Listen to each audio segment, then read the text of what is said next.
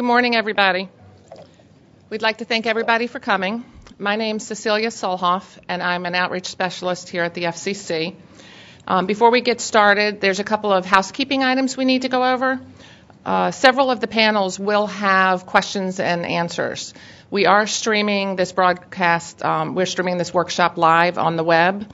Those of you who are watching remotely may submit questions for the panels by sending an email to livequestions@fcc.gov. We ask that you include your name and the company you are affiliated with your question. Those of you sitting here, we do have some note cards and pens, and they were at the back tables, and there's a couple of staff in the back of the room that will have them throughout the day. If you'd like to submit a question, just raise your hand. Once you're finished, please raise your hand, and they'll collect the questions from you. As time constraints allow and the volume of questions we get, we will get to as many questions as we can. We have the latest PN, which has the agenda, and we have speaker bios. And we also have a little sheet with some of the restaurants that are close by for the lunch break back at the tables also. And we ask that you please sign in if you haven't already done so. Now we'd like to get started with Session 1. Session 1 will not be interactive. We won't have the question and answer period. It's more of an introduction. It's the role of receivers in spectrum efficiency. We have two speakers for this session. The first one will be Julie Knapp, who is the Chief of the Office of Engineering and Technology here at the FCC, and Carl Nebbia, who is the Assistant Administrator at NTIA's Office of Spectrum Management. And so now here's Julie. Thanks. Good morning. On behalf of the Wireless Telecommunications Bureau, the Office of Strategic Planning, and the Office of Engineering and Technology, I'd like to welcome you to this workshop on spectrum efficiency and receiver standards. As I look around the room, and we've probably got a couple hundred people here, I see so many familiar faces that we've worked on receiver issues through the years. And the scary part is there's quite a few areas that aren't even here in the room. So, I mean, this has been a topic that's been discussed for a long time. You're going to hear more about the background today. And it's an issue that is not going to go away. It's an issue that we really need to better understand and tackle.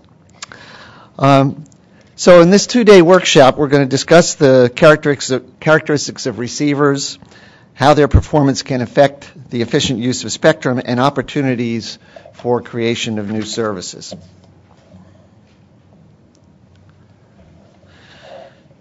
We've spoken extensively about the importance of mobile wireless for creating opportunities for innovation, investment, and jobs, and how that has led to a spectrum crunch. Mobile phone subscriptions now top the number of people. There's 328 million subscriptions. It's probably higher since I took this figure.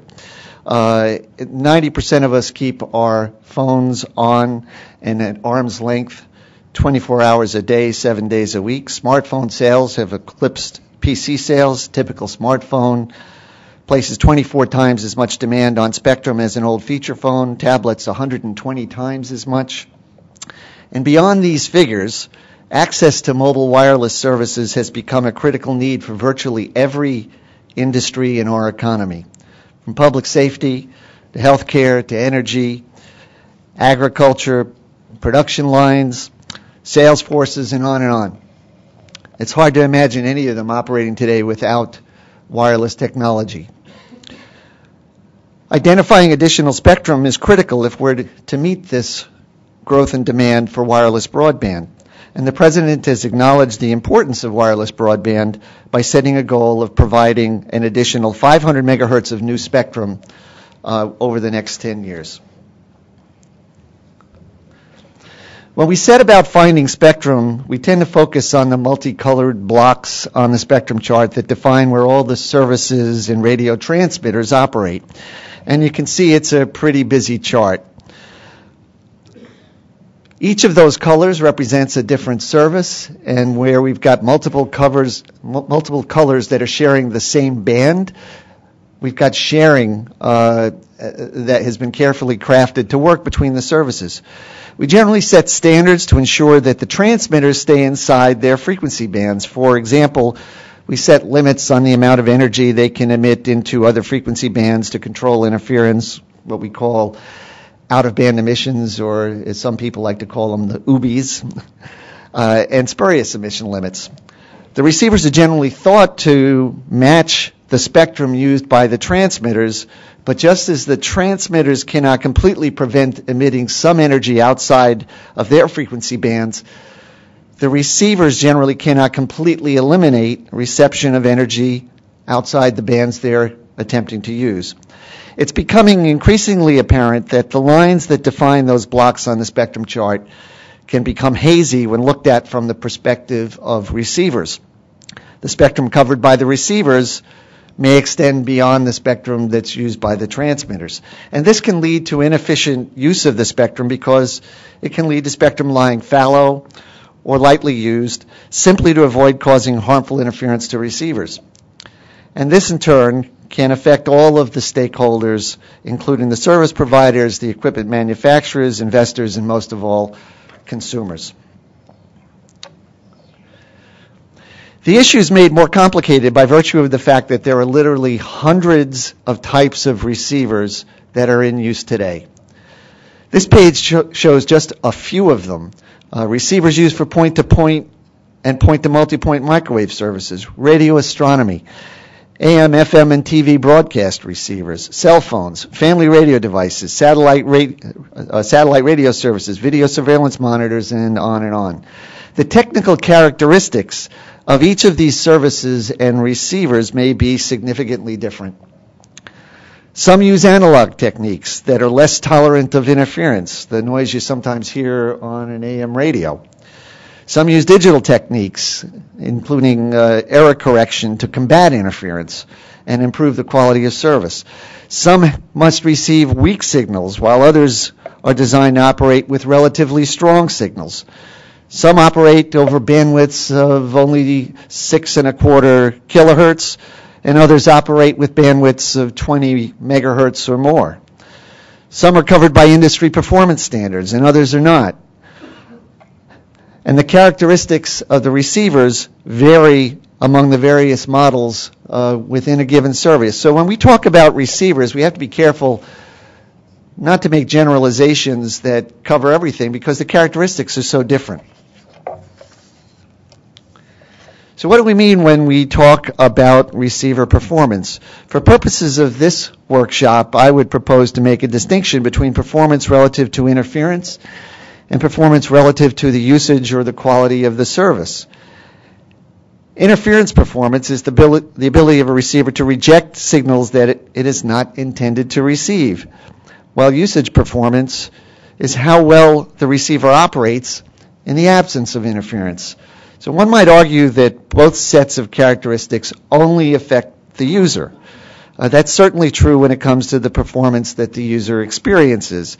A clearer voice on a cell phone call, a TV receiver that picks up more stations than another TV receiver, or a wireless modem that provides a higher data throughput than another. But that's not necessarily the case when considering how the characteristics of receivers might impede or constrain new users of the spectrum who may need to avoid causing harmful interference to legacy users. The diagram shows two types of adjacent channel interference.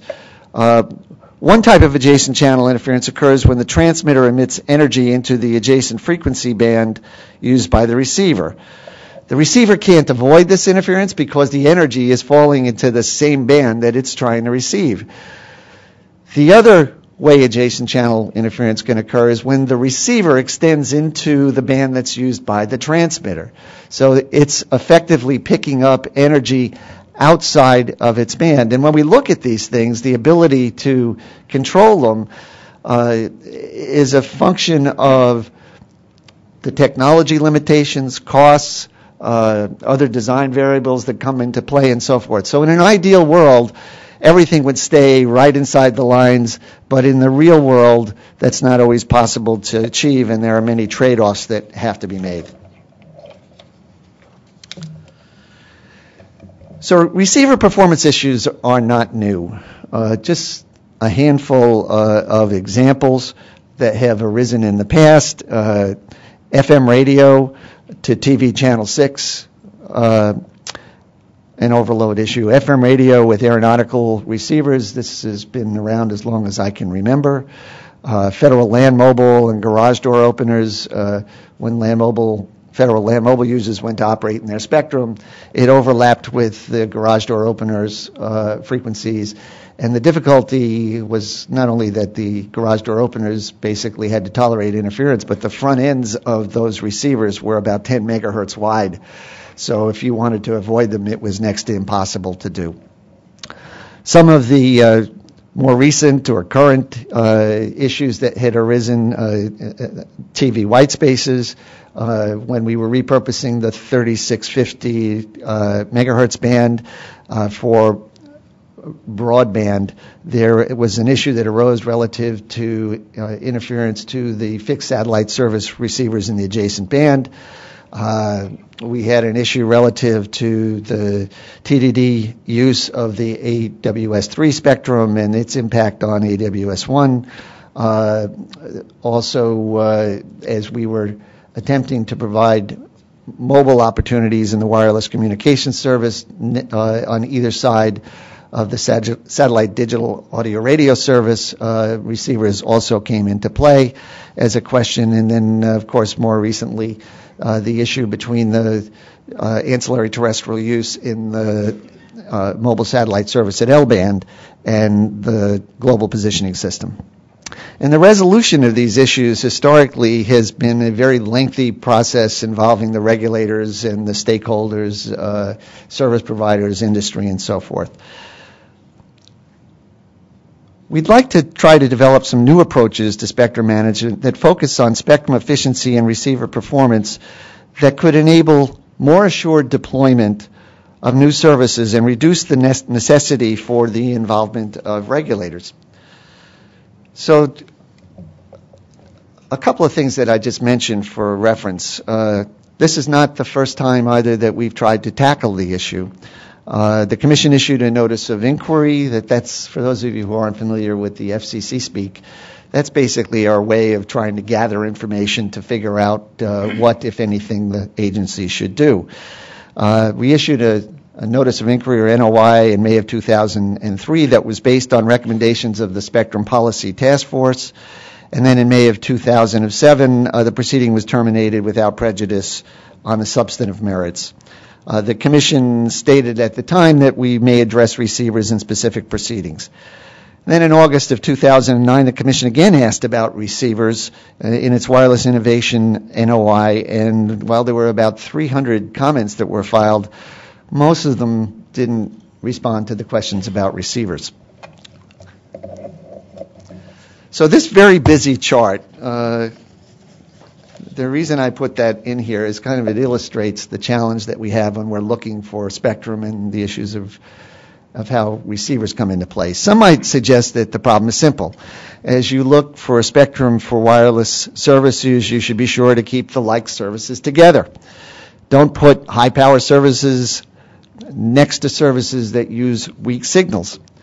And the difficulty is that there are many services that use weak signals, and they're spread throughout the spectrum.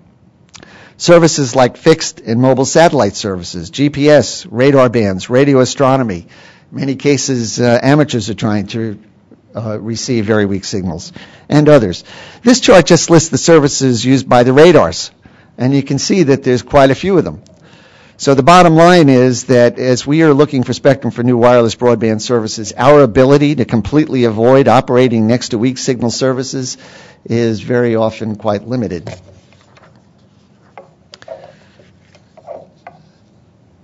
Got a couple of items that I thought might be useful to point out, mostly for reference. The first is Section 302A of the Communications Act. Paragraph 1, in essence, gives the Commission authority to set reasonable rules for devices such as transmitters and electronic equipment that emit energy capable of causing harmful interference, the control of the emissions from the transmitters that I talked about. But paragraph 2 gives the Commission authority to set reasonable regulations establishing minimum performance standards for home electronic equipment and systems to reduce their susceptibility to interference from radio frequency energy. Well, this provision one of the hazards of being here for a long time is that you kind of get to know the history and how things came about. It was originally adopted in the mid-1980s at the behest of radio amateurs to deal with poor immunity of TV and radio receivers as well as other audio products such as hi-fi receivers and tape recorders, two old terms, hi-fi and tape recorders, that experienced a phenomenon called audio rectification, where you could hear an amateur coming in over your home stereo and wonder why in the world your hi-fi was picking up somebody that was transmitting in the neighborhood. The legislation advised the Commission to first seek voluntary standards, which industry subsequently developed. And while this section of the Act arguably covers many types of receivers used by consumers, it would not, for instance, cover equipment used outside a home or exclusively for business or industrial applications. Second item worth taking note of is the recent payroll tax legislation. It requires the General Accounting Office to conduct a study on receiver performance and spectrum efficiency. The study must consider the value of improving receiver performance, operation of receivers in adjacent spectrum and narrowing guard bands, the role of manufacturers, licensees, and government users with respect to transmissions and the use of adjacent spectrum, the feasibility of self-compliance, the value of the FCC and NTIA to establish requirements or standards for adjacent spectrum services. So while this session today is not directly intended to be part of that study, certainly the information that's developed in this workshop could prove helpful to GAO as it conducts its study. We have a great lineup of panels and speakers, including perspectives from licensees, equipment manufacturers, component providers, and federal agencies and other interested parties. You're going to hear from Carl Nebbia of NTIA here in a moment. The second session is on receiver and interference basics. It will lay the groundwork for understanding the characteristics of receivers. Session 3 is on the receiver ecosystem. We'll discuss how receivers get designed and built. Are the choices made relative to receiver performance? Session 4 is going to discuss the experiences and lessons learned, some of which are still ongoing, I would say. Session 5 is focused on receiver performance and industry standards. Session 6 is going to look at some policy alternatives. So rather than just approaching this from the standpoint of setting standards for receivers, are the things we can do from a policy standpoint that might be a better or more efficient way of addressing improved use of the spectrum. And the last session, session 7, will be a panel discussion where we have an opportunity to identify some ideas and where we might go from here. So our goals in this 2-day workshop are first to provide an opportunity for all of the stakeholders to have a better understanding of receivers and the role they play in efficient use of the spectrum. Second, to learn and draw on lessons learned from past experiences. But this is not a forum to resolve pending issues. And third, to identify ways ahead, preferably market-driven policies, that will make more efficient use of the spectrum. We encourage participation through questions from the audience and the web. And I know that many of you have experiences and insights that may not be represented in the panels, and encourage you to weigh in as we talk. And with that, I'd like to introduce the next speaker, Carl Nebbia, who is the Associate Administrator of the National Telecommunications and Information Administration's Office of Spectrum Management. I thought my title was long to say. Before he speaks, let me note that most of the spectrum is shared between federal and non-federal users, so the issue of receivers implicates both federal stakeholders and the private sector. And with that, I'll turn it over to Carl. Thank you, Julie. I was glad to hear this morning that the Commission has finally put together a list of restaurants that are close by. I've been coming here for years, and the Commission staff have always indicated there's no place to go here and eat close by. So maybe I'll get a good piece of information. Thank Julie for inviting me today, even as usual, the FCC making another incursion into the government space here as I get in my 10 minutes. And I also did not put together any slides today. They're not available. They're still in interagency review, heading toward who knows what.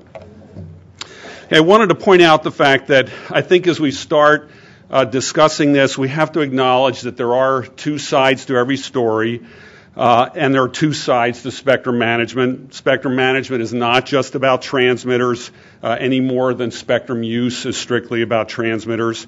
In fact, I'm not aware that there are any radio services that take place without a receiver, but there are actually some radio services that take place without a transmitter. In that we do have certain services that sense natural emissions in the environment and so on. So the receivers are always part of our spectrum management effort. They always have to be taken into consideration. So a key here as we move forward is how do we treat receivers in our spectrum management processes. We've long argued that receivers are a consumer or a user issue, and if you want better reception, you buy a system with a better receiver. Buyer beware, essentially, in the process. And it is a matter for the markets in the end then to determine the nature of the receivers that people choose to buy, and that's whether it's government or individuals buying those devices. But that construct or philosophy works as long as receiver characteristics are not the determining factor in our spectrum management decisions.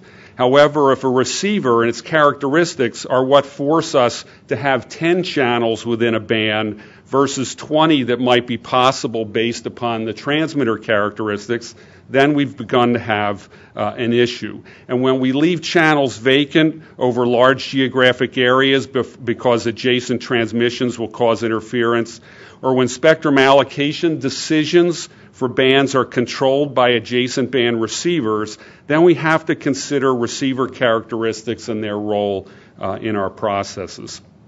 We also have long argued over the issue of whether we have authority to regulate receivers.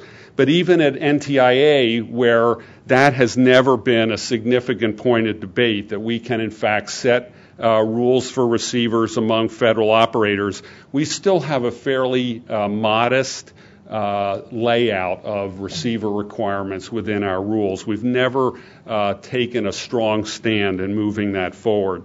Later today, Ed Drusella will be speaking on a panel representing NTIA, and he'll cover what some of those rules are. Now, in some cases, we not only don't have technical standards for receivers or technical requirements, be they for performance or otherwise, we don't even require a licensing or a registration regime. So in addition to the issues of authority and whether to regulate or not to regulate, we have critical issues regarding a lack of information when it comes to receivers. A number of years ago at NTIA, we began encouraging agencies to submit frequency assignments for passive uses, things like radio astronomy or Earth exploration passive systems, because often when we got in a discussion with policymakers about spectrum use, they would notice we had no assignments in a particular frequency band, and of course they would then begin to design upon making other uses of that band. And we had no way of knowing how extensive the use was or what the geographic boundaries were going to be in order to consider that spectrum. And ultimately, we always had to go back out to the agencies for more information. We certainly had no information regarding the system characteristics under those cases. Recently, we reviewed the 1675 to 1710 weather satellite band for possible repurposing for wireless broadband, and we hypothesized that we could protect the Earth stations operated primarily by NOAA and DoD. Then people started indicating that they were operating receive-only Earth stations all around the country in certain portions of the band, and that there was no information on who they were, or where they were, or what their characteristics were.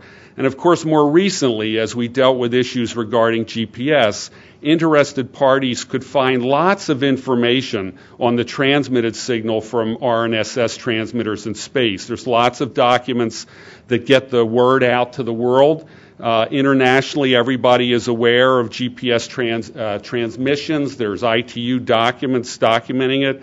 The difficulty we had is that those documents seldom portray the characteristics of the receivers.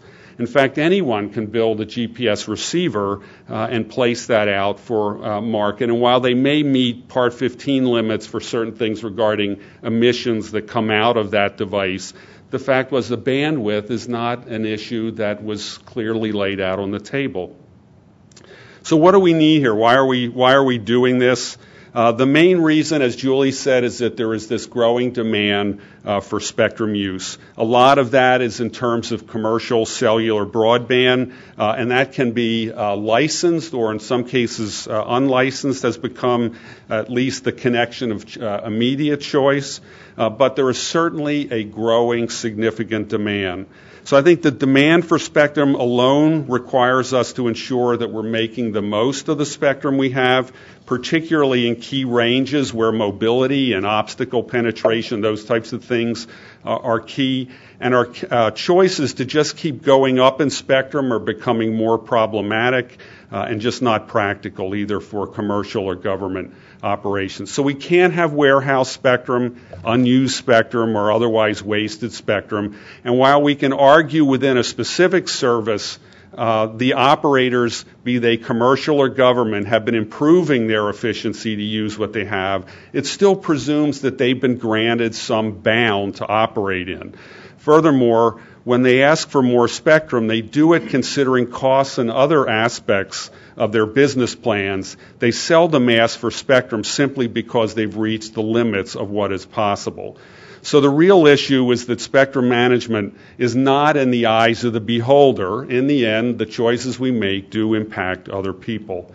And while everyone is aware that what has been described as a spectrum crunch coming for broadband, the government also has many growing needs. Many of these involve airborne operations such as UAVs, which are particularly hard to coordinate. Others are we're looking for more responsive and agile radars and other types of environmental testing. All these things require significant amounts of bandwidth.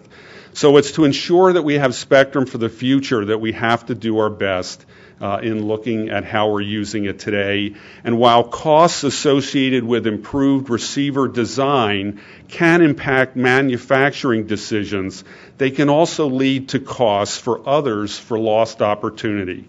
Receiver design and receiver performance must become part of the equation if we are going to open up as much spectrum as possible.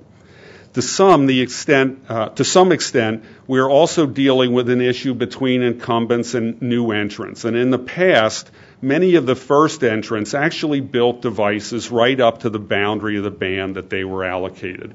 And they've done this because there were either no services in the band next to them, or there was a service, once again, of a compatible nature or certainly low power nature that they could operate with. And by setting their last channel on that boundary or near that boundary, they essentially committed themselves to use the adjacent band. And potentially this limits then who can use that band and what decisions we can make about allocations and reallocations. One thing I do want to highlight, I hope will be discussed in some detail here, an area that is of particular interest to the government is the use of radar systems. A significant portion of the spectrum between 400 megahertz and 4 gigahertz, the so-called beachfront, is used by radar systems. They traditionally have a lot of unwanted emissions that they produce on the transmitter side, but the receivers have also been susceptible to adjacent band interference, as oftentimes the received signal is extremely weak and the adjacent band transmitters are very strong. So as we look at geographic and frequency gaps between fixed radar installations, we still find that the radars are susceptible to high duty cycle emissions as we try to fill in those gaps. One other thing I wanted to mention is that while we look for answers on the receiver side, one of our problems is that we continue to do our analysis, our planning, our preparations based on a certain understanding of the transmitter side. And unfortunately, what we're forced to use in most cases is the standard transmitter mask that the Commission uses in its rules of 4310 log P, regardless of whether the transmitters are significantly better in reality. That's what we're left with in the rules, and those looking to protect themselves will insist on using that number until they get something better. So I think we're going to have to look at that as we move forward. Otherwise, we're always going to be overstating the interference potential.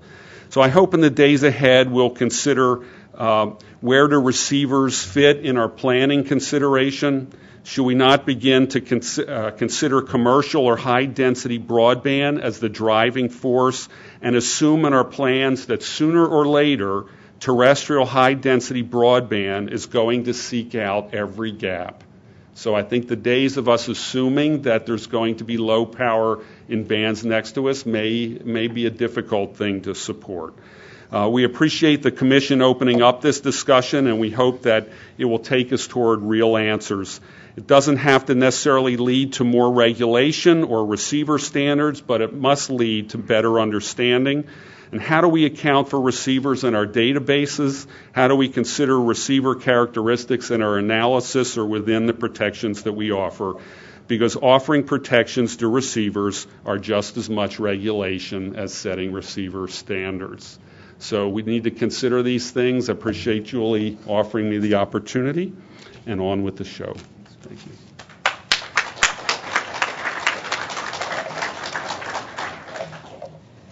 And I'd like to also ask if there's any press members here. There is a press sign-in sheet separate from the attendee sign-in sheet, so if you could please sign in. Also, the presentations and bios and all the PN and everything will be available on the website sometime later this week after the workshop. And you can go to www.fcc.gov/events and then look for the name of this workshop, and you can find all the documents there later this week. So session 2 will be receiver and interference basics. Dennis Roberson, who is Vice Provost, Executive Director, and a Research Professor at the Illinois Institute of Technology, and a member of the FCC Technological Advisory Council, will be giving this. Thank you. I think I'll need a clicker. Good morning, all. And welcome to the receiver session. I think that we're going to have a great day and a half as we dig into this subject. Certainly it's in the news a great deal, and so I'm delighted to be a part of it. My role through this session is to provide, in my professorial circumstance, an overview of receivers, how they work, a bit of the background, and I found this to be, and I will tell you up front, an extremely difficult session to put together because for half of you, you'll say, yeah, I know, I understand. I mean, why is he telling me this? For the other half, it is, what is that all about? So for the very small number of people between the two groups that I've just described, this will be an ideal presentation, and I hope the three of you really enjoy it. So if we could move to the slides. Great. And actually, this is an older version, so we don't have the right version up.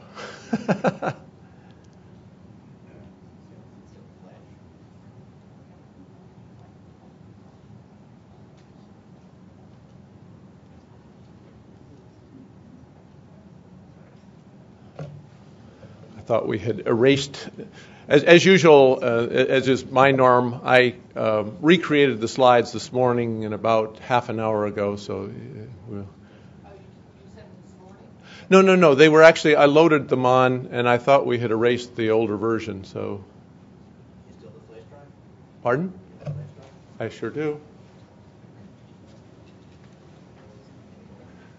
One more time. Okay.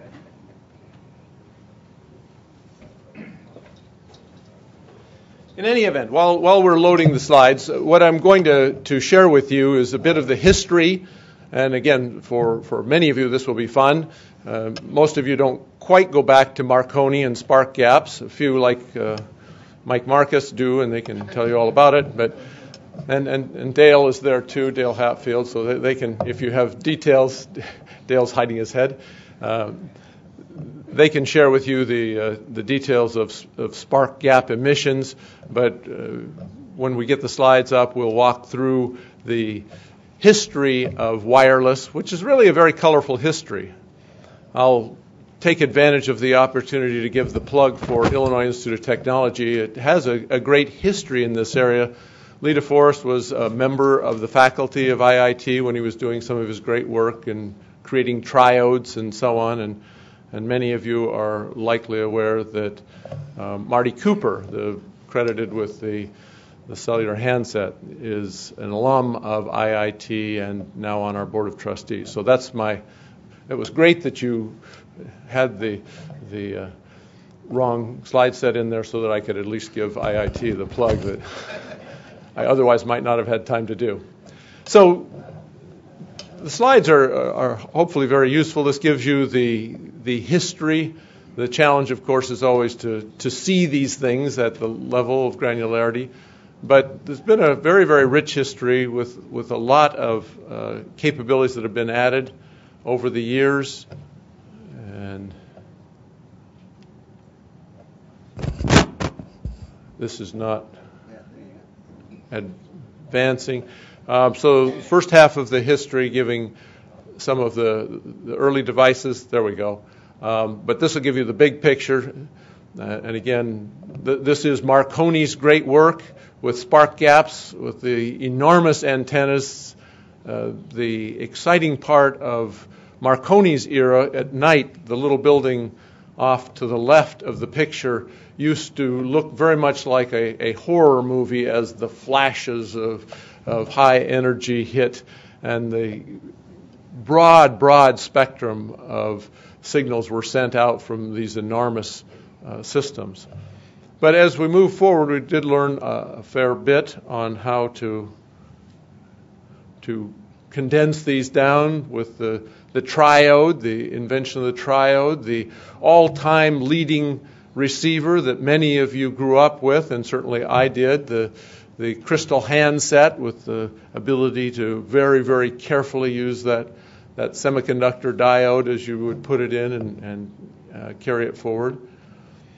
The invention of the super heterodyne receiver came along and gave the capability that still exists today in most receivers. And we'll spend a fair amount of time talking about this otherwise pretty simple construct of a receiver. We'll talk about where it's going as well in the future. Certainly adding the transistor to the mix helped a great deal to move things along rapidly and enabled wonderful devices like the little radio that had 6 or 8 or 12 transistors in it that many of us carried around with great pride as radio really hit the world. The integrated circuit began to take those discrete transistors and allow us to do ever more complicated things with them. We added the concept of cellular to enable reuse of spectrum, and this was indeed a great contribution. There's always the argument between Bell Labs and Motorola on who really was the leader in this. I actually work for both organizations, and Bell Labs does get that credit, but when it comes to the handset, it does move to the Motorola side, and this is emphasizing my Marty Cooper nod with the great handset on the left and then the Motorola Razr on the right with the contributions that these devices have made. Certainly GPS added to this and the whole system of satellites and extraterrestrial communications, illustrating the various kinds of uses of transmitters and receivers that have already been discussed this morning, the challenges with weak signals that are associated with long distances. Moving into the early transmitters and early receivers, the GSM transceiver and then moving into the Joint Tactical Radio System. Not all radios are small, as you can see with the system here. So let's move into what the problems are. With all that history, with all of the things that we've been able to create, what's the challenge? And I'm going to group this into 5 challenges or 5 opportunities for coexistence. As we know, there's a lot of discussion about sharing these days. We have been sharing and continue to share spectrum from the very beginning. The sharing comes in different denominations. Geographic sharing is one of the keys. But with geographic sharing, you do have the issue of co-channel interference, where if 2 transmitters are using the same channel, if they're not sufficiently far apart, you will see both of the transmissions in your receiver, and that creates ambiguity and therefore interference and the challenges associated with it. We also have frequency separation. Here you divide the spectrum, and this is what we most often look like in Julie's inclusion of the spectrum chart, the wonderful, colorful spectrum chart that so many of us adorn our walls with. This is a great thing, and it looks very discrete and very nice. But here you have the challenge of adjacent channel interference, where with a high-powered transmitter in channel 3 and an attempt to listen to channel 2, you will also see channel 3 and, again, Julie's overlapping transmissions illustrated this point very nicely. We also have time, the approach of time, and this is so frequently used these days, where we share a channel amongst multiple users separated in time. The only challenge with this, of course, is that the transmissions don't come in a direct way every time. They bounce off buildings, they go over the hill and through the dale, and so time is not constant as we're looking at these, and the devices themselves, the users, are mobile, so you have challenges of maintaining that time consistency. And the final area of this set is then code. The most recent addition, in fact, in this area, using spread spectrum and other approaches in ever more complex fashions. OFDM is the most recent addition to this. But using code as a means of achieving this coexistence and the separation is an important opportunity here. But the issue there is synchronization, making sure that you are on exactly the code because you've added complexity with the coding. Now, the opportunity with all this, of course, is to use not just one of these techniques, but to use them in pairs or triples, or now using all 4 at the same time. The important part to note, and this I'm looking at Dale, even though he's hiding back there, Dale Hatfield is always making this point, and others as well, but a very important part of interference picture is that transmitters actually don't interfere with one another. There is no issue of one transmitter causing problems with another transmitter. And in fact, if we didn't have receivers, we would not have any interference whatsoever. So, as you can see, receivers really are the problem. So this is not a call for eliminating receivers. It has been suggested that we really need receivers in all these forms. But it is important to note that it is the receiver that is the pointy end of the spear. It is where the ambiguity arises. It is where you have to deal with all of the challenges of the environment that you've created. So it's important that we have this session for this point alone. Now we move into we've now completed the introduction. So now we get into the real core of the matter. And I, although my time has been slated at half an hour, I have to point out that as a professor, my classes are all 75 minutes, so I don't know how to talk in chunks less than 75 minutes. So I hope that the organizers don't mind that small change in the schedule. No, seriously, we'll get there. So this is a receiver, a pretty classical receiver with the various filtering, the amplifiers, the automatic gain control, and the like, ultimately going A to D into a digital signal processor. That was not always a part of a receiver, obviously, but today the digital signal processing is increasingly the bulk of the devices that are used in any receiver. The design issues with a receiver are illustrated here. It's sensitivity, how small a signal can you see, selectivity, and this is what Julie's already talked about, the ability to pick out the signal that you want to see versus all the other signals that are out there in the landscape. The dynamic range, the ability to deal with large signals and small signals. And then within the receiver itself, the oscillator with its phase noise, the linearity of the circuit, and Julie's nodding his head, which is always a good sign. The antenna directivity, are we seeing the right area? And then the ability of the digital signal processing or digital signal processor to handle the workload in order to accomplish the receiver function. From a performance standpoint, those are the things we're focused on from a design. But from a performance standpoint, we're looking at the bit error rate. How many bits do we lose, especially if it's digital signal? And it's almost always digital signal, even though it's carried in an analog fashion. The whole signal-to-noise ratio. And then the whole set of coexistence characteristics that we've just talked about. How do we optimize those characteristics?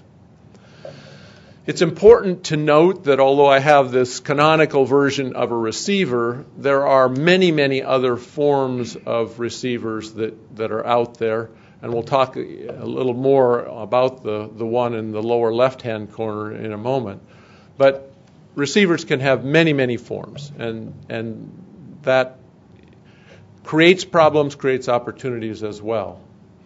The end game that we are looking to achieve, the someday challenge, is that we connect the antenna either directly or with maybe a filter and an amplifier directly to the digital signal processor, do an analog to digital conversion, and treat everything in a digital fashion. The way that is so strong in our environment where everything is a 1 or a 0 as opposed to this nasty analog characteristic that exists in the real world and that has always existed in receivers. So let's dig in to the issues. Selectivity, first of all.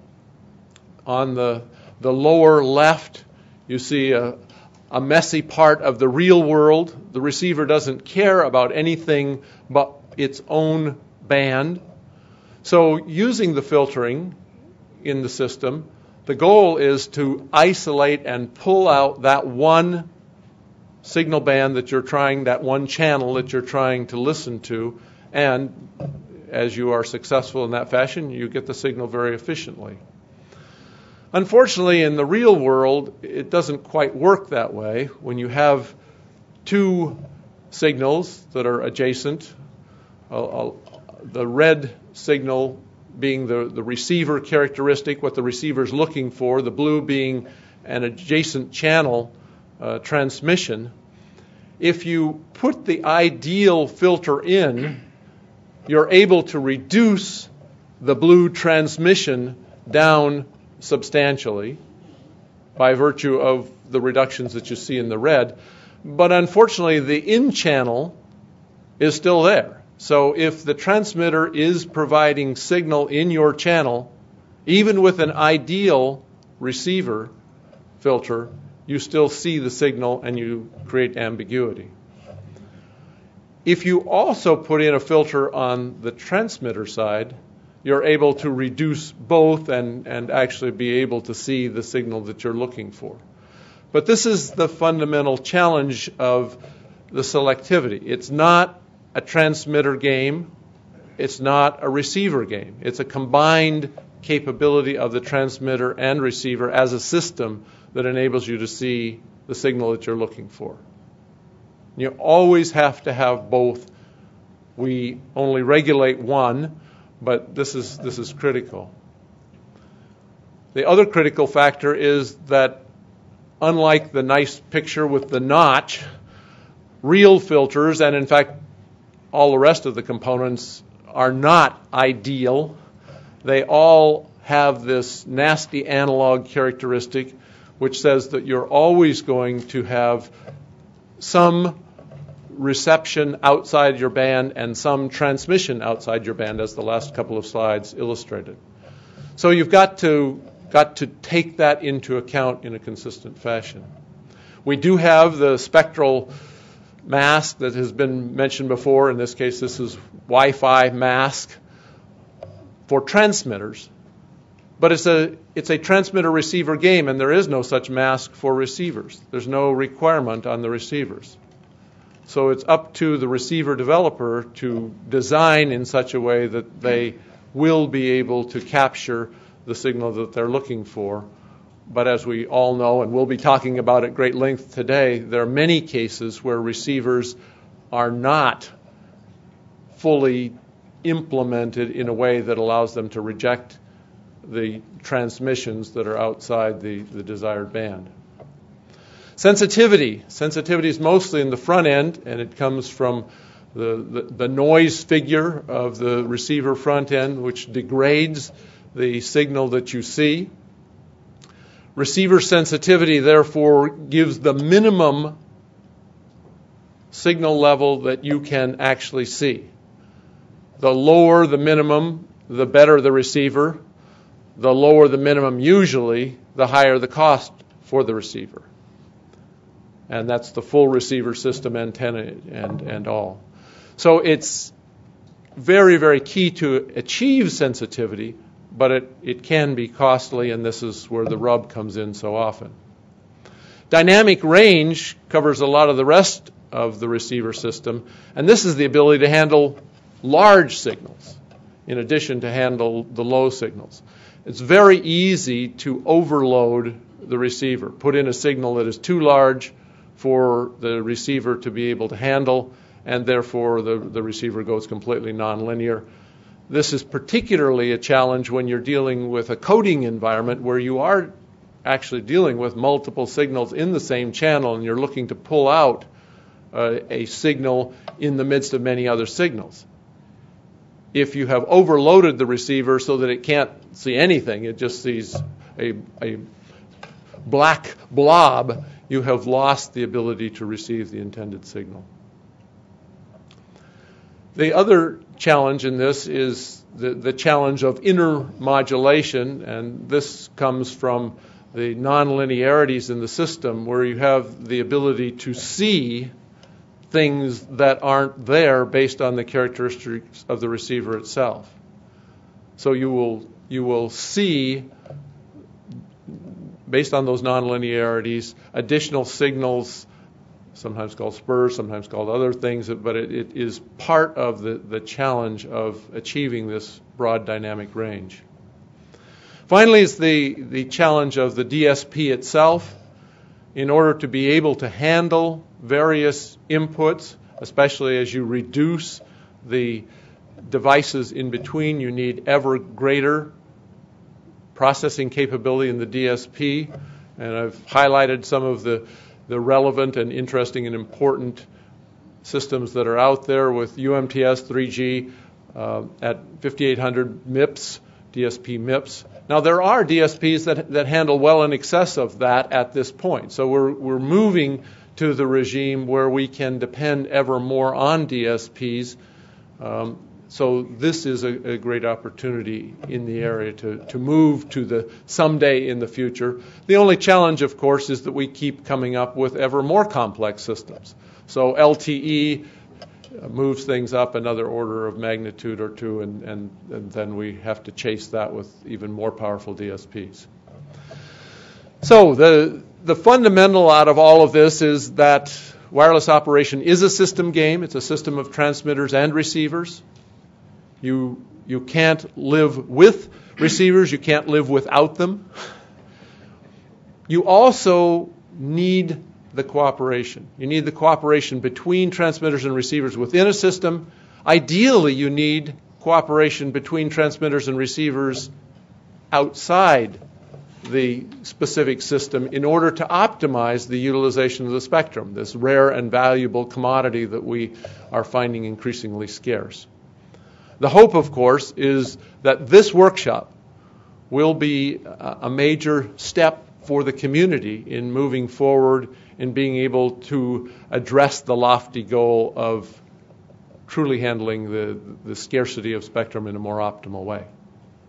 So with that, I actually have finished 2 minutes early, and I thank you very much for the opportunity. I do have the good fortune of having a couple of other opportunities to engage you as a panelist and moderator later in the session. So we'll look forward to spending the time with you. Thank you.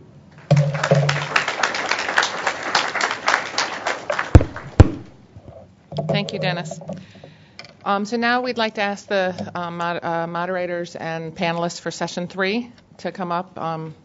Your cards are in front of you so you know where to sit.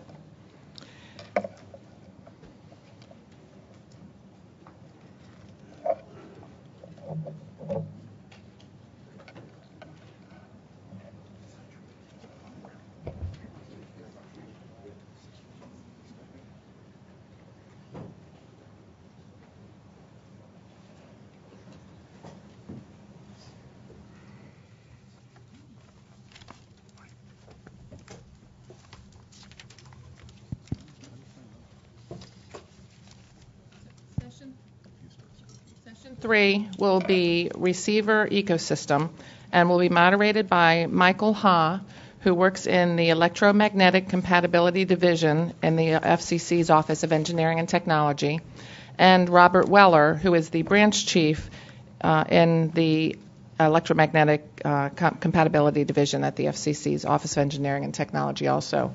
And as we get started, we do have the remote clicker for the slides. If it doesn't work, we do have someone sitting at the computer. So if it's not working, just say next slide, and she'll advance the slides for you. And we ask that the speakers, the panelists, please speak directly into the microphones as much as possible. Since we are broadcasting this live, that way that will ensure that the people viewing remotely can hear everything. Thank you. Thank you, Cecilia. Good morning. My name is Michael Ha from Office of Engineering and Technology, and I'm a co-moderator of Session 3 Receiver Ecosystem. We have invited licensees, device manufacturers, and chipset vendors to represent key segments of receiver ecosystem. In this session, we will discuss how receiver requirements are established, how key decisions and trade-offs are made, and what incentives can be introduced in order to enhance the receiver performance. The format of discussion will include about 5 minutes of a presentation from each speaker, followed by a panel discussion for the remainder of the time. And also, I'd like to encourage audience to submit some tough questions for our panelists. Since we don't have to answer them, you can make them as tough as you like.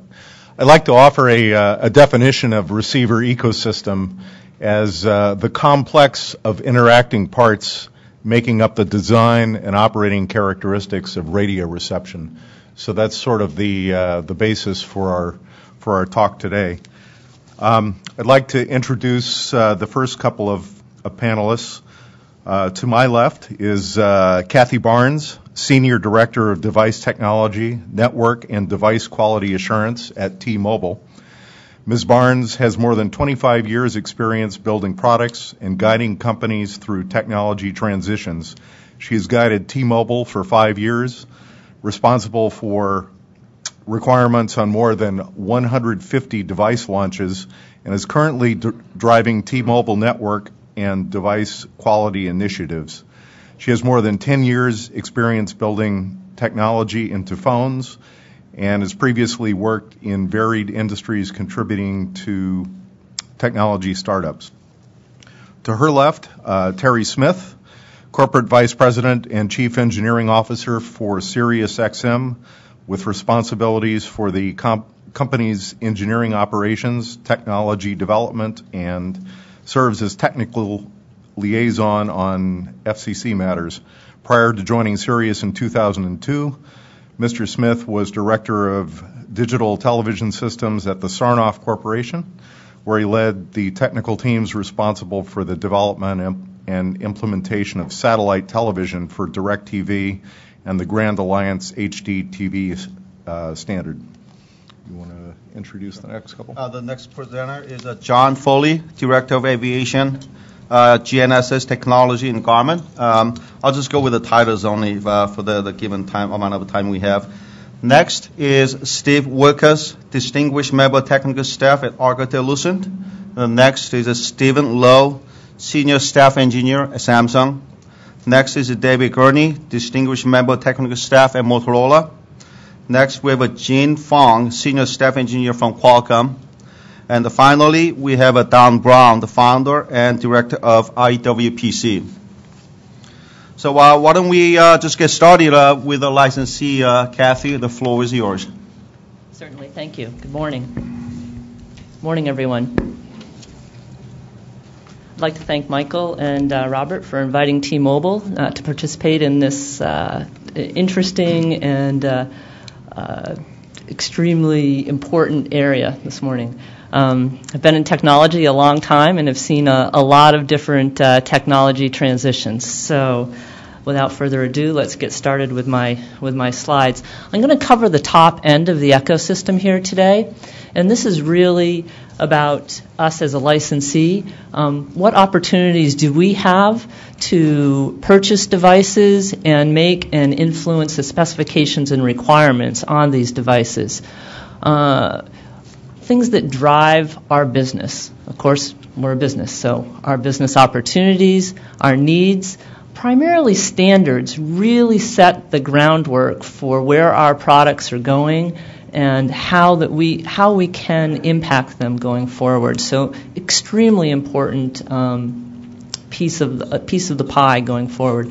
Obviously, regulatory obligations also drive product choices that we have and how we specify them.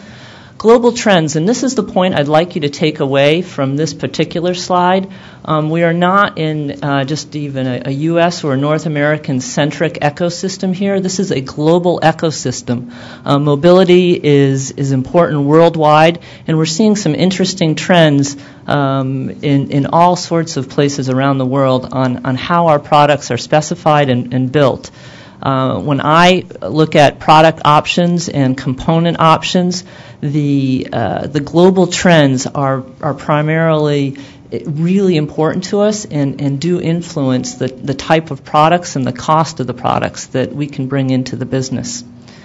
A couple of the realities that we have around delivering the receivers.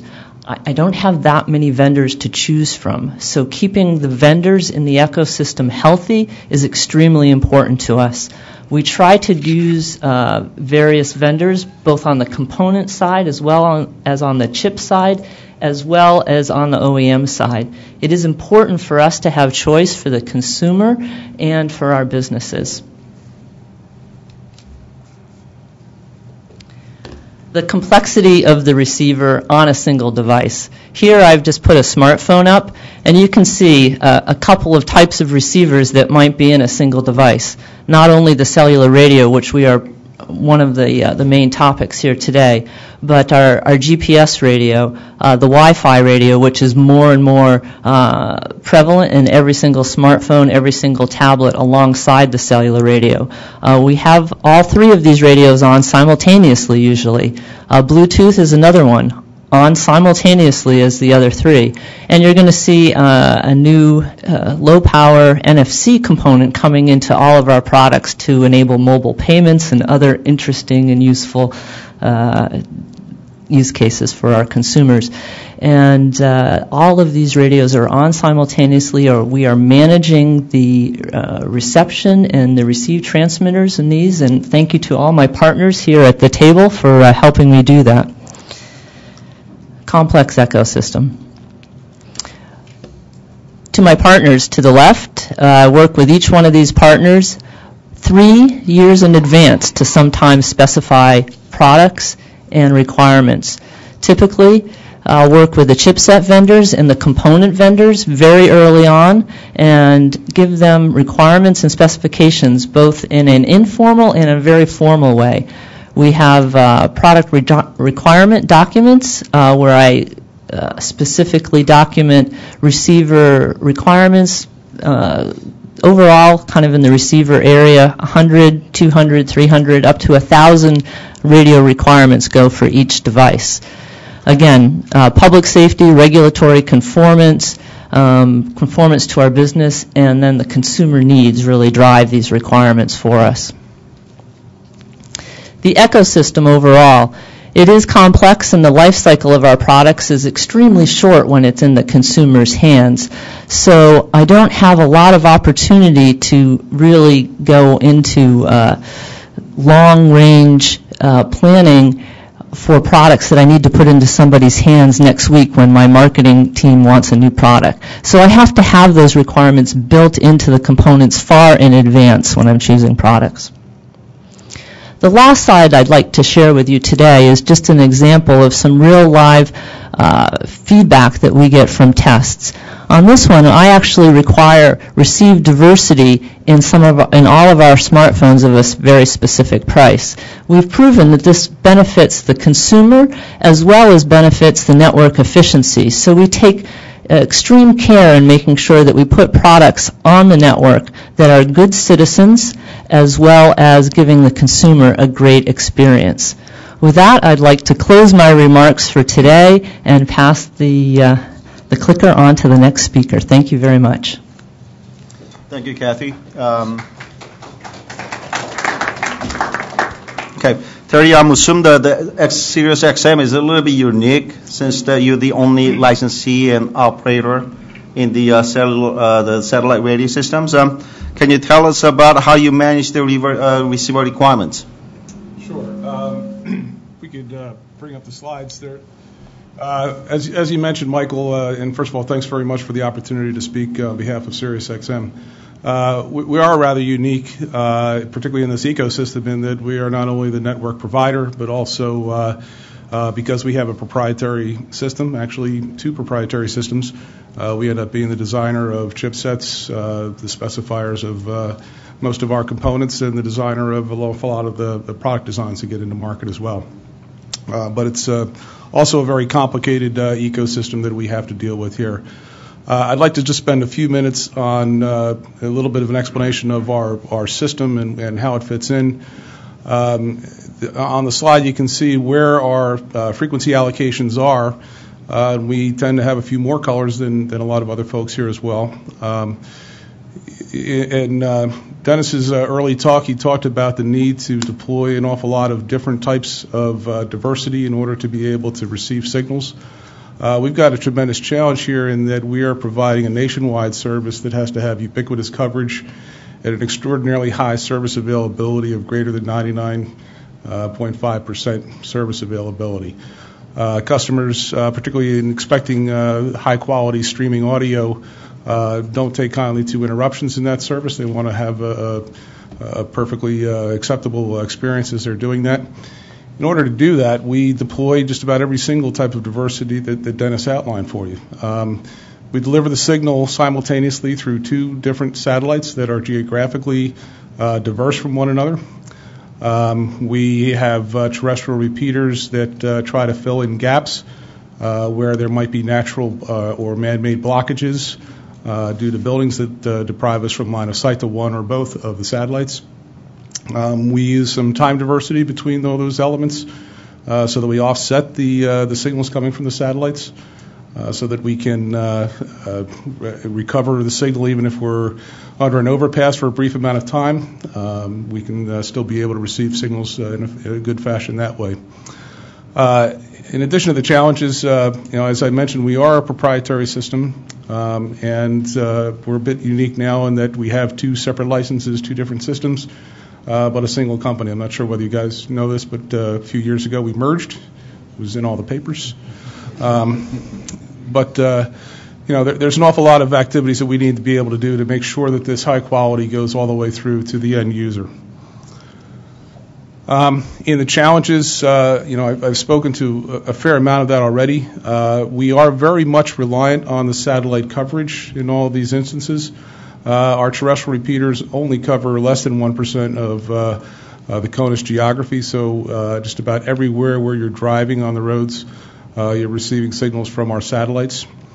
We have very significant dynamic range requirements, being able to address both very weak signals as well as going into very strong terrestrial environments here.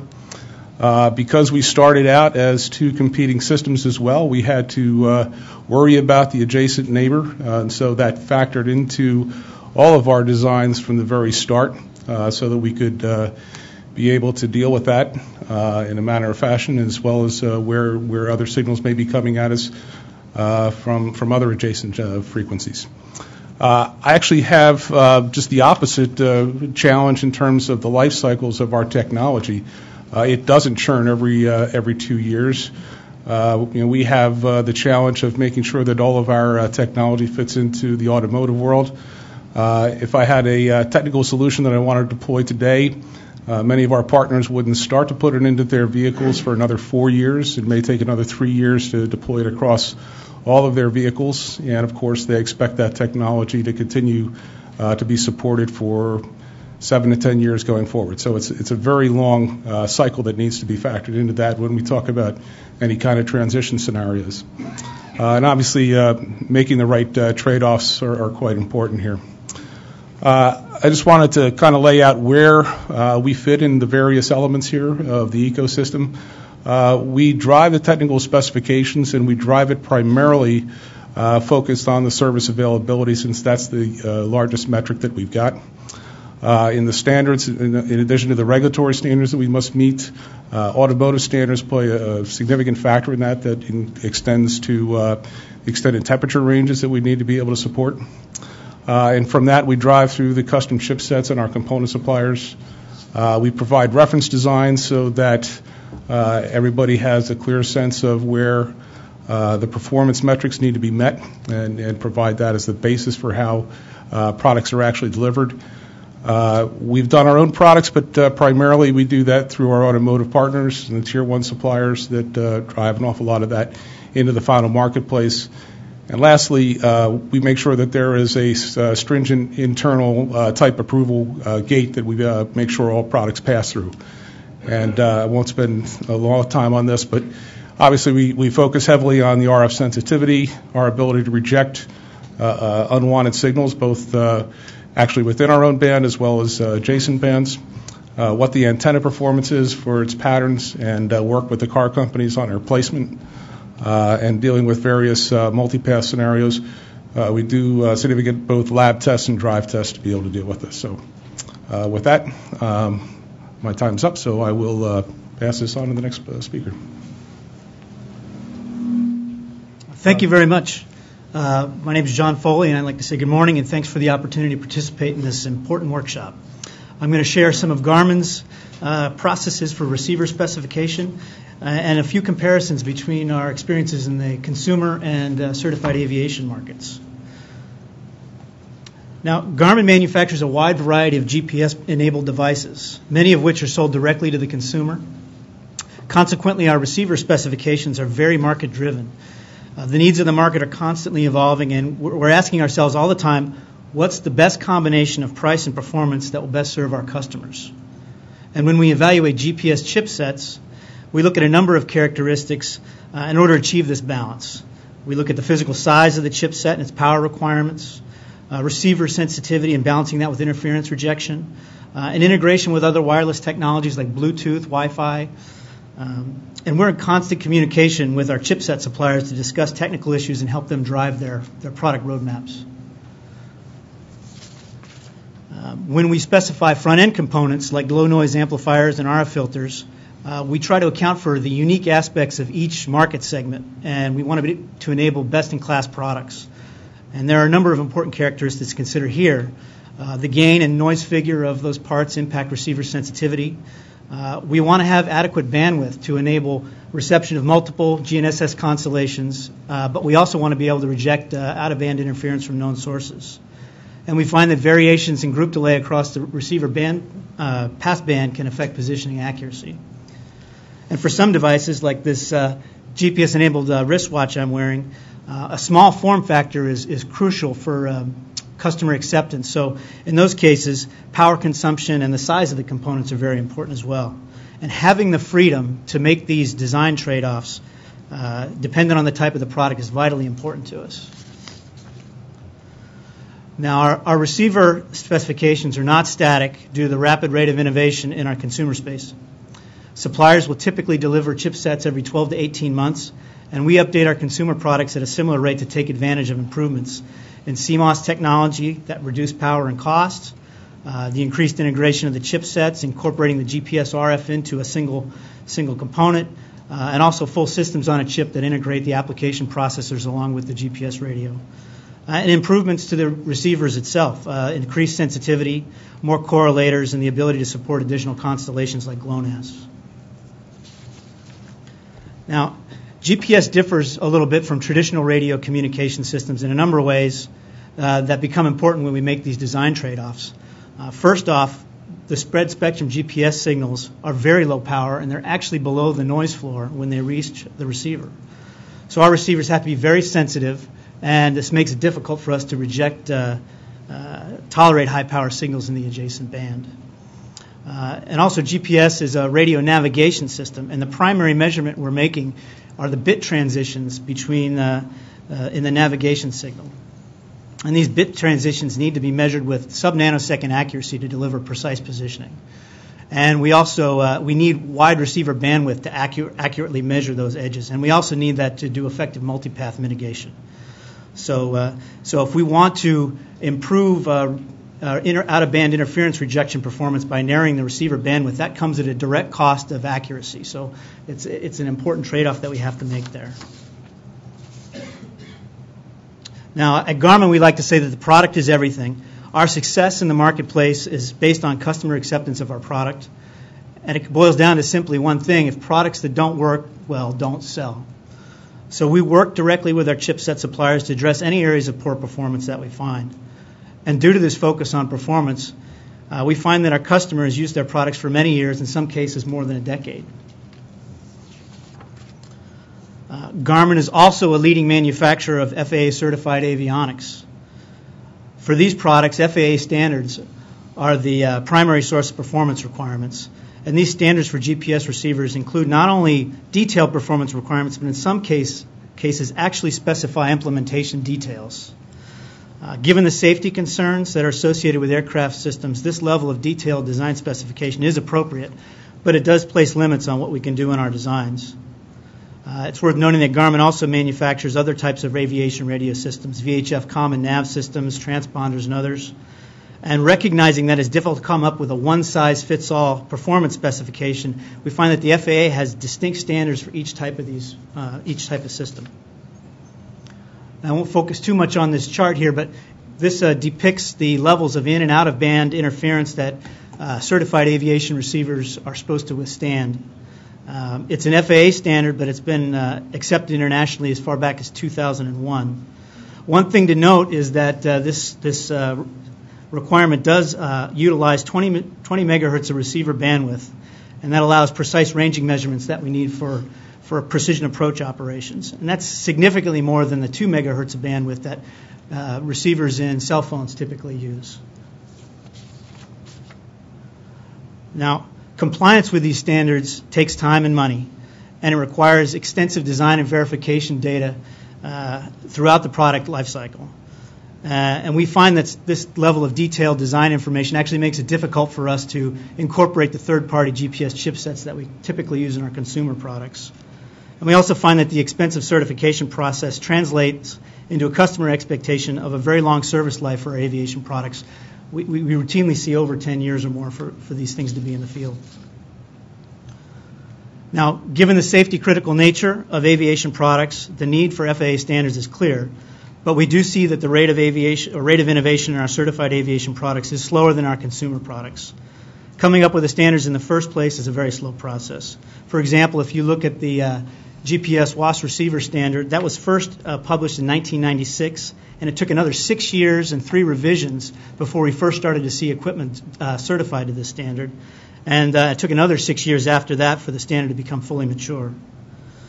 So in the certified aviation market, we expect to see equipment introductions within a product line on the order of 2 to 5 years. And overall, if you look at the time it takes to develop the standards, develop and certify the equipment and install in the fleet, we're looking at 10 to 15 years typically. And you can compare that to the consumer product space where we see new introductions every 12 to 18 months. So to sum up, Garmin's experience has been that the fastest rates of innovation have been in our consumer products, and the demands of our customers drive us to continually update the products to deliver the best possible performance. Safety concerns drive the need for performance standards in aviation, and those standards, specific to the unique attributes of GPS receivers, do come at the cost of a slower pace of innovation. Thank you. Thank you, John. Steve? Thank you. Thank you, Michael, Robert, and Celia. I also want to be sure to thank the staff here, particularly the people that are putting up the teleprompter. If you could just move a few sentences further in the future, I'll be able to read my thoughts off the screen here. I'm Steve Wilkes with the Alcatel-Lucent Wireless Chief Technology Office. I want to remind everyone that receivers aren't just things you hold in your hand. They're also part of the infrastructure of a two-way communication system that includes products that are located on cellular tower tops, rooftops, and increasingly in small offices, even homes. Base stations traditionally have been at the base of the towers that you see on the view graph here on the left. And they were sized about the size of a refrigerator, have large power amplifiers that generate tens of watts of RF power that's transmitted through big heavy cables going up to the top of towers with 6 or 8 foot tall antennas. These are big, bulky, big iron things that make the cellular systems work. But increasingly, we're seeing tower top electronics moving our receivers and our power amplifiers up to the top of the towers, and even down to desktop and smaller femtocells of the sort that go in an office environment or your home. And these present all sorts of new peculiar difficulties when we're thinking about the interference and interference mitigation. I'll reiterate some of the things that Julie and Dennis said earlier, just talking about interference consists of two basic parts, or at least linearized interference consists of sort of two, we can think of them as, some of the audience might think of two resistors in parallel. That one is coming from the transmitter, and it's the transmitter's responsibility to keep its out-of-band interference down low. But the other half is not something the transmitter can do anything about. It's the receiver's responsibility to worry about its own sensitivity. And the equation for the overall interference, shown on the top of this view graph, is the same sort of equation that we would see with parallel resistors. And if one is really good and high resistance to interference, it doesn't do any good if the other one is low and allowing the interference through. It takes two to tango. And the effects, the way to affect this is to make sure that the transmitter does its job of reducing the out-of-band interference through good filtering and through good linearization of the power amplifier. And the receiver does its good job of being selective and filtering out out-of-band sources of interference. And that is aided in large part by the gap. This is you have to mind the gap, the guard band between the two. If that is large, it's easy to make filters that perform well. But increasingly, to improve spectral efficiency, we have to pack these channels closer and closer together, and that is putting a great burden on the filters to make this happen.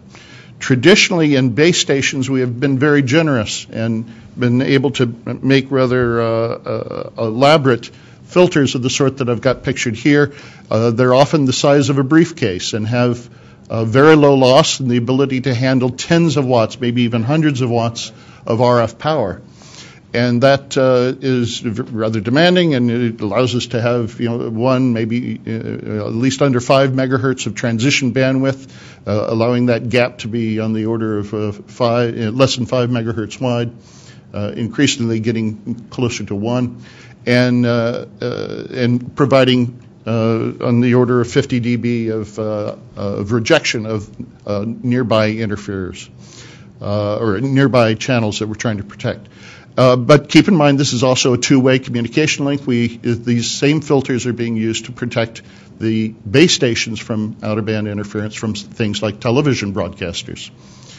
Or Sirius XM repeaters or other repeaters that may be in the area, radars. But increasingly, as I mentioned, we're getting to make smaller cells, smaller base stations that may be placed anywhere. As we make them small enough to be placed anywhere, we're finding that people will place them anywhere, even places that have very strong interferers nearby. And so in summary, I'll just say that there's this increasing trend that we have to worry about, and we need to alert the FCC and others, players in the ecosystem, that our base stations that have historically been very capable of solving interference problems with extravagant filters will be increasingly unable to be able to do that, and will be relying on these other methods of distance and are planning to be able to provide that. Thank you very much. Thank you, Steve. Stephen? Good morning, everyone. Stephen Low. I work for a company called Samsung. It's heavily invested in cellular handsets development and manufacturing. So let me start off. Thank you. So since the interest today is on interference, I've tailored my talk today more on the RF reception of a cellular handset. So let me start off with the first slide. As you can see, we have a requirement specification flow. And as our private manufacturers, we receive our specification from our customer, which is the service provider. And it comes in a document that would include bands, modes, features, RF performance, and so forth. And of course, we also gather our specification designs from limits stated in the 3GPP standards or 3GPP2 standards. And then we have feed information from our production team in terms of manufacturing margins, and of course projections on upcoming deployments, new entrants, so forth. And so we also work with the vendors. So component vendors is a very integral part in our design, oftentimes in terms of data sheets, evaluation data, and so on. So all these feed into our development of a receiver design. And if you look at the diagram on the right side, essentially it just charts how things have evolved a little bit in terms of how specifications flow.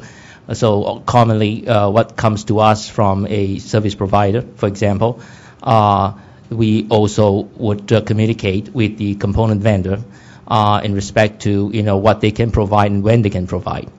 And as time's evolved, you can see there are also direct communications as between the service provider and component vendors, and perceivably in the near future, that's going to grow. So what in the legacy way that didn't happen between any communications between the service provider and component vendor is going to happen more and more. So the OEM today works between the two. And, the arrows you can see depends on how much information and how much pushback that we do back to service providers. So as the capability of receiver designs improve, there will be less and less pushback, and hopefully there will come a time where there'll be a minimum pushback that we can fulfill the wish list of our customers. So there are some sources of compromises, as you can see in every private manufacturer. There is the cost right up the list there. So this is extremely important. And of course, we look into other issues as well, like power consumption. We have announcements and complaints about battery life for the 4G handsets today. And so that is also an important part of our consideration. Moving on, so you can see in the nice little pictorial diagram there, you see this handset in the middle with a barrage of signals and interference converging, and this device in the middle that you normally hold in your hand. And yes, it has the ability to interfere with itself, as you can see that circular arrow. And so this particular device has to be able to operate under those aggressive circumstances.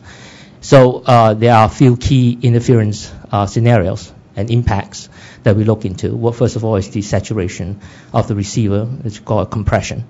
And then you have the second order and third order effects. So second order effects primarily is interference beating against itself or with another interferer. And then the third order in terms of what the technical community called intermodulation or cross-modulation effect, which would produce distortion in the receiver channel and degrade the performance of the receiver. So there are certain long poles design that we do in the handset receiver. So a couple of them is when you have a interferer, close-in interferer, that would cause a third-order distortion with the transmitter. So the transmitting is coming from the handset itself, and that's one of those factors that I was talking about, the handset interfering with itself. And of course, the second issue, one of the key issues on spectrum allocations is the adjacent interferer. And that has been very well described by Dennis, who gave a very good description on how that adjacent interferer affects the receiver. And there are two primary solutions I categorize. One is the silicon solution. The silicon solution, primarily we can do things that are programmable, things that we can design in terms of dynamic range, linearity. We can do on-chip filter programmability to filter out the interferer. Now, on the other part of the solution is the mechanical solution, which we try to stay away from, but we have no choice at this particular time, is the use of ball and saw filters, designing of antennas. That is more rigid, much less tunable. So in looking at a summary of some of these requirements, so we talk about the TX, interfering with the cell, which happens to a duplex system, right? And you can look at a table and look at the kind of solutions available. Obviously, you need a duplexer to be able to isolate that. And there's really no silicon solution for that. And of course, you have the adjacent interferer in-band and out-of-band blocking, respectively, that could be mitigated with silicon solutions, so on. And I put then a remarks in the last row is TDD only, because in the FDD you already have the duplexer to help you out. So in the TDD you need a filter to do that.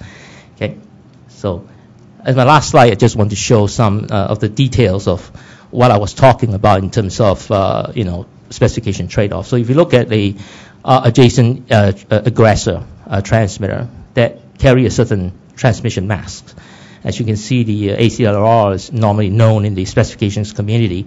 It's a third-order product from the transmitter that invades into the receiver, and that is something the little the receiver can do. So one of the solutions is a network solution where you have a larger keep out to make sure that the interferer level reaching the handset receiver is at the level where you can mitigate that amount of interference to make sure you have the receive sensitivity. And of course, you have the middle column where you now have a close-in interferer that causes a third-order distortion with its own transmitter.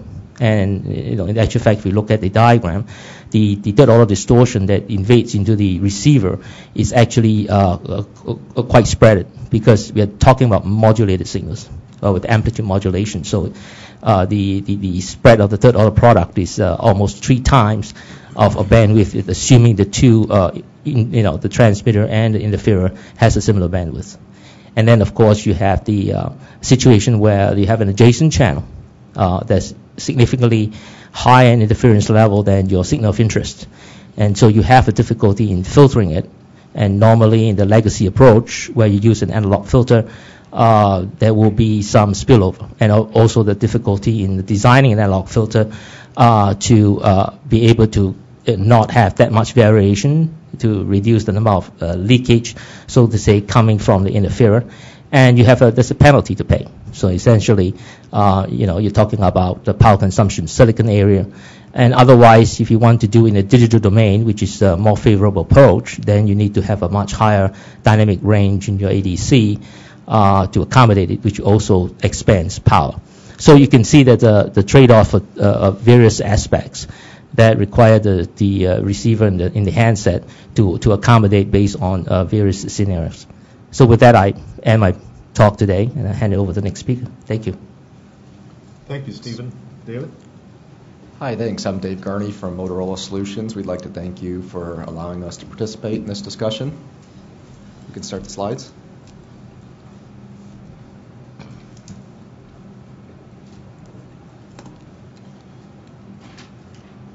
Slides up, please. Thank you. Motorola has a long history of developing a wide range of communication systems. Motorola Solutions specializes in two-way radio systems for both public safety and professional and commercial radio systems. We also develop broadband LTE-based public safety communication systems, as well as wireless LANs and RFID systems. So there's quite a range of systems ranging from cellular to two-way to touching on consumer spaces as well as RFID. For the systems that we develop, we typically rely on standards. Those include things like IEEE 802 standards, TIA standards for digital public safety radios. That one's known as the P25 standard. Also, ETSI standards include things like the TETRA system, which is the European counterpart for digital public safety radio, as well as digital mobile radio standards. Also, we are involved in, as I mentioned, LTE systems developed in 3GPP. Now, of course, the standards process is very highly involved, many players, lots of industry input, also lots of customer requirements input. So it's typically a several-year process to develop those things. Now, performance enhancements beyond standards are a pretty typical thing for us to do. We typically will want to exceed customer expectations. That allows us product differentiation. In many cases, if you have improvements in specs like spurious response rejection or intermodulation rejection, those are things that the customer can see, and then they do pay off in sales. Of course, there's always a cost for doing those things in terms of increased power consumption or increased size or unit cost. So these things don't come for free. Just a quick example of the range of systems that are out there that at least we deal with, ranging from an 802.11 system where you have some fairly loose specifications in terms of adjacent channel rejection and alternate channel rejection out of band emissions, compared to a P25 public safety system, which actually is a very high performance spec radio. 60 dB adjacent channel rejection. You have to deal with things 80 dB intermodulation as well as 100 dB blocker rejection. So those are some of the highest performance radios out there. Those sites shown are for the base station, but we are continually improving these specifications. And again, these specs are really driven by customer needs, whether it be less stringent, more cost-sensitive markets like the 802.11 markets or the higher performance markets like public safety. The other point to mention that's gotten mentioned before on the panel is that there is really a vastly different product life cycle in these products. Certainly, the more consumer-oriented stuff has a very quick turnaround quickly. And the public safety radios tend to stick around for about 10 to 15 years, depending on the application. So there is a vast range of expectations out there. So once again, just quickly to summarize, we are typically standards-driven. It's a long-standing tradition, well-established development rules. Those do drive our baseline performance. And do have much input from customers and industry. Typically, we will exceed those specifications, as I mentioned. Really, there are a lot of cases where certain customers might have special needs that we want to address. And there are a wide range of requirements out in the field. And really, there's almost an uncountable number of factors that go into that. Each case is really different. Public safety systems, for example, have very wide or very high coverage requirements. compared to even typical consumer cellular systems. Also, obviously, you have high reliability requirements for public safety systems as well. And when you start mixing these systems together, it gets to be very difficult to try to predict interference effects among the different systems. That's all I have for today, and we'll take questions later. Thanks. Next speaker. Great. Thank you, David. Jin, tell us how you guys come up with the requirements for your chipset. Sure, you bet. My name is Gene Fong. I work for Qualcomm. First, I'd like to thank Michael and Robert and the Commission for enabling me to share our thoughts on this important topic. If you put up the slide set. Yep. So, the question comes about is, how do we define the requirements for receiver performance? And I speak obviously to the product area that I'm familiar with, which is the cellular type product. And for these types of systems, the receiver specifications and performance come from a number of sources. Perhaps one of the most obvious sources is in the global standardization bodies with which we work. And in particular, 3GPP is one that's, for example, working on the UMTS LTE type specifications and 3GPP2 for CDMA.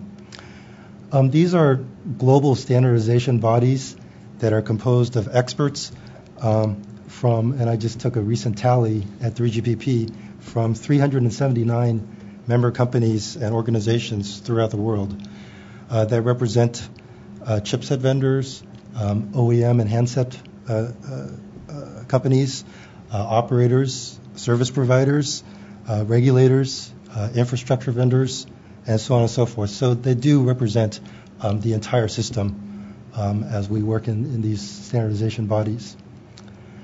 3GPP and other similar standardization bodies do define requirements, minimum performance requirements, with which the devices must adhere. And devices which are not compliant to the 3GPP specifications are generally not allowed by the operator. Some examples of specifications that 3GPP, for example, would define would be, for example, for the case of the receiver, adjacent channel selectivity and blocker tolerance. So these are performance requirements that are defined in 3GPP. Obviously, there's a set of requirements also on the transmitter, in particular in terms of emissions and so forth. So these are systems requirements that are specified. Additionally, we're also driven by a very competitive landscape that we operate within. So we do have additional requirements, for example, perhaps coming from the OEM handset manufacturer or from the operator. For example, reference sensitivity. That's perhaps one of the more recognizable benchmarks by which a performance could be measured in the receiver. Additionally, there are some internal design specifications that drive our designs. If we have multiple radios operating within the device, then obviously there's some noise that could be generated. In fact, even for an FDD system, as was mentioned previously, there's transmitter noise that can leak in the receiver. For various architectures of the local oscillator, you might get spurs and things like that. So there are some internally generated interference terms that we need to mitigate, and obviously we need to design for. And then lastly, it's worth pointing out that there are trade-offs in terms of power and size that are associated with some of these requirements. And over-design of some of these requirements does lend to the undesirable costs of increased power consumption, cost, and size. And some of these are some of the most critical parameters for cellular handset designs that we work with today. It's important to recognize that really all the people, all the participants that are involved in this process, we're all motivated to have a system that works. Obviously, if the system doesn't work, then we don't have our nice phones that we all like so much.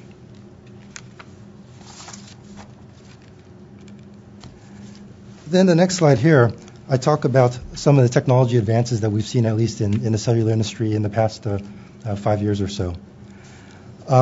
So we've seen a move towards multiple antennas, and one of the benefits of using multiple antennas and multiple RF chains is that of receive diversity. With receive diversity, we're able to do some spatial separation of received signals, and perhaps some selective suppression of interference. We have interference cancellation techniques. If there's something that we know about the signal, then it may be possible in some cases to cancel or subtract that interference term out. Equalization is a fairly well-known traditional technique to combat some of the effects of the channel.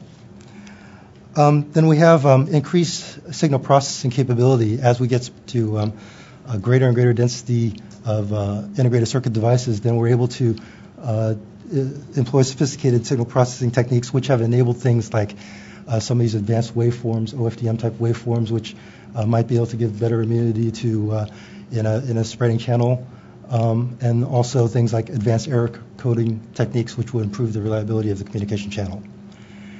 And then one other area that we've seen improvement in is in the RF filter. So as we improve the RF filter, we've seen that improvements in materials and compensation techniques have enabled greater suppression in the stop band with narrower transition regions. So we are definitely seeing some advancements in technology, and these have led to concrete improvements in the receiver design.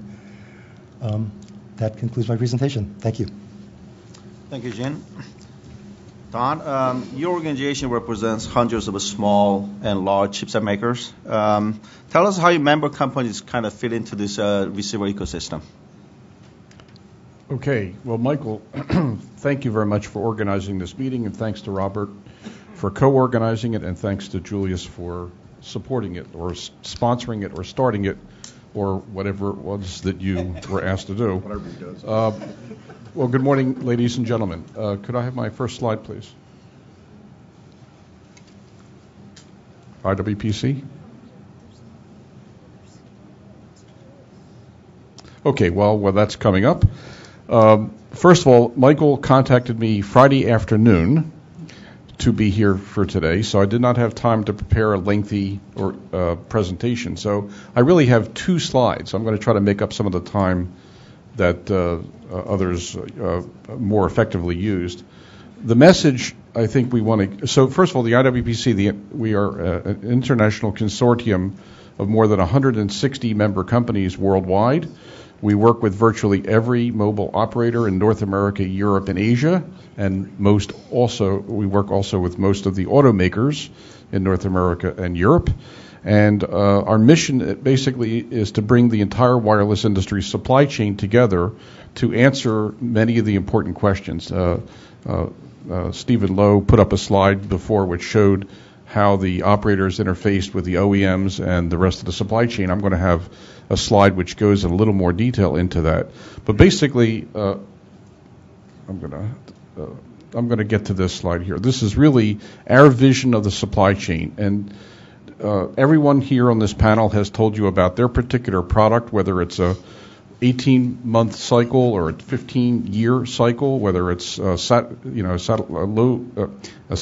with very low energy being delivered to the receiver, or Steve Wilkes's multi-tens of watt space station transferring power. So the range of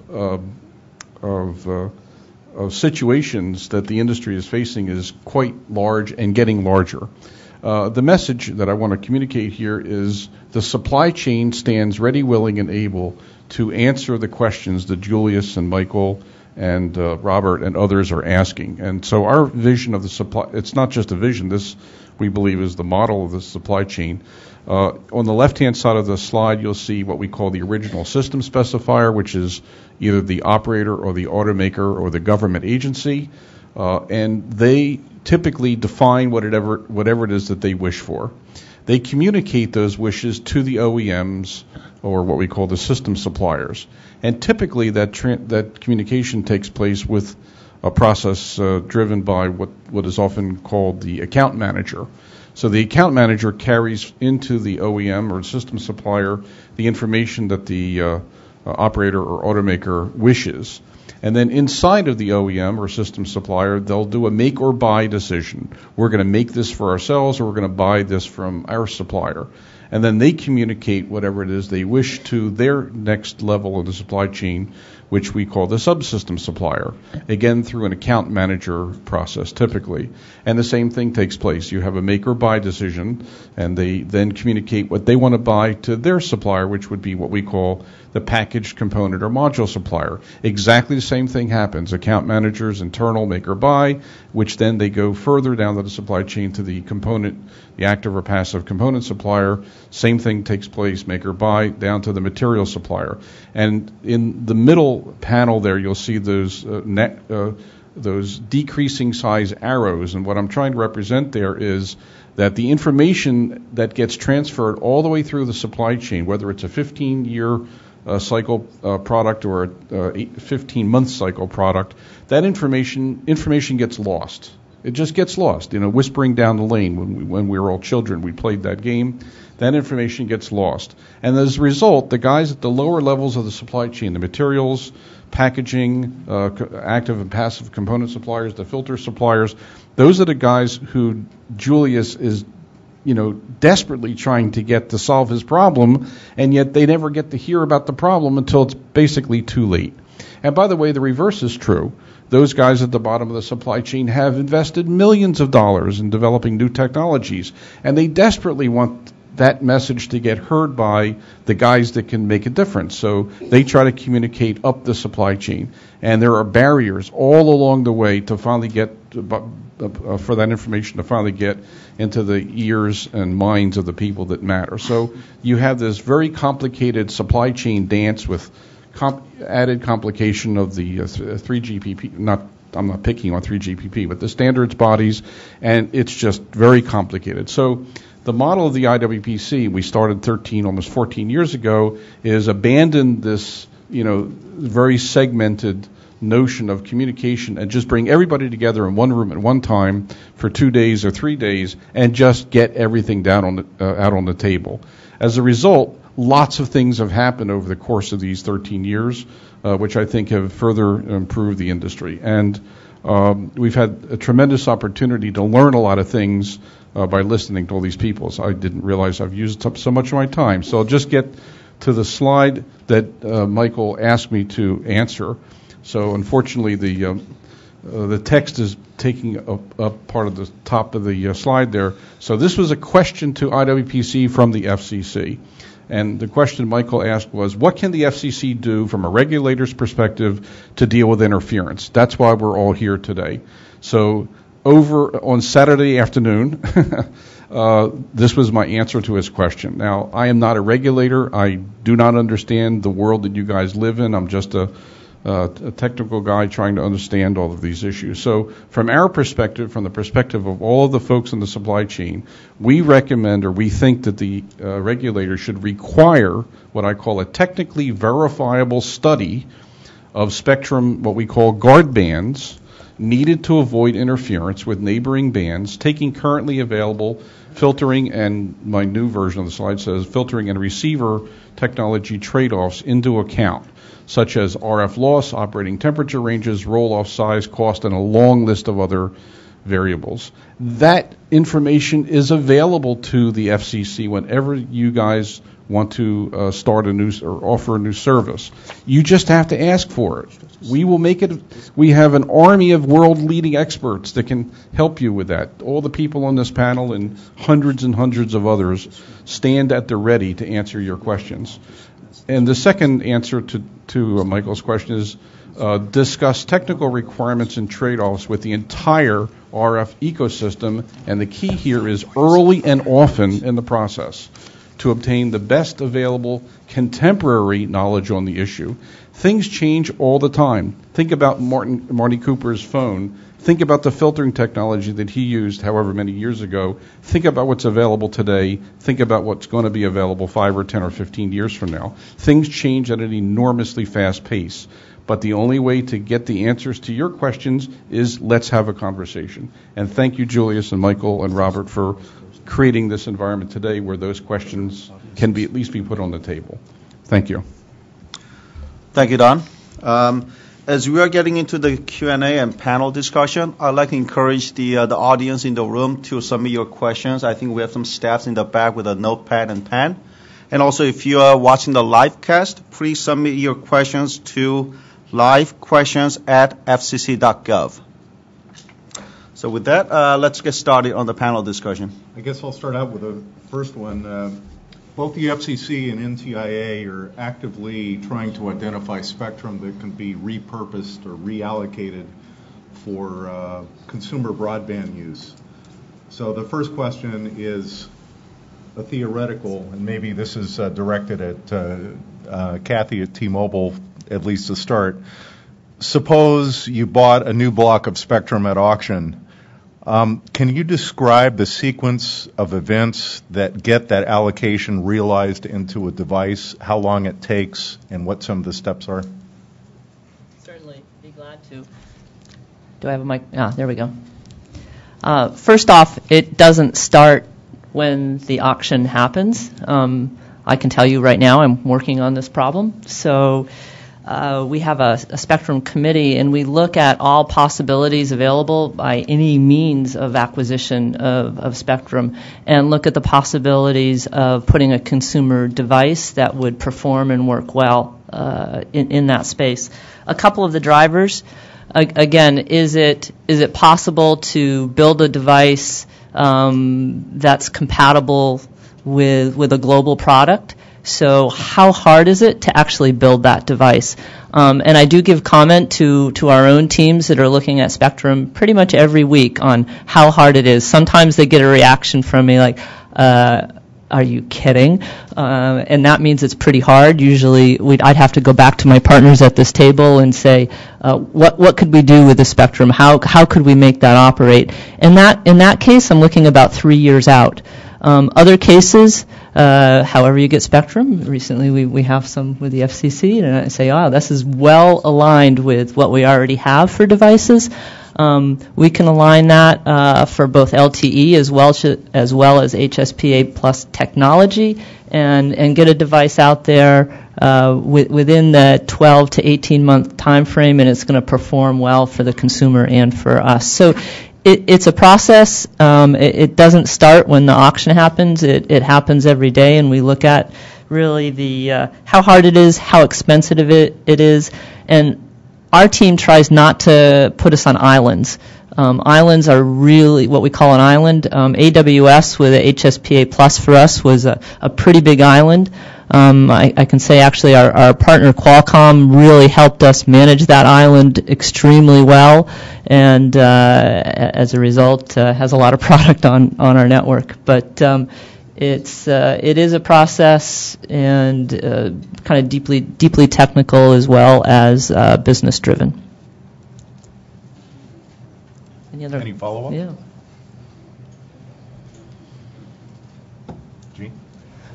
Yeah, thanks. I guess I'd also sort of like to comment about the process by which spectrum then ends up eventually into a phone.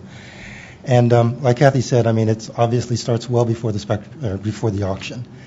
And at least in terms of the process for standardization, usually we've taken a look at what this the characteristics of the spectrum, and we bring the proposal into 3GPP to define the spectrum.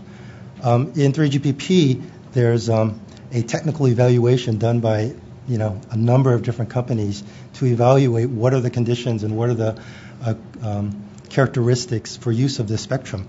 And in this study, we take a look at things like what type of adjacent services there might be nearby that we'd have to protect, that could interfere with this spectrum or with devices that use this spectrum, both on the base station side as well as the device side. We take a look at what's feasible into a device. For example, if you have a new band where the TX and RX are spaced very closely together, it may be extremely challenging to be able to get a duplex filter that works well in that kind of environment. And perhaps the insertion loss of that filter might be more than is acceptable for the use case under consideration. So these are the technical types of studies and evaluations that a number of companies do in deriving the performance requirements as we define this band. Once those are resolved, then the band is defined in 3GPP, and then device and component vendors can go ahead and build to that. Thank you. Anyone else? I'd like to go back to Don's slides. Don, I think you made a very good observation that your member companies produce chipsets that probably has the highest impact on the receiver performance, but you don't really get too involved early on in the process. Just curious if other panelists agree with that statement, and also Don, if anything has been changing, in the past few years in terms of engaging with the standards groups, maybe with the operators, getting your voices upward. I think you've shown the slides that has a communication challenges in both ways. Do you want me to answer first, or do you want the other panel? It's up to you. Well, let me give you two very concrete examples recently where things are changing, I think, for the better. We're currently, the IWPC's members are currently engaged with a group of operators in Europe under the umbrella of what's called the NGMN, Next Generation Mobile Network Alliance, and also with a group of operators in the U.S., GTI, which is promoting the use of LTE, of an LTE roaming band, particularly 2.3 to 2.7 gigahertz. And in both cases, the NGMN operators and the GTI operators have come to the IWPC to work with us to develop, shall we say, a set of specifications for, in the case of NGMN, to help them identify the feasibility of driving their 18 to 23 band phone. Now, Julius is going to have a heart attack when he hears that, but that's really what the European operators are pushing. And I know Stephen Lowe is about to fall on the floor trying to build a 23-band phone, but that's in fact the reality of what the European operators, the LTE operators, are looking to do to build their phones to make them roam globally. The GTI has a particular view of working with a 2.3 to 2.7 band, which they think is more globalized and therefore will be more readily available. The point I'm making is that both groups of operators have decided to work with what you call the chipset suppliers, we call the rest of the supply chain, because they can get the straight information from the people that actually have to design and build the stuff to make all this stuff work.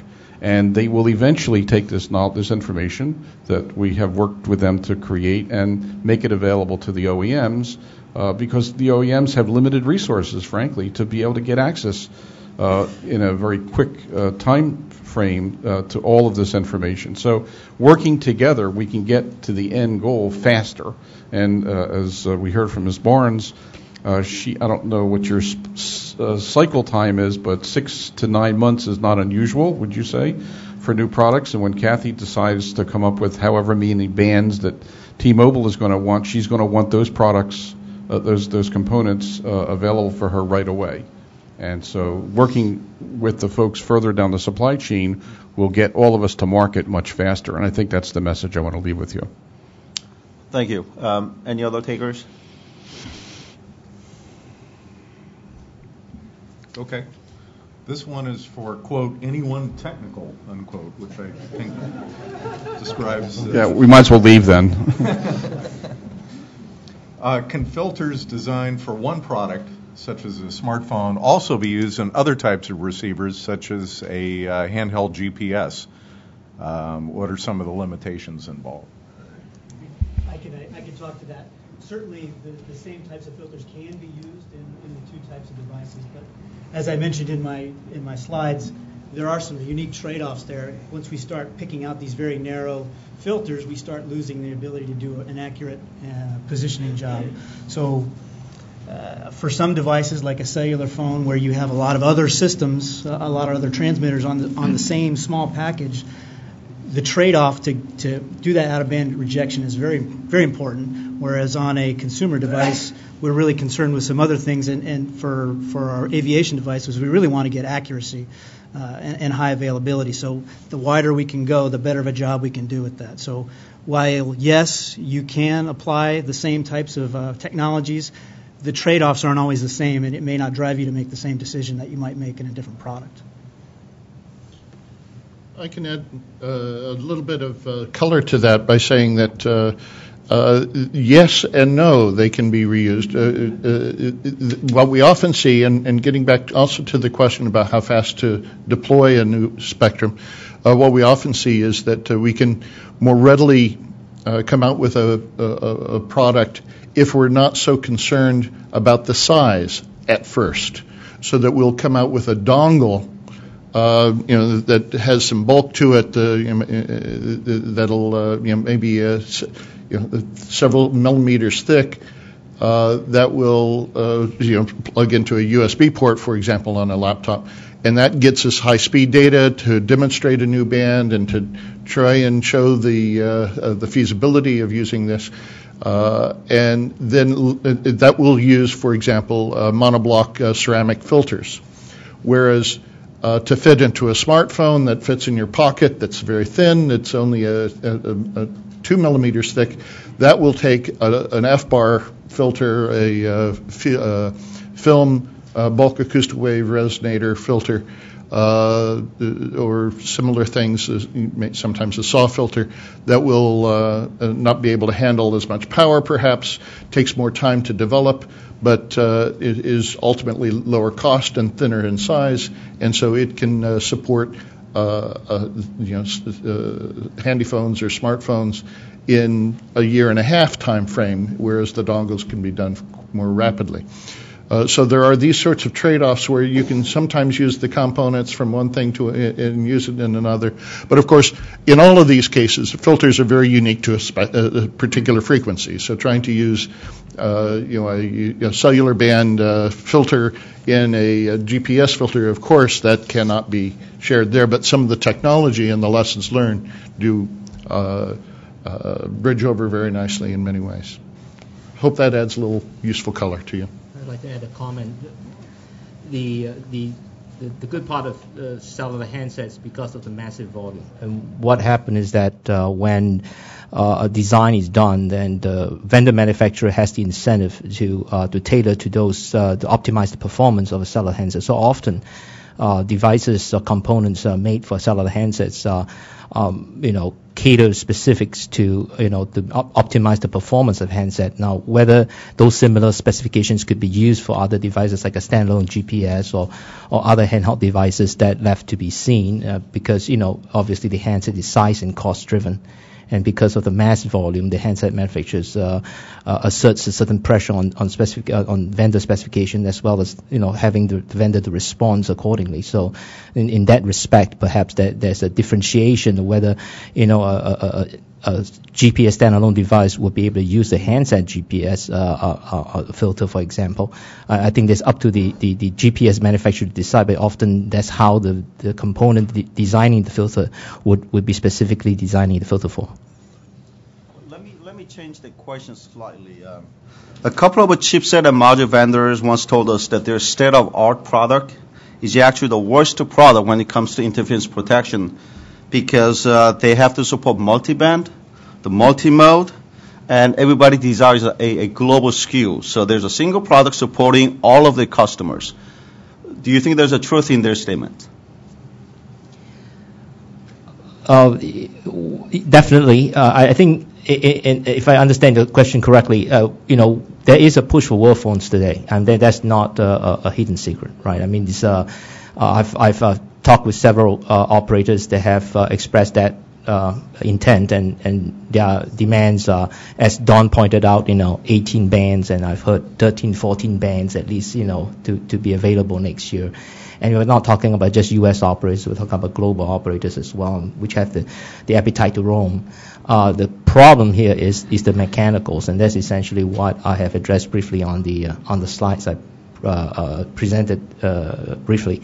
Is that that's the kind of solution where you ties the hands of the handset developers as well as other transceiver platform developers, because as of today it's still highly rigid. It's not something that you can tune and program. It's one thing to have a programmable filter where you can just put one or two and be able to cover all the bands and modes, but that's not happening. Not today, and we don't see it happening in the next few years. So that in that respect, in terms of a cellular receiver designer, we would rather have a situation where the FCC consciously look into the situation where it would allow a more highly integrated solution for us, something that is on silicon perhaps. And that, I think, has rippling effect on how robust the receiver can be built, how reconfigurable, and how maximizes the ability of the receiver to handle interference and so on. Because relying on mechanical solutions is not really a so-called the best approach going in the future, especially handling with all these bands proliferation.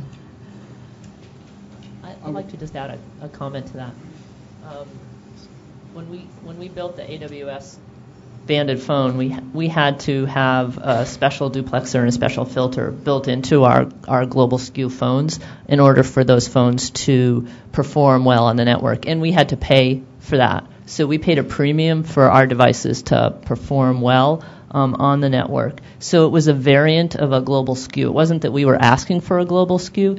We needed the scale from the OEMs to buy in bulk, but then we had to add some extra requirements on top for the device to perform. The second comment is just about kind of using the larger USB sticks first and seeing technology changes in those. What we're seeing is that's rapidly eroding into a very short period of time. I used to see maybe 6 to 12 months where I could use or we would see a product that came in that could stick into the side of a laptop, kind of explore the technology. Due to our consumers' appetite for the need of data, that is being extremely compressed. So now we might see 3 months or the planning for a smartphone at the same time as you're trying to figure out a data stick. But the volume for those data sticks is so low that the manufacturers actually don't really want to produce them. They want to get right to the smartphone as well. Gene's been very patient. Thanks. To the question about, I guess the original question, whether filters designed for one purpose could be reused for another purpose. I'd say that's pretty challenging to do for the most part. Certainly there are cases where that may be feasible, but at least for the designs that I'm familiar with, they're fairly optimized designs that we're talking about here. We're trying to squeeze the last tenths of dBs out of the insertion loss of the filter to be able to deliver the maximum output power yet require the minimum power consumption. So they're fairly specialized designs. And then to the follow-up question about sort of a global applicability, multiple bands and multi-mode and things like that. Certainly there's a benefit and there's motivation for doing that. But that's also challenging because it's as you're trying to support these different types of technologies and different bands, it's harder to optimize for any particular band, right? So there you may see a little bit of a performance hit to be able to support this more general type solution. Yeah, I'd like to expand a little bit on my Qualcomm colleagues' comments and others. A glimpse into the future. Everything you've heard so far is true. Most filters are very specifically designed for that application, but let's look out, 3 to 5 years or longer from now. There are concepts being developed that are tunable, which will allow one set of filters or one set of antennas to operate across a wider dynamic range of bandwidth. And as we heard from the good professor earlier today, the ultimate concept is to take the antenna and plug it straight into a digital signal processor, and that's possible maybe someday in the future. I may be long retired by then, but some of you in the room may not be, and that's a possibility. There are all kinds of problems with that, but that shouldn't stop us from working on it. So the question that you asked really needs to have a time scale associated with it. Things are developing around the world at an astonishing pace. What we think today is not possible next year will be in Stephen Lowe's product. So things are changing pretty rapidly. Lots of technologies being developed. Thank you. One of the ideas that we'll be exploring at this workshop is that of receiver standards. So I guess I'd like to get your view whether receiver standards and related regulations are a positive or a negative. Somebody must have an opinion. Well, I could talk to that a little bit. As I mentioned in my presentation, we have some experience working with some fairly stringent receiver standards. They are appropriate for certain applications. When they specify specific design implementation details, they do have an impact to the rate of innovation. But really, I think what we would like to see and what we hope to have is a pretty well thought out and well-defined definition of what the spectrum environment looks like. And then we can go ahead and make the trade-offs that we need to make our receivers work as best they can. As we talked about all the rate of change of technology, it's changing a lot faster than regulators can keep up, and we have a challenge keeping up with it too. We need to be on our toes, and our customers are always telling me something different that they want. So I think you need to be very careful how you specify those standards. I'd just like to amplify on that I think one of the critical elements here is just understanding what the interference environment is that you're going to have to be living with, and as that changes over time, making sure that both the technology is available to meet any of those standards, as well as a sufficient transition period to be able to introduce those based upon the applications. Gene? Thanks. I think that as far as the cellular industry is concerned, we do have standards for both transmitter and receiver performance, and these are performed by experts in the field. These are defined by experts in the field, and so at least for the cellular industry, it seems that we're already engaging in this practice of setting minimum performance specifications on both the receive side and the transmit side when taking a look at the entire system.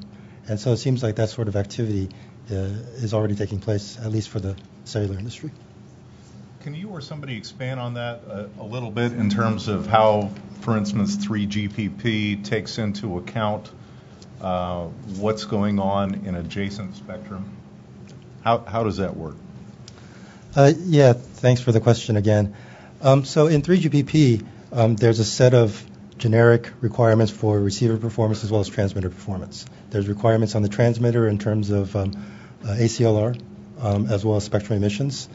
And then on the receive side, there's requirements in terms of adjacent channel selectivity, blocking, and so forth. So these are sort of general requirements that are imposed for all devices, all bands, without specific regard to what may be in a particular spectrum. So these requirements, these specifications, were basically defined in a way that balances what's technically feasible from a device versus providing some protection for adjacent services. Now, in addition to that, for some specific scenarios, those can also be taken into consideration. Earlier, when I described the process in 3GPP for defining a new band, one of the key ingredients of that process is to study the environment, the spectrum environment surrounding that band, and to identify if there are any special considerations that need to be taken.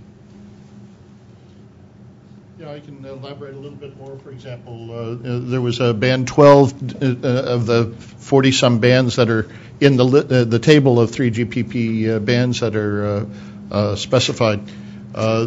Band 12 talked about the low end of the 700 megahertz band, but after later analysis of interference from and to TV receivers and TV channel 51, there were changes made to add another megahertz of gap frequency, band gap, and those changes had to be put into the 3GPP standard, and going from one release to the next, which come out, the major point releases are every year and half a year for the major releases are every year, the point releases half a year, is the kind of cadence that those standards have for incorporating changes of that sort. There are cases too where we'll have, say, band 40 encompasses a 2.3 gigahertz band that is used currently in China and India, but encompasses the WCS bands here in the U.S. But because the regulations here in the U.S. are more restrictive about trying to protect the Sirius XM radio receivers or SDARS receivers, there is an expectation that to make that frequency standardized for use in the U.S., a new band class would have to be introduced in those standards, even though there is a sort of overarching band already in existence. So these things are some of the trade-offs that are made in the standards and how it's addressed. And these things take, like I say, at the minimum 6 months, and very often the coordination and the experts' evaluation of the interference environments and what specs should be placed on out-of-band emissions levels and what blocking specs should be incorporated, what raster to use in the frequency, what the power limitations might be. These are all part of what goes into the 3GPP specs. Something similar for 3GPP2. But of course, we shouldn't ignore the fact that a very nice thing about the U.S. Spectrum planning is that it is generally air interface agnostic, and that as long as we meet a product meets U.S. regulation, it can be 3GPP2 or 3GPP or something proprietary. And we shouldn't invite so much regulation on receivers that we inhibit that kind of free invention and problem solving. There are some receivers, for example, that are RFID that have very broad receive filter characteristics that are planning to get their power from any radio source they can, and interference or otherwise. But we also have to recognize there's that might invite us to put, like on Part 15 devices that have on their labels that it must accept interference and must not cause interference. This would be a sort of a way for us to wash our hands and say that receivers that have that kind of a designation would be, they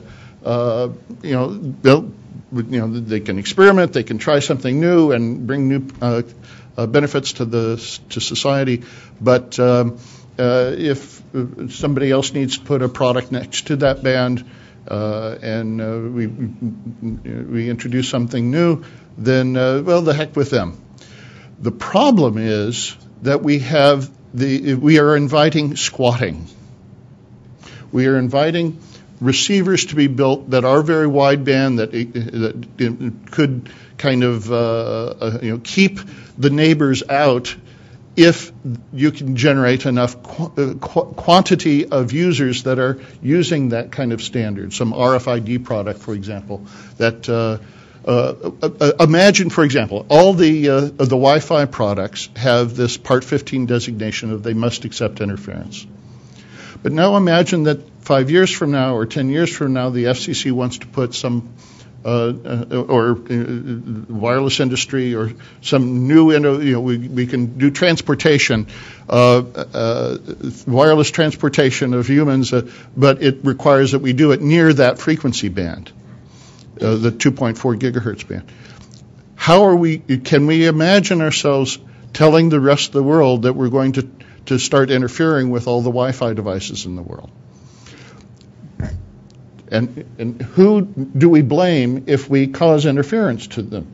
Is it the Wi-Fi devices that are being made under full compliance with current rules? Or do we blame the owners of the Wi-Fi devices and tell them that they've got to start paying a tax to compensate the new spectrum holder that's right next to them? These are odd but very real issues of governance, and we've seen a recent problem that's been in the press a lot that makes us want to try and solve that problem that happened in the past year, and we don't want to incur the burden of that solution for that one problem that has all these unintended consequences in the future. It's a very difficult problem, and I don't have the solution, but it's one we shouldn't make the assumption that solving the last problem is going to keep other problems from arising in the future. They certainly will. And it's also not going. Solving the past problem may introduce new problems too. Thank you, Steve. I think we will have ample opportunity in the afternoon to talk about that topic as well. We have a 5-minute warning, so maybe this will be the final question. Someone from the audience is asking, Whether do you think the concept of allocations table obsolete today? We won't be offended, so please speak up. Maybe it's from Julie.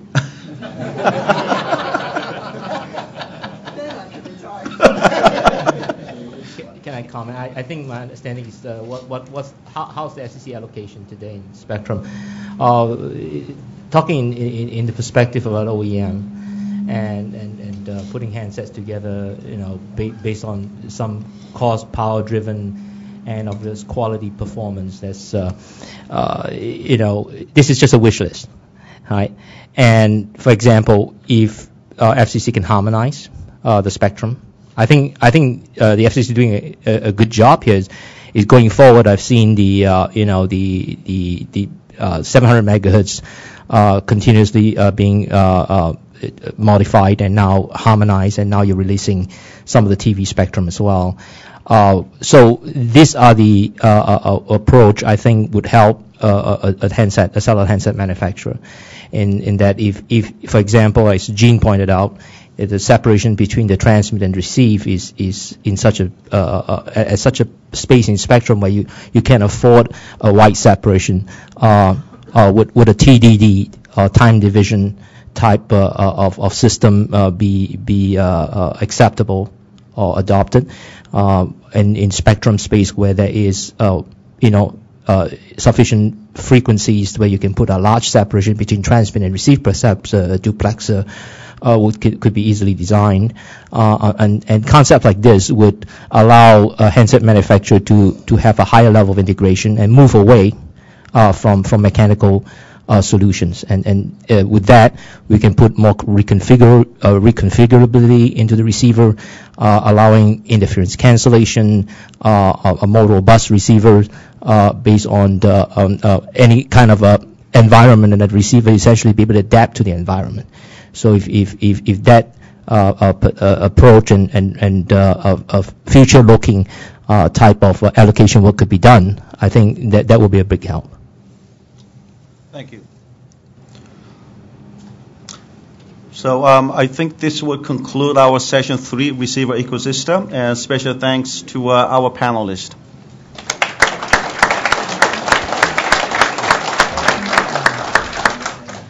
We'd like to thank all the panelists, as Michael said.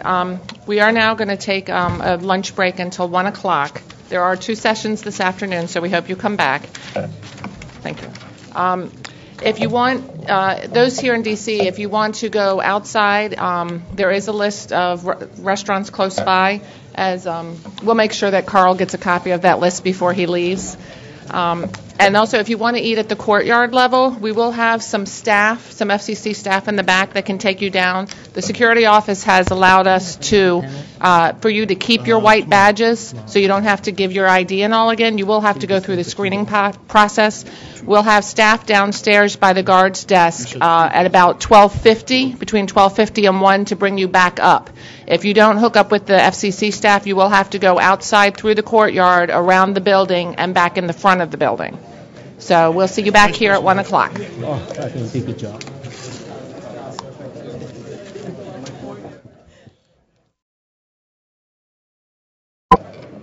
We're going to get started here in just a minute. If everybody could take their seat.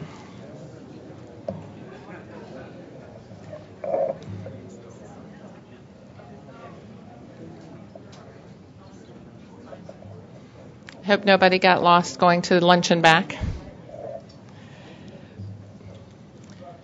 So there's 2 more panels this afternoon. Both of these panels will be interactive panels where you can ask questions. So again, anybody watching the broadcast live on the web, you may submit questions by sending an email to livequestions@fcc.gov.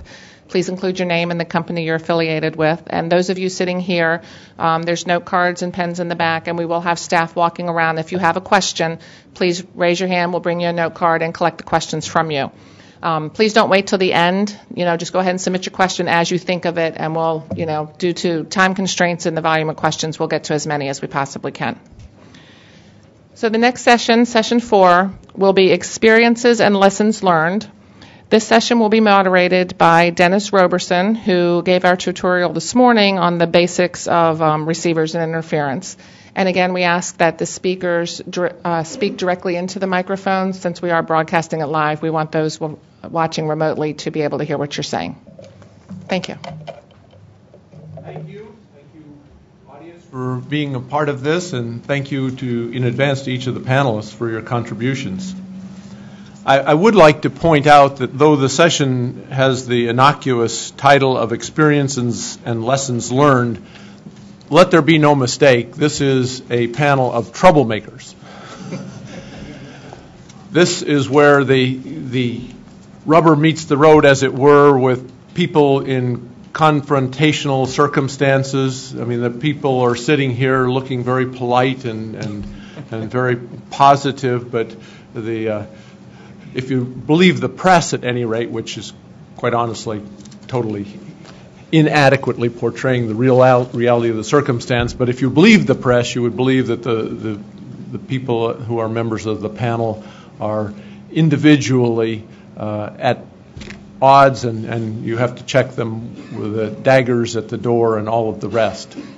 In any event, I do expect this to be a very lively session, both within the panel, and I will re-emphasize the point around questions, because I would hope that you would have a number of questions for this group, because they really have a lot of experience to lend to this whole subject that we're focused on receivers and the challenges that are associated with them.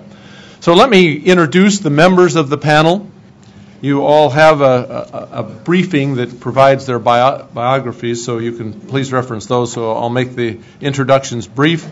But Larry Crever, next to me, is Vice President of Legal and Government Affairs for Sprint Nextel. Dave Gurney, who has served on the previous panel as a distinguished member of the technical staff in Emerging Technologies Group at Motorola Solutions. Dan Wilson is a principal engineer at T-Mobile USA.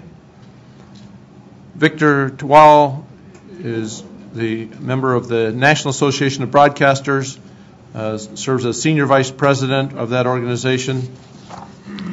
Terry Smith is corporate vice president and chief engineering officer for Sirius XM, and again, a person who's already served on a panel. Kurt Schoenberg is a member of the WCS Coalition, and he will be focusing in that area. Brian Markwalter is senior vice president of research and standards for the Consumer Electronics Association. Doug Smith is the interim co-chief operating officer and chief network officer for LightSquared. And I won't provide any of the jokes that I provided about the target that was painted on his back. Paul Gallion is the director of advanced engineering at Navcom Technologies, which is a subsidiary of Deere and Company and a heavy user of GPS. So that's our lineup, and we'll jump straight in. Larry, if you'd take the virtual podium. All right. Let's see. Where do I press this? Point this. I think they have to bring up there. No, you're. Okay. Perfect. Okay. Well, thank you very much, and thank you for having me here today. It's been quite a while since I've talked about 800 megahertz interference, actually, and the CMRS public safety interference issue, because really it's kind of, we found a resolution in a coalition of at the time, Nextel, now Sprint Nextel, and Public Safety and Motorola and others, and we are still implementing that solution. So it hasn't been as hot an issue as some of the others that are going to go on and be talked about here on this panel, but I think it's very instructive for the subject that we're talking about today. So I'll just spend a few minutes with a brief overview, and of course we can talk about questions later. So the 800 megahertz band was allocated back in the 1970s, and it anticipated at that time that essentially common technologies would be used throughout the non-cellular portion of the band, the private land mobile portion of the band. There were channels allocated for public safety, channels allocated for business users, industrial land transportation, and of course that creation of the 1970s specialized mobile radio systems that would be private carriers that could serve other private radio entities. But as time went on, the SMR service began to evolve to the opportunity to compete with, at the time, the cellular only two cellular carriers because there was only the cellular spectrum that had been allocated for what we now think of as the wireless world. So SMR carriers, and particularly Nextel, began to aggregate spectrum to move to a digital technology and be able to provide a service that would be comparable to cellular. And essentially what happened is that the traditional high-power, high-site system architecture of the private land mobile world, and particularly public safety, that began to have a coexistence problem with the low-site, low-power cellular architectures that Nextel was employing and a few other carriers. And basically, those of you who dealt with this then, if you remember, a great example was Denver, because Denver's public safety system had its primary transmitter 15 miles outside town on a mountain. So, of course, at the same time as Nextel began to build out its cellular network, we had 100-plus sites in Denver, and, of course, today a full-blown LTE system is going to have many, many more.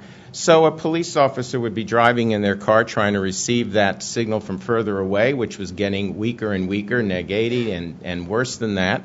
And it would pass by a station of ours, for example, with a very, relatively high power, neg 30 or 40 or 50 or something like that, and an interference problem would occur, typically out-of-band emissions or in some cases intermodulation, where a channel we were operating on and another channel would combine and form a third-order product on one of the channels that the public safety system was trying to operate on.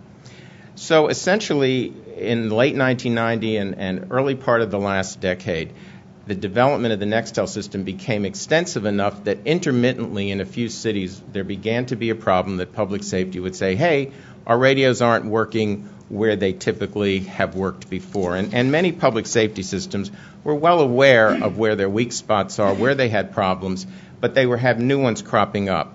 And, of course, the first approach was to try to solve this on an after-the-fact basis. But after-the-fact means that a police officer or fire, for example, might have a problem communicating, and then fixing it after the fact is not obviously optimal because, you could get hurt or worse when the radio doesn't work. So rather than try to deal with this after the fact, we all worked on it and decided that the key point that needed to be dealt with was to reorganize the spectrum.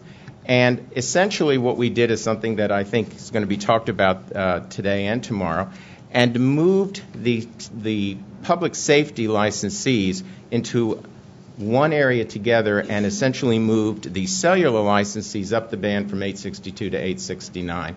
So that by separating high-site systems and low-site systems, you then would not have them interleaved among each other as they were in the old allocation. And the original allocation, again, in a high-site world, analog technology was really predicated on the idea of not having contiguous spectrum for traditional systems, whereas the new cellular systems needed contiguous spectrum. So basically what we decided to do, and what the Commission agreed to in a 5-0 vote after a rather complex rulemaking, was to change the band as you see in the slide. And that's really what we're still doing today. And by doing this, something very important occurs. If you look at the top picture, which was how the band was set up, if you were building a public safety receiver, it had to be able to listen throughout the band from basically 851 to 869. It had to listen throughout the band because public safety had channels in the general category, in the interleaf spectrum, and then, of course, the NIPSPAC channels, the regional public safety channels that were allocated in the 1980s. So the receiver's front end had to be open to be able to operate across that. And there we were in the middle, in the dark blue, and, of course, therefore, the receivers were open to Nextel's operations as well. But by reallocating the spectrum, as you see in the bottom slide, now a public safety receiver doesn't have to operate above 862 at all. So once rebanding is completed, you can design a receiver in the future so that it does not operate above 862, that it falls off before that, and therefore won't even react to an overload or an out-of-band emission or an intermodulation situation. And the statistical work that was done determined that if you did this, you would reduce the risk of interference by well over 95% in virtually all cases. And that's turned out to be true. 14 regions are completed right now, completely rebanded, and the incidence of interference complaints is way down. The incidence is generally down as rebanding progresses, but the more it gets done, we see it dropping further and further. And in addition, the Commission did one other thing that I think is very important, and that is that in deciding how to share responsibility for this problem, the Commission said, there's a lot more activity in this band than there used to be. There's a lot more users. We've got this intense use of a cellular type operation as well as increased public safety use. You've got to have a public safety or traditional system that has a reasonable chance of operating in this environment. It can't operate down to such a weak and non-robust signal that it really can't work unless there's just no noise at all. It's got to be accountable to a realistic noise floor. So the Commission set out standards for a public safety system to meet before it would be entitled to protection from a CMRS system. And those were fairly reasonable standards, and they still apply today. And as a result, you have a balance of responsibility between all the parties using the spectrum here. You have good fences making good neighbors, so to speak, and then you have the ability to redesign receivers once this is completed to even further assure that the problem doesn't exist. So we are, unfortunately, it is taking longer to do this than anyone had hoped. We had hoped this would be done in 3.5 years. We're actually beginning year 7. For those who are worried about and going to be working on the nationwide public safety broadband network, there may be some lessons there about how difficult it is to move aggressively in the public safety space. But the point is, it is more than halfway done. It has worked. And I think there are a lot of lessons here that are very useful to the kinds of interference issues we're seeing develop in other bands and in the intersection of other bands in other parts of the spectrum. And I'll stop there. Very good. Dave, would you like to pick up the story from there on the public safety side? Sure. First, I'll give a brief background on Motorola Solutions. Last year, the company underwent a pretty major transaction where we split into a Motorola mobility side, which was the cellular infrastructure and cable assets, and Motorola Solutions, which covers two-way radio systems, both public safety and private, broadband radio systems, including LTE and enterprise systems. We also divested our cellular infrastructure, traditional cellular infrastructure business, and our point-to-point and point-to-multipoint businesses last year. The public notice did mention 4 different interference cases. Interestingly enough, we were impacted in one way or another by most of those interference cases. And I guess looking at things at a high level, you try to look at some lessons here, and certainly one is that it's very difficult to predict all possible interference scenarios ahead of time, especially when you don't know what systems are in what bands. These systems typically, homogeneous systems, typically work well in isolation, public safety or GPS. But it's very difficult to predict when you start combining these systems, some of the effects.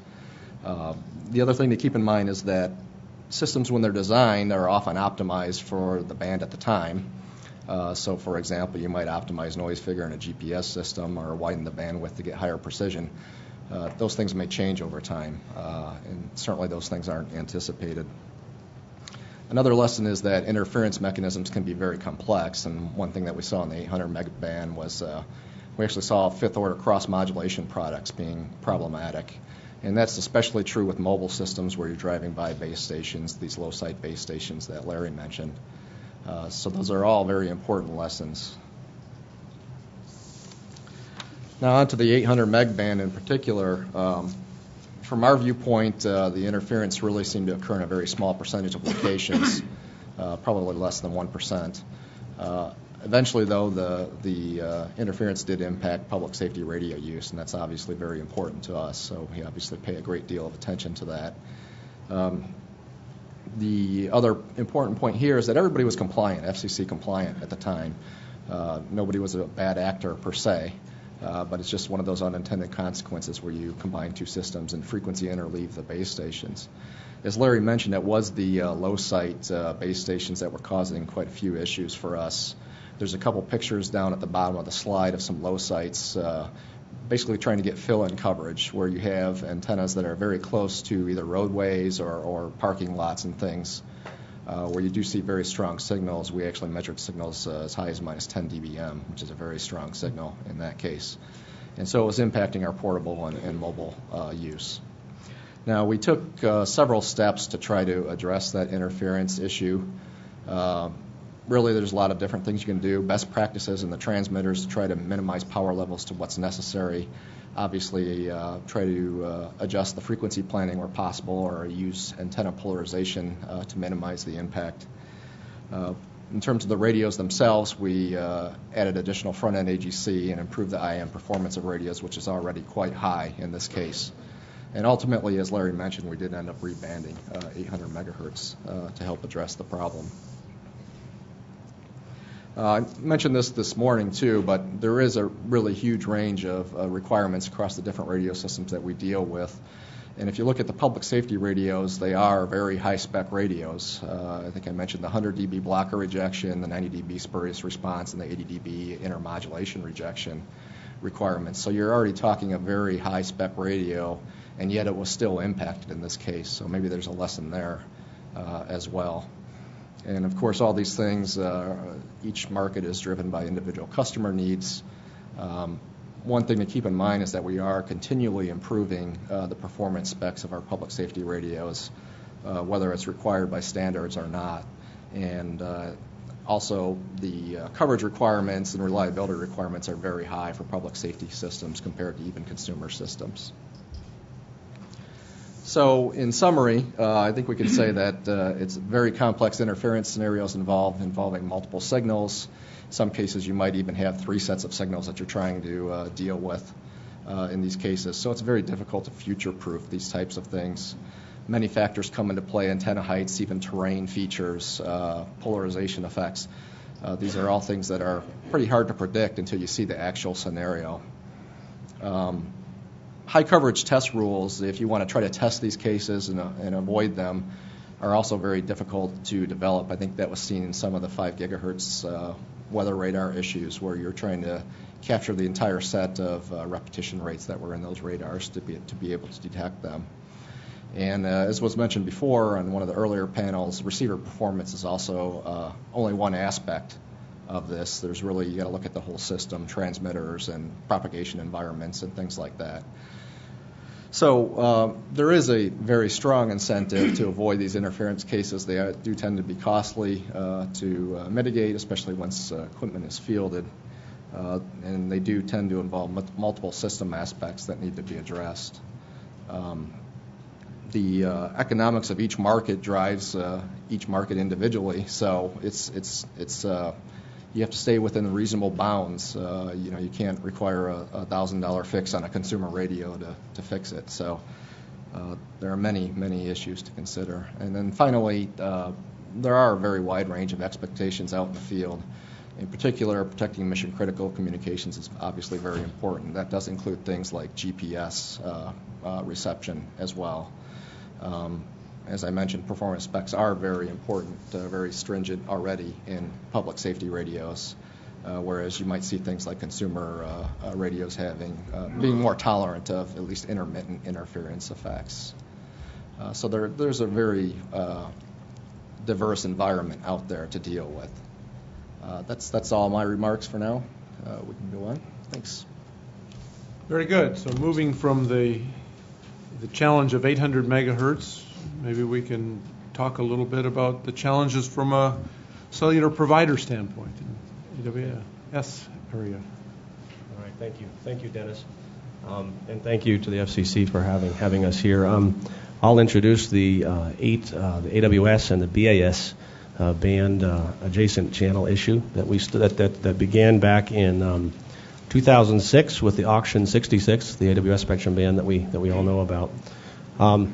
Just to put up here on the slide, I think this is the best way probably to introduce this. The lower edge of the AWS band at 2110 megahertz is immediately adjacent to the upper edge of the 2 gigahertz BAS 2 gigahertz band.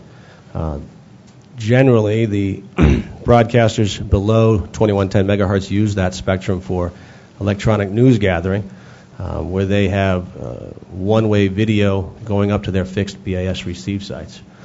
Our CMRS system of numerous cell sites, as you all know how dense these networks can become, would interfere. Adjacent channel could interfere with those fixed BAS receive sites in urban and in rural or suburban areas. The other interference issue that was not as big of an issue, but still something that we were concerned about at T-Mobile, was the interference of portable handheld cameras in the immediate vicinity of handsets. So in both cases, we had an issue with interference seen at a BAS fixed receiver, or in some infrequent cases, I would say, handsets in the immediate vicinity of a transmitter on the back of a camera. There was very little to no guard band here. The AWS allocation went right to 2110 megahertz, and the channel 7 user in each of the markets is right against us. So early on, it was a concern, I think, for both sides that this was going to be an issue, and it certainly was. I think one of the key points that I'd like to make early on is that as soon as we got a group of engineers together, both from the broadcast side and from the CMRS side with engineers at T-Mobile, we were able to get together a good working team. And that was a key point, to get engineers working together and start understanding the interference mechanisms that were in place. This is I missed this slide. This slide here just covers some of the AWS A-block licenses that T-Mobile purchased in Auction 66. And it is important to note we are not the only AWS licensee in the A-block. There are others. We were one of the early users of this spectrum, and so it became necessary for us to work with broadcasters. So we, soon after the auction, were able to put together a group of engineers. On the broadcaster side was led by Craig Strom at WLS, who was instrumental, along with my team at T-Mobile, to make the understanding necessary of what we are dealing with. I think, and this is a wordy slide here, I won't go into all of this. The main point that I want to make here is that in the lab, as we uncovered what was at play between BAS receivers and T-Mobile was using UMTS transmitters, was that the main interference mechanism was adjacent channel overload or brute force overload. We were open to the fact that it was an out-of-band emission issue, but what we found in the lab was that it was primarily an adjacent channel overload issue, one that could be filtered, right? One that we could resolve, at least mostly resolve, with improved selectivity at the receiver. And so that's what we did. That was our approach that we went forward. We teamed up with CMT, a company out of Sacramento that delivered a very impressive band reject filter at the 2110 megahertz band. I will show you a plot of that here in a second, but it was provided more than 60 dB of rejection in a very short amount of space, spectral space, if you will, and proved effective in the lab. We field tested that in Chicago and New York and Orlando, and then we field tested that in other markets wherever the broadcasters requested additional testing. It was important to do that given the variable nature of the way the broadcasters use the spectrum in their specific markets.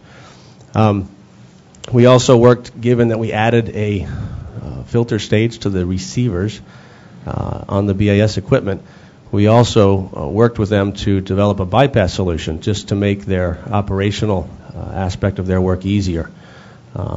Due to the complexities of their systems, having another filter stage there caused problems for some of the other bands that they use. So it was important to look at their system as a whole and understand how they use that in each market, and then deliver some bypass solutions if they so desired or requested it. I won't go into this. This is just for everyone's information. This is the frequency response of the filter that was developed with CMT and has been a very effective part of the solution up to this point. I think another key point here, though, is the individual SBE coordinators, the Society of Broadcasting Engineering Coordinators in each market. They have been invaluable for us, helping us understand who the 2 gigahertz users were, how they used that channel 7, that spectrum that was immediately adjacent to us, to our operations. And without them, we wouldn't have gotten very far. So we really appreciate their efforts in helping us establish those meetings and those relationships across the country. So our goal is to continue to work with broadcasters and provide the required hardware for them so that they can continue to gather the news as they did before we were their neighbors. And that is our continued goal. One other note here in my last slide in conclusion. We've dealt with approximately 100 BAS licensees since 2007, and the overwhelming majority of those have had no interference issues at all. So it's been a great success story from that perspective. We do have some issues that we're still looking into with a few stations, and we'll continue to work with them to completely resolve those issues moving forward. With that, thank you for your time, and I'll pass it on. Dan, thanks so much. This really sounds very smooth. Victor, was it really that easy? I'll have to admit it was. I think cooperation was excellent, at least with T-Mobile, and I'm going to add to that at least, and also talk about what else is needed and the lesson learned. So could I get my slide, please? That's went too far, so let me give it. Okay, just to give you a quick background here, that if you have never seen an ENG truck, that's what an ENG truck looks like. I'm going just quickly, I think Dan covered some of these areas, but I'd like to talk a little bit about our spectrum. We are actually squeezed in between 2 AWS band. Dan is the A band, but even on the lower side of our spectrum, we also have AWS2, which is going to be operating in the near future. We are actually allocated 7 channels. They're 12 megahertz wide, and on each end of these channels, we have half a megahertz, which we use for data return link. Our service, I think some of you might not be familiar with the BS service. Again, it is used primarily, as Dan said, for electronic news gathering, and it intended to distribute shots from the field, live shot from the field to the studio. So usually ENG van within a service area is at any one place at any one time, covering the news live and transmitting it. So we don't know where we are at any one time. We're transmitting from different locations to actually cover the stories. All licensees are actually licensed all 7 channels. And the reason for that, as Dan said, when you go on the site, you really might see some local licensee as well as national licensee, and you'll have to switch channel to be able to accommodate the story that's out there. So in essence, each licensee is operating not on a specific channel, but actually could migrate to channel 1, channel 2, depending on the local coordination. So the interference problem obviously is a problem that will affect all licensees because they'll be operating at a specific time on channel 7 or channel 1. We operate temporary fixed, and we operate mobile. Mobile, what I mean by that, we actually cover a story well when something is moving, or we put those devices in helicopter to take the shot and send it back to the receiver. Our modulation scheme is a digital modulation multi-carrier system. We have like CFDM, and we also operate a single carrier system like 8VSB on a few 8VSB system. The problem with digital modulation is doesn't degrade gracefully, so it has a cliff effect. And what we meant that if there is some degradation in the receive site, you lose the shot or you lose the image. Our receivers are usually located on high sites, and the reason for that is you're trying to shoot from different directions, different locations, so your receiver is always at a very high site. It's omnidirectional, more or less. It uses a steerable antenna, so you'll be pointing at the direction where you actually the truck is. Oops, sorry about that. Next. The kind of interference mitigation technique that were used for this allocation. The good part about that is before even the spectrum was allocated, the Commission realized that interference is a problem and established some coordination process between BS and AWS. And it didn't establish technical guideline, but did establish the right issue, who's supposed to mitigate the interference. And so that helped the cooperation between the two parties. Again, Dan talked about what the type of interference it is. It's an out-of-band emission, primarily brute force front-end overload when you have a AWS transmitter in the near proximity of a BS receiver. Solution, Dan talked about that. It's a filtering process. It's a filtering of that signal at the receive site. And again, both industry worked well together to mitigate the interference. The next slide basically will show you what we're talking about. This is a real-life case in Chicago, where on the left side of the spectrum, you're seeing a BS that is not transmitting, and on the right side of the spectrum, you're seeing a BS without a filter on. As you see, the out-of-band emission is about 20 dB higher than it's supposed to be. So when you operate a BS channel 7, obviously that affects the reception of that signal. On the right side of this spectrum plot, you're seeing the performance of the filter when it's on, where you see the out-of-band emission is notched from the BS perspective, and the noise floor is down by about 20 dB. So that's what Dan was talking, how well that filter worked. Again, the receive site was at the Sears Tower. It was a high receive site, and that was a reception taken out of the antenna. The next one actually is same receive site. Since we had a steerable antenna, we kind of rotated the antenna. And what you saw here is even with the filtering, there are locations where you have a high concentration AWS transmitter that the aggregate interference affects the signal. So it's not only a single issue, it's an aggregate issue here. So even though there is a filter there are certain shots that would be affected, TV shots.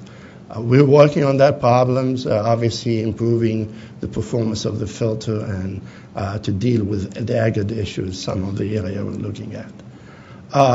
Lesson learned.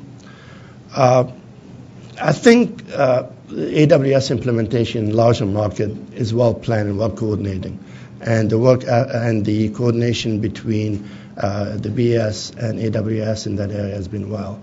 Unfortunately, in smaller market and rural area, that spectrum is used actually for point-to-point, and some of the BS receiver are on very high mountains with very high gain antenna. So sometimes we're seeing that interference could be reported as far as 50 miles away. You can identify it first, but then you could work. And that we need further cooperation and education effort, especially for the smaller telecom co-ops or other licensees that be using the spectrum down the road. And the other concern, obviously, as the AWS network grow in a certain area and additional transmitter are put in, we need to address that as well and find ways of dealing with it. With that, I'll turn it over to you. Thank you, Victor. And Terry, I want to pick up our next challenge. Thank you, Dennis. So we've been at this for about a dozen years, and I'm not planning to go back through every single technical back and forth that we've done. There's probably literally hundreds of thousands of pages in the record that you're all welcome to go through. Should you do that, I would just say that both Kurt and I are much nicer people than we are portrayed in a lot of those pages. maybe troublemakers, but still nice people. I think we want to, in talking about satellite radio, I'd like to point out that this is a real success story, we believe, for the FCC, to be able to foster an entirely new industry that's been 10 years on air now, 22 million subscribers, and continuing to grow. 2 out of every 3 new cars that are being sold are capable of receiving satellite radio. And by 2015, there should be about 75 million of those vehicles continuing to grow the volume that are capable of receiving satellite radio. So there's quite a volume of receivers that are in play here. I'll just put this back up for reference. I'm not going to go through it again, but just a few points about our application. It is very sensitive to service availability because of the fact that people want to have that continuous streaming environment that's uninterrupted. People might look at us as being a little bit crazy to have to send the signals in 3 different paths to make sure that we have that high availability, but that's the reality of what it's needed to be able to do. And I think the other thing that can't be lost on everybody is that not all 3 of those channels are available all the time on these things. In fact, it's somewhat rare. So there's an awful lot that needs to be addressed there. It's a very challenging environment with the speeds that we have to be able to deal with, the multipath, the reception under foliage, all while maintaining that extremely high service availability. As I mentioned earlier, the fact that another part of the uniqueness is the fact that we started out as 2 companies. So we had to address in its infancy to make sure that our receivers could deal with adjacent channel concerns. And so we believe that we've built that into our receivers quite well, and we spent an awful lot of money to make sure that those receivers do perform well and equivalent to what we see in blocking performance of handsets and all the other devices that are out there. So we're quite proud of the technology that we fielded there. And it was particularly important given that, as we've talked about in the earlier piece, that this is technology that gets embedded in to automobiles and the tremendously long cycle times for those technologies to continue to exist out there. For us, in trying to get back to focusing on lessons learned, for us, I think it's very key to continue to look at what applications are being used as part of that spectrum planning process, and how that has to deal with what neighboring services are placed there, what the assumptions are for the interference environment that you're going to be able to deal with. For us, it is primarily to be able to receive those weak satellite signals on roadways with a very high service availability. On the neighboring channels of the WCS service at the time of auction, the application foreseen there was one of two-way links for backhaul type of services. For us, that was a very compatible type of application in a neighboring environment. It tends to be transmitters that are going to be high off the ground, narrow beam widths that don't put a lot of energy onto the ground, onto the same roadways that we're trying to receive our weak satellite signals. As we look at the mobile broadband applications. First of all, we think that backhaul services are ones that continue to be underserved and a critical part of that. So we'd certainly like to see that be considered as one of the applications here. It's just not nearly as lucrative for some people as delivering a mobile network to handsets. The mobile broadband, when it's looking at delivering signals to the handsets, is really putting signal levels hot on the streets, in the same place that we're trying to receive our weak signals. Recently, you've seen some things where go-go networks that provide wireless services and internet connectivity in airplanes has shown some interest in trying to utilize WCS frequencies. And that's another application that when we look at that, an air-to-ground, ground-to-air type of delivery of that service, is not putting contention into trying to share the same roadways with high signal levels there. Smart grid applications are another one that is obviously being looked at quite a bit, and there I think the devil's in the details. We see kind of a mixed bag depending upon how much of that traffic ends up being point-to-point types of communications, and how high up off the street the transmitter sites are, versus also trying to squeeze in potentially some mobile applications there. I think in terms of other lessons learned, for us, I think enforcement of construction milestones would be extremely helpful in cementing some of the certainty that people have to deal with in terms of the environments that we have. We went from the licensing and the auctions in 1997 to starting up service in 2001. So we're very quick, but the rest of the spectrum has been relatively fallow since then. I think that still allows technology to evolve, but at least you've got greater certainty over what the interference environment is that you're going to be able to deal with. A couple other points. Coordination responsibilities between the parties, I think, is very, very critical, so that people can get together and deal with that. We had that experience when the two systems, the two licensees and SDARS were competing with one another. We still got together because we were concerned about the MAD doctrine of mutually assured destruction if we didn't. So I think that's kind of important that that continues through that thread here. And having a common understanding of what constitutes harmful interference. So, as I mentioned, where service availability is so king to us, that if there are frequent or sustained disruptions to the reception of our service, that becomes pretty damaging. So, all in all, I think that I'll sum up by talking about the international aspects.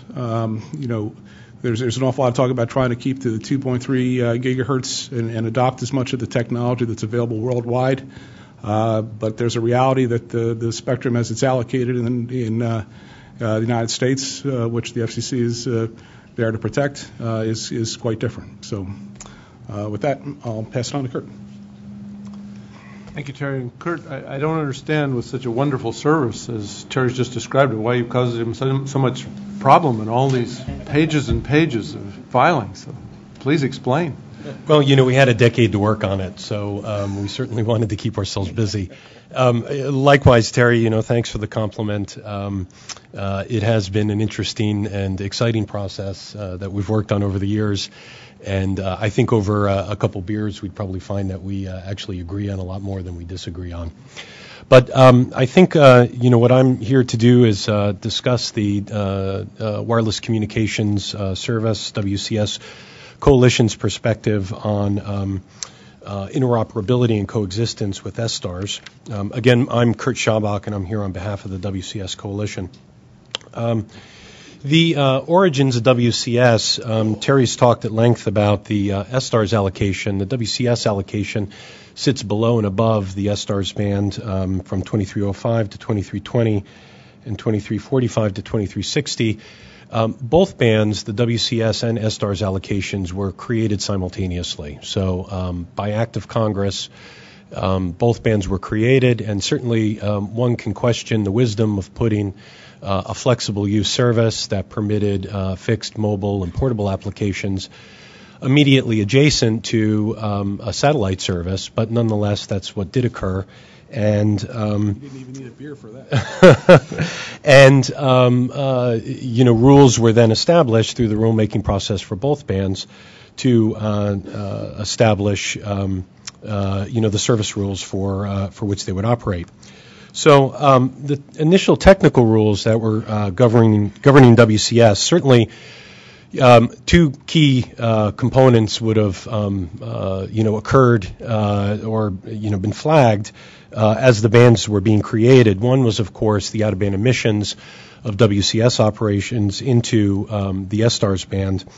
And at the time, very tough technical standards were adopted based mostly on theoretical analysis that would allow the two services to evolve over time. So that theoretical analysis resulted in different masks for both fixed and mobile operations. 80 plus 10 log P for fixed operations and 110 plus 10 log P for mobile operations into the STARS band. What I think is interesting, though, is that at the time there was no specific concern raised by the STARS community with regard to power limits on WCS whatsoever. The STARS community didn't raise overload as a potential issue or vulnerability of their service. It wasn't until on reconsideration by the Commission through an affiliated party, basically the multi-point distribution service, who came in and said, look, we've got an issue related to poor down converter design or wide open down converters that needs to be addressed. It was then that the Commission adopted specific power limits related to WCS operations, which were 2,000 watts peak EIRP for fixed land and radio location services and 20 watts EIRP for mobile services. So I think what's interesting here is that there was a specific process that, in addition to enacting these power limits, that the Commission said, look, the MDS community needs to improve its receivers going forward and set a standard by which they would minimize the long-term risks of interference. So fast forwarding now to 2007, as part of the original order, the Commission said that it would revisit the out-of-band emissions regulations that it had first assigned. And in 2007, indeed, the Commission issued an NPRM to look at rule changes to facilitate mobile use and specifically related to the out-of-band emissions.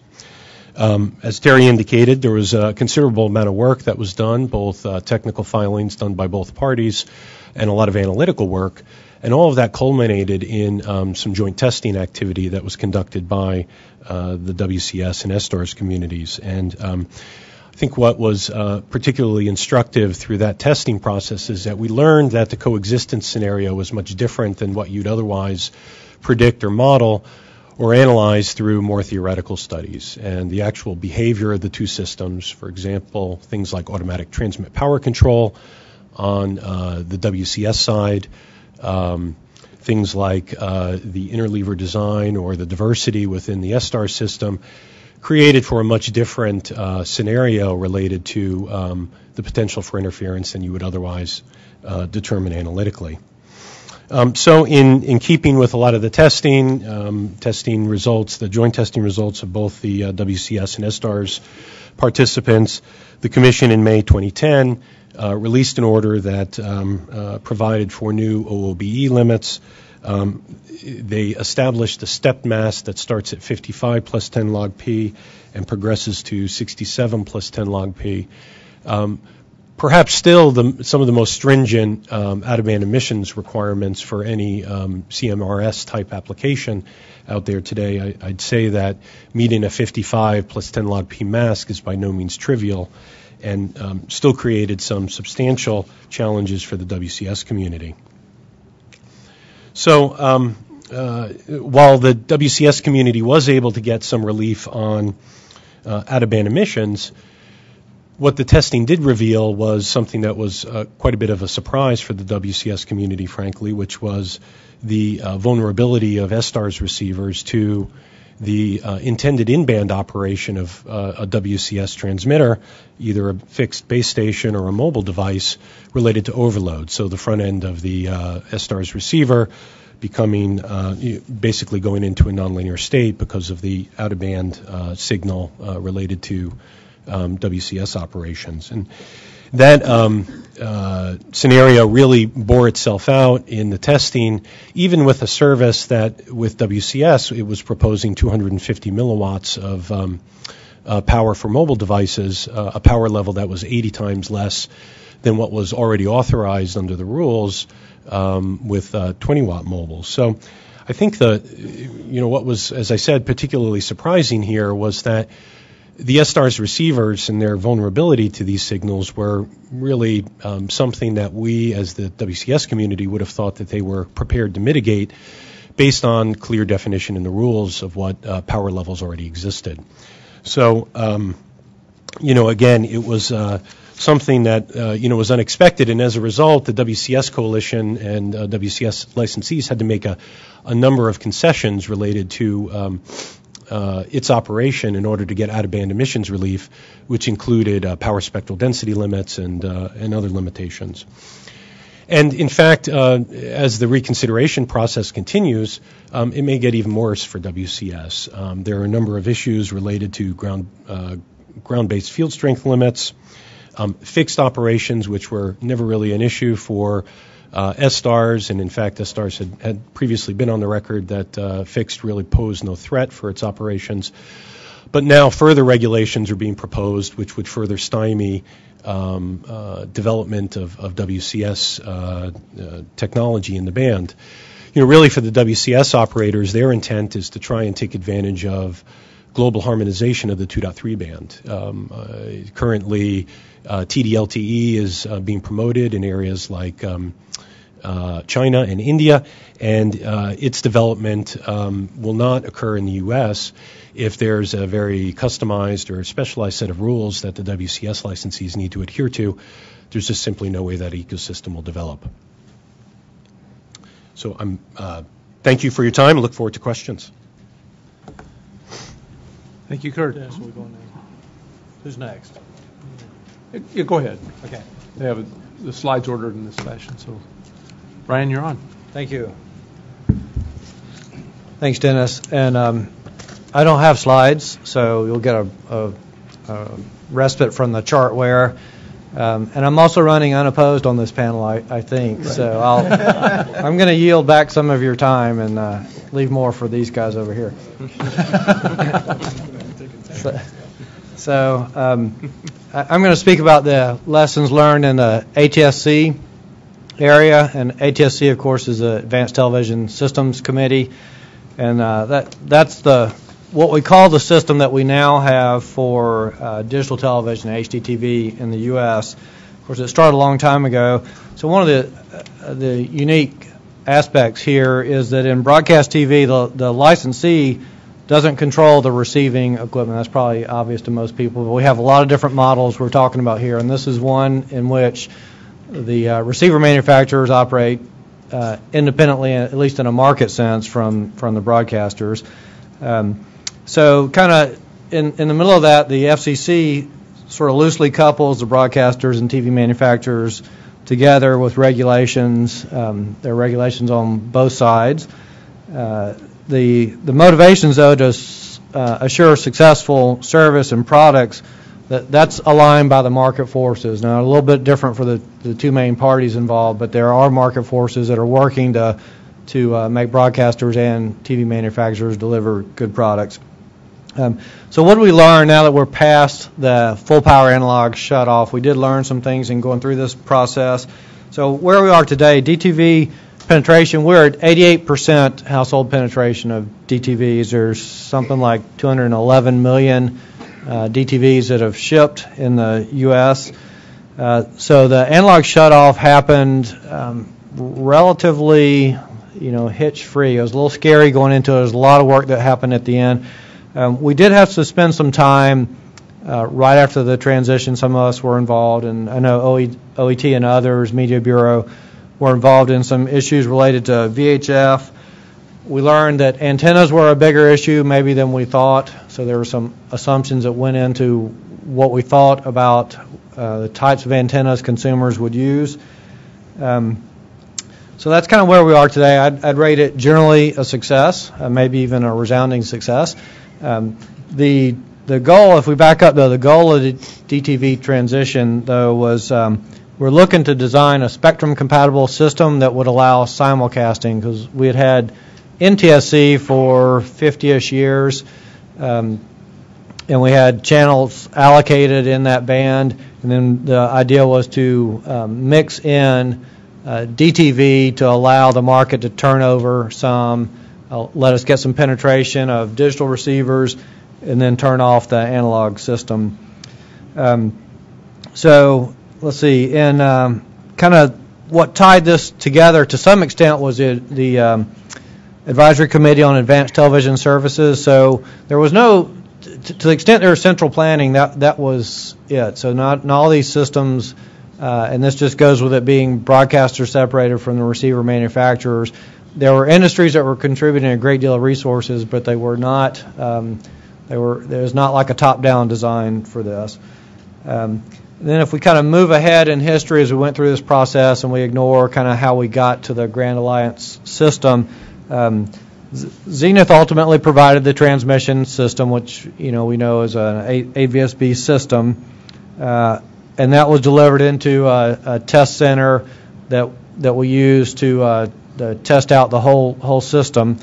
Then one of the things that we had was that these cooperating industries understood pretty well the receiver environment of what's going to be the impact now that we mix in these digital channels in with these analog channels and with different spacing geographically and frequency-wise, and then what is the amount of tolerable interference from one to the other. So there were some kind of well understood what we call desired to undesired ratios, DU ratios, that everybody arrived at. And those DU ratios, they drove the planning factors that the FCC used. So I think it's primarily FCC and probably MSTV helped develop these planning factors that went into channel allotment.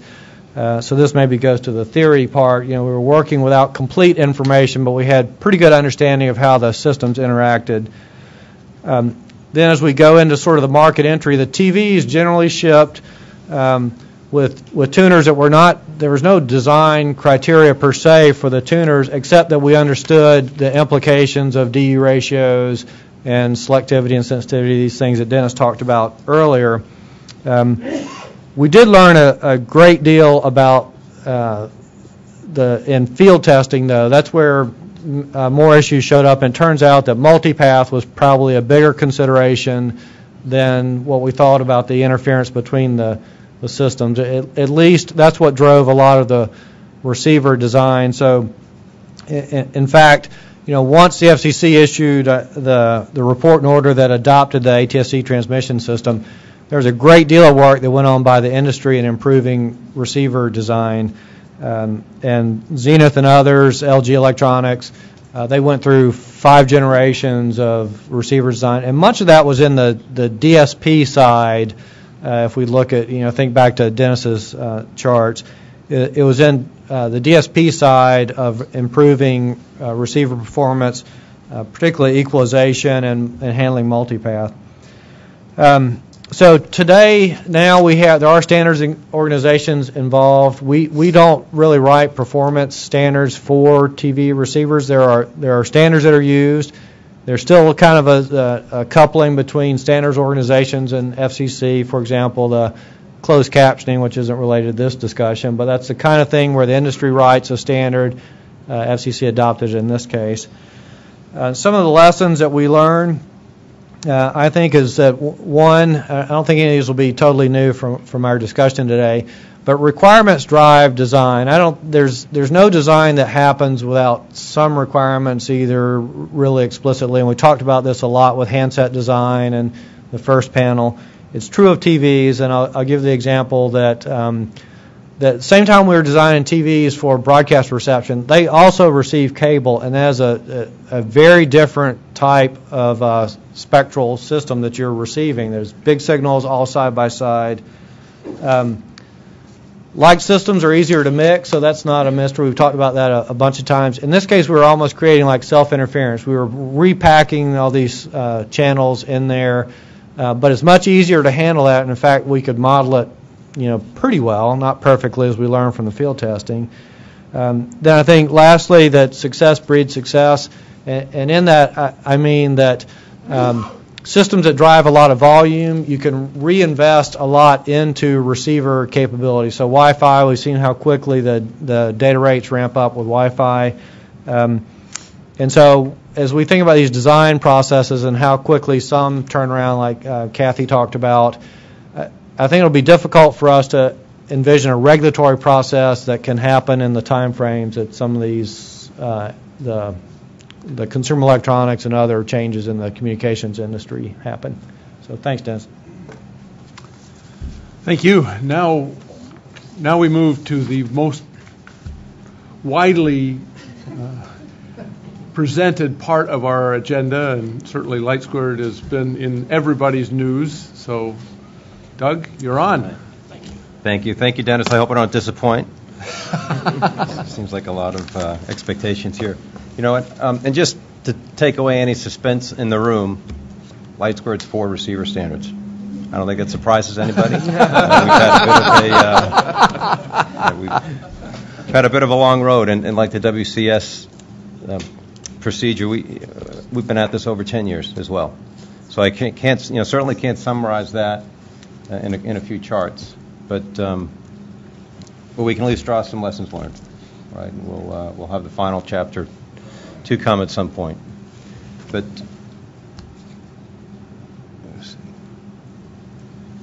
So I think we all know there's a demand for spectrum that currently we're not meeting, right? And I think as license holders and operators, we have to work together to find more efficient ways to use the spectrum that we have, because last I checked, they're not creating any more.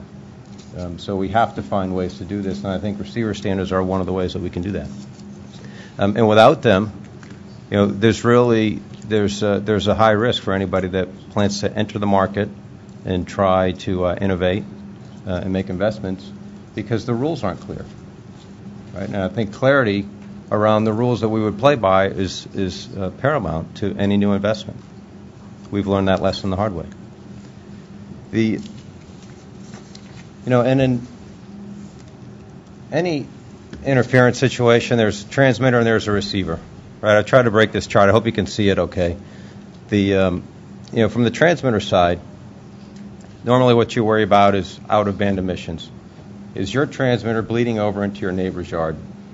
And it's a very important consideration, right? So way back in 2001 and 2002, the proceedings that led to Light Squared getting its rights to use our spectrum terrestrially focused on this quite a bit. The GPS community was very involved. They looked at this as they should have, and they came to the table with a set of requirements, as they should have, to contain the Light Squared transmitter into its yard. The requirement was minus 100 dBW per megahertz. It's a very strict out-of-band emission requirement.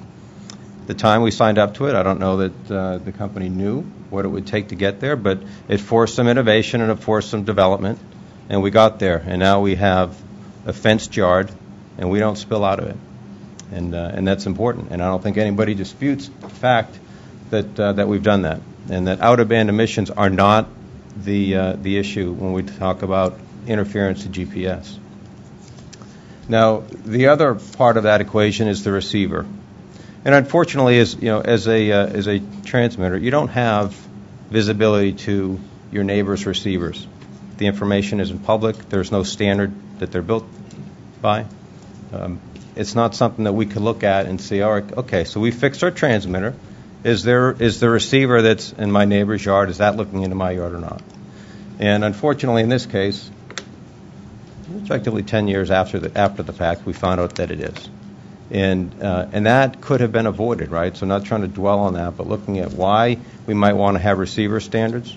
This is a reason. Because I think what I could say is that in 2003, when the rules were written around granting Light Squared permission to use ATC, terrestrial use of our spectrum, had receiver standards been put in place at that time, I don't think we would have an issue right now. There's been plenty of time to kind of seamlessly migrate over, and again, it's not trying to bring up the past, but it is trying to say this could have been avoided, and I think this is the primary lesson learned from over 10 years of working this issue.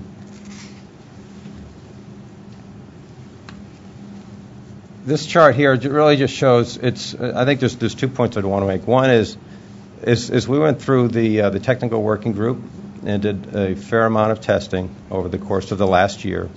What we identified was that different GPS receivers certainly do have a different point at which they are impacted, and it's a wide array. I think receiver standards could help tighten that up.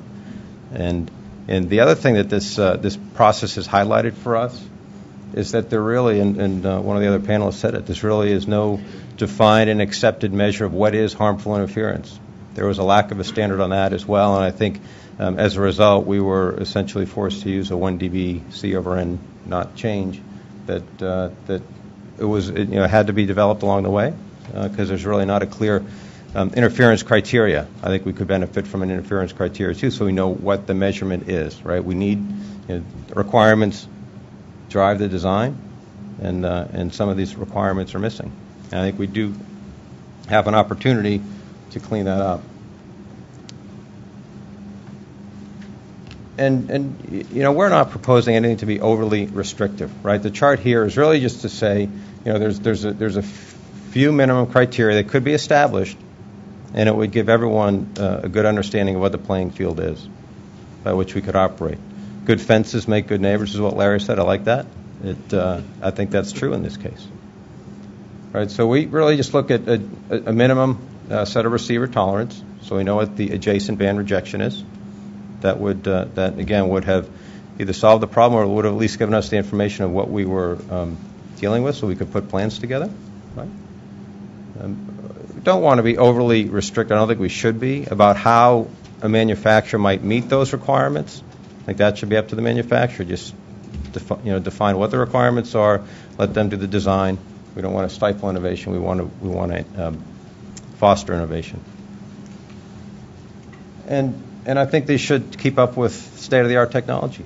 One thing that we've found with our own outer band emissions requirement, we can do now what we probably couldn't have done 10 years ago from a receiver roll-off, or transmitter roll-off. Right, and we can meet negative 100 dBW per megahertz. Well, I don't know what we could have 10 years ago. So we also have to be able to keep up with technology and use today's technology standards to define how adjacent bands can operate together.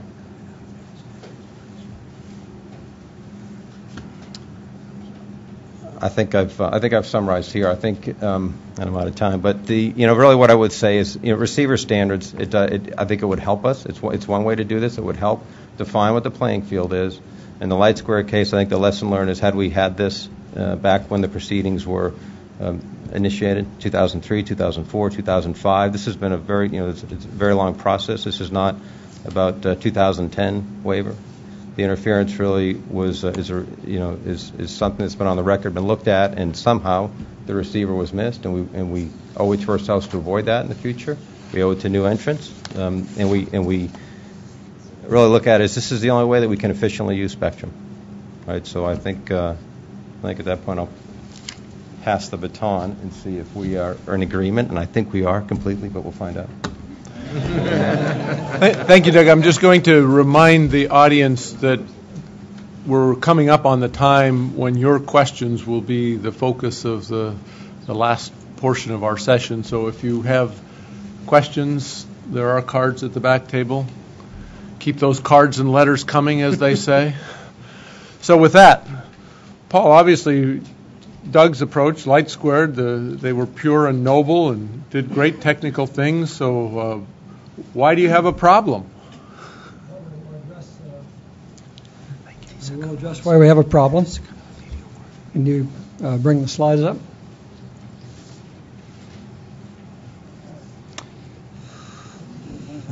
So that's what I do for a living.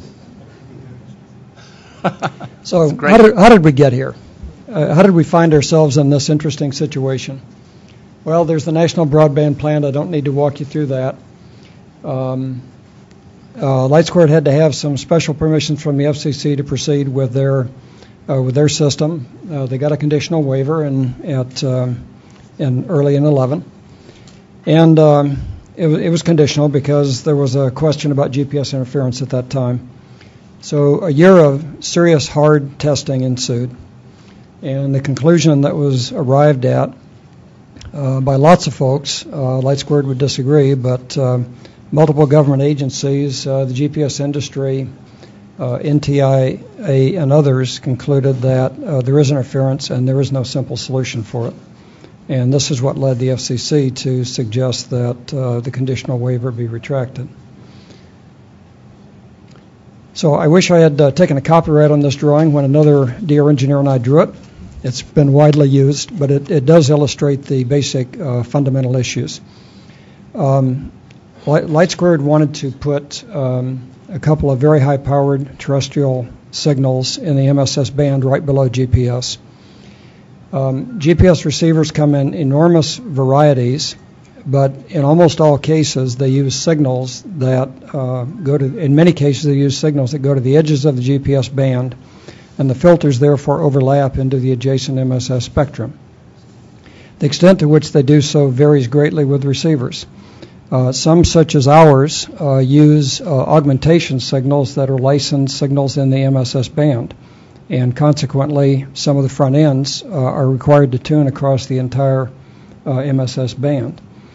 So you see various filter characteristics there, but what happened is that most existing GPS receivers to some extent do have filters that do overlap into the MSS band.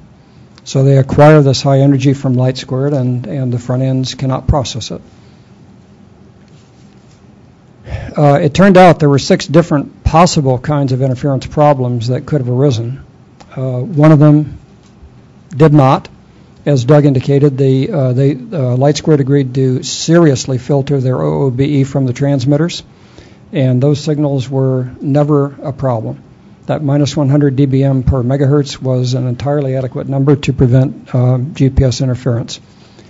However, the overload problems caused by the base stations, the inability to receive the augmentation signals in the MSS band, the fact that handsets also interfere with GPS receivers when they're nearby, third-order intermodulation products in the original design of the Light Squared signal structures, the potential of handset OOBE causing GPS interference.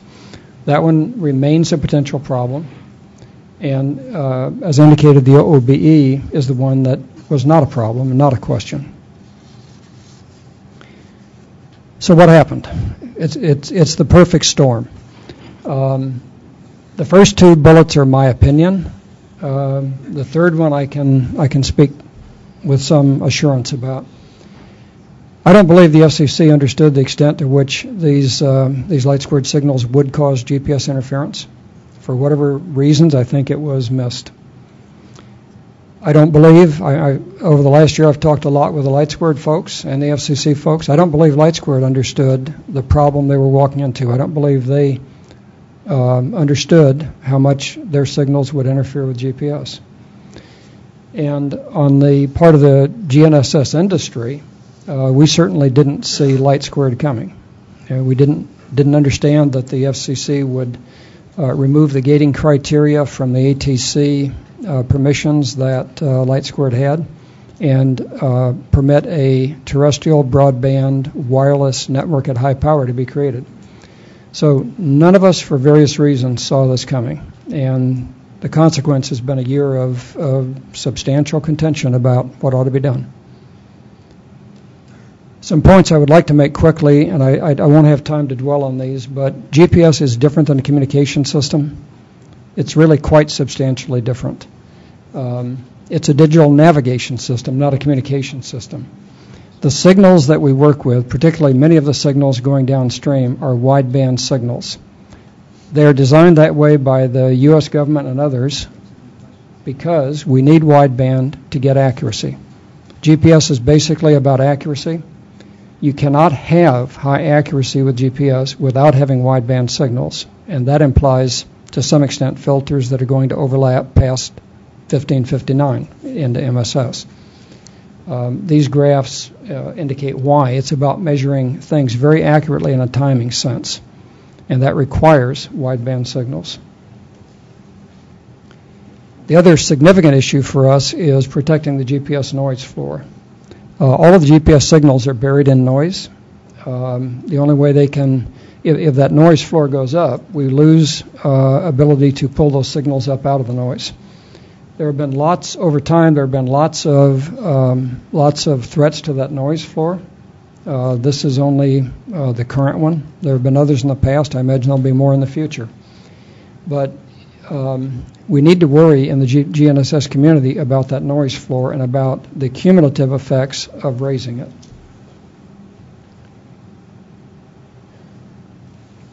So a lot of time went in the past year into the various classes of GPS receivers and how they're affected. Hundreds of millions would have been affected under the original Light Squared plan. As that plan changed, fewer were affected, but many of those that remain affected occupy key roles in industry and science. These high-precision receivers, for instance, are critical for agriculture and construction and surveying and aviation, for science. They play a very outsized role in what they do in terms of their numbers.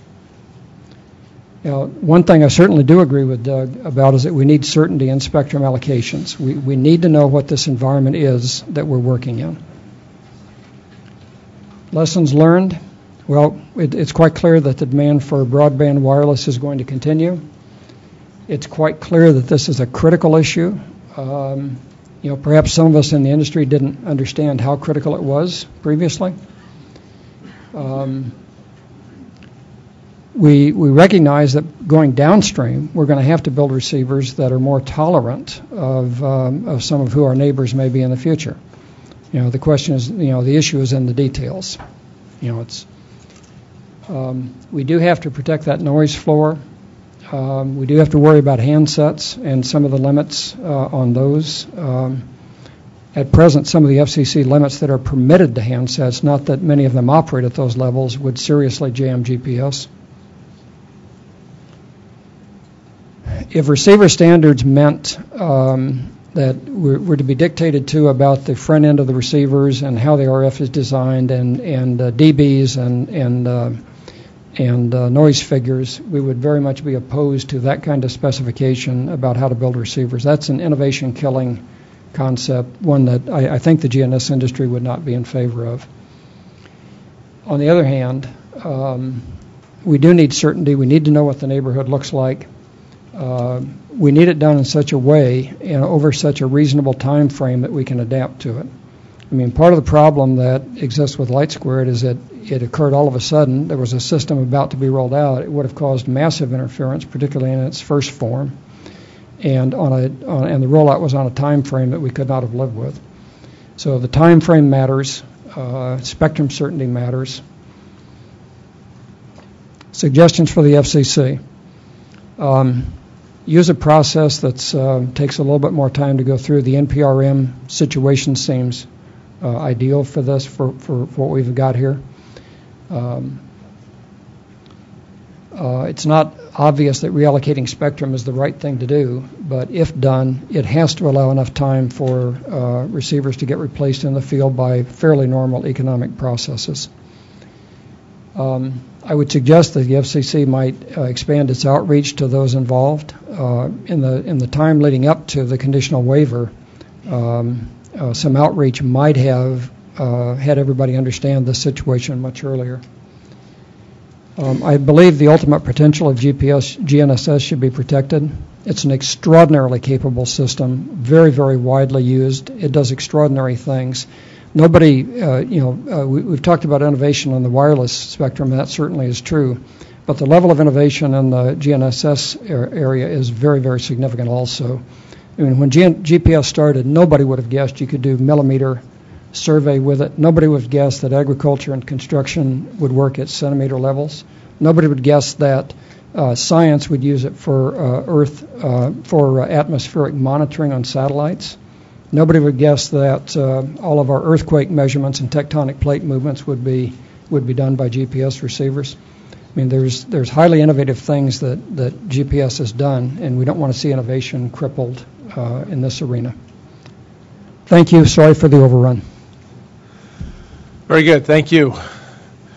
And this clearly, actually throughout, but this last piece in particular, since it's been so much in the news, is a good illustration of, and actually Paul talked to me about this before, how even well-meaning parties can end up at very significant loggerheads through the process.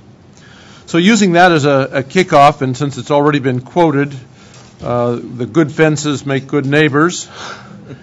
In Walt Whitman's rendition of that, the neighbors on both sides were building the rocks building the wall by gathering the rocks and putting them together. So with that notion of collaboration, is that what we should be doing? Creating good fences with good neighbors so that piecewise or pairwise the people on both sides of each of the boundaries would work very tightly together, well in advance of establishing the actual rollout of systems? Is that how this should work?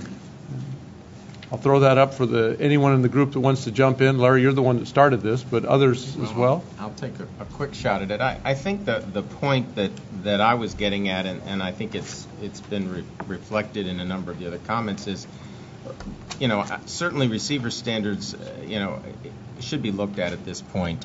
Obviously, it's a complex issue, has been for many years. I think it has to be looked at because the spectrum environment has changed dramatically from even 20 or 25 years ago. We have so much more use of the spectrum, so much more intensive use. The move to data-driven communications is going to force so much more data through in effect, pipes in the spectrum that exist. So on the one hand, we have that, and then we have more entrants. I mean, this country thrives on competition. Communications policy is directed toward competition, so we want to see innovation. We want to see new applications and provide spectrum for them. But at the same time, I think the other half of it, and it goes to the walls here, is, for example, in our 800 example, and in some of the others that have been talked about here, you come to an existing spectrum allocation done under certain assumptions 30 or 35 years ago, and technology and needs and public demand have changed. 800 is an example of where we were able to change the allocation, in effect, even while things are going on. But it's very difficult. It's costing, in effect, over $4 billion to do it, and it's kind of like changing out the engines on an airplane while it's flying. So it's not necessarily what we want to do everywhere, but I think at the same time, that's kind of the start. Receiver performance in part and specs in part are based on how the spectrum is laid out. Now, in a perfect world, some might argue we ought to go back and now, looking at what people want to do in the spectrum today, decide which bands make most sense for which kinds of applications. I mean, certainly this has been a huge issue in broadband lately. Do you want lower frequency to do coverage? Do you want higher frequencies to do capacity? And then you might try to sort everything out. But I think that's way too complicated and difficult. So I think where the Commission can improve underlying allocations and maybe before systems are completely up and ready, maybe make some changes is one piece of the puzzle. The other piece is I think it is fair to look at receiver standards and see whether that can, without undercutting innovation, produce a better result for all going forward. Others like to jump in on that? I will. I mean, I certainly agree. I think and I said it in my brief presentation, which is receiver standards. It's one way to get kind of clarity of what the playing field is, right? And I think it's something that not only helps neighbors be good neighbors, but I do think it does help innovation, right? And I think one of the things that we need, is to get more use out of the existing spectrum, and this is one way to do it, which is tighten up the borders. I think receiver standards are a very effective way to do that. Others, jump in. Go ahead, Paul. So I think the basic comment that good fences make good neighbors is probably true. The question is, where do we put the fence? For instance, again, to deal specifically with the LightSquared situation, if the fence had been drawn at the high 10 boundary, it would have created an impossible situation for GNSS going forward.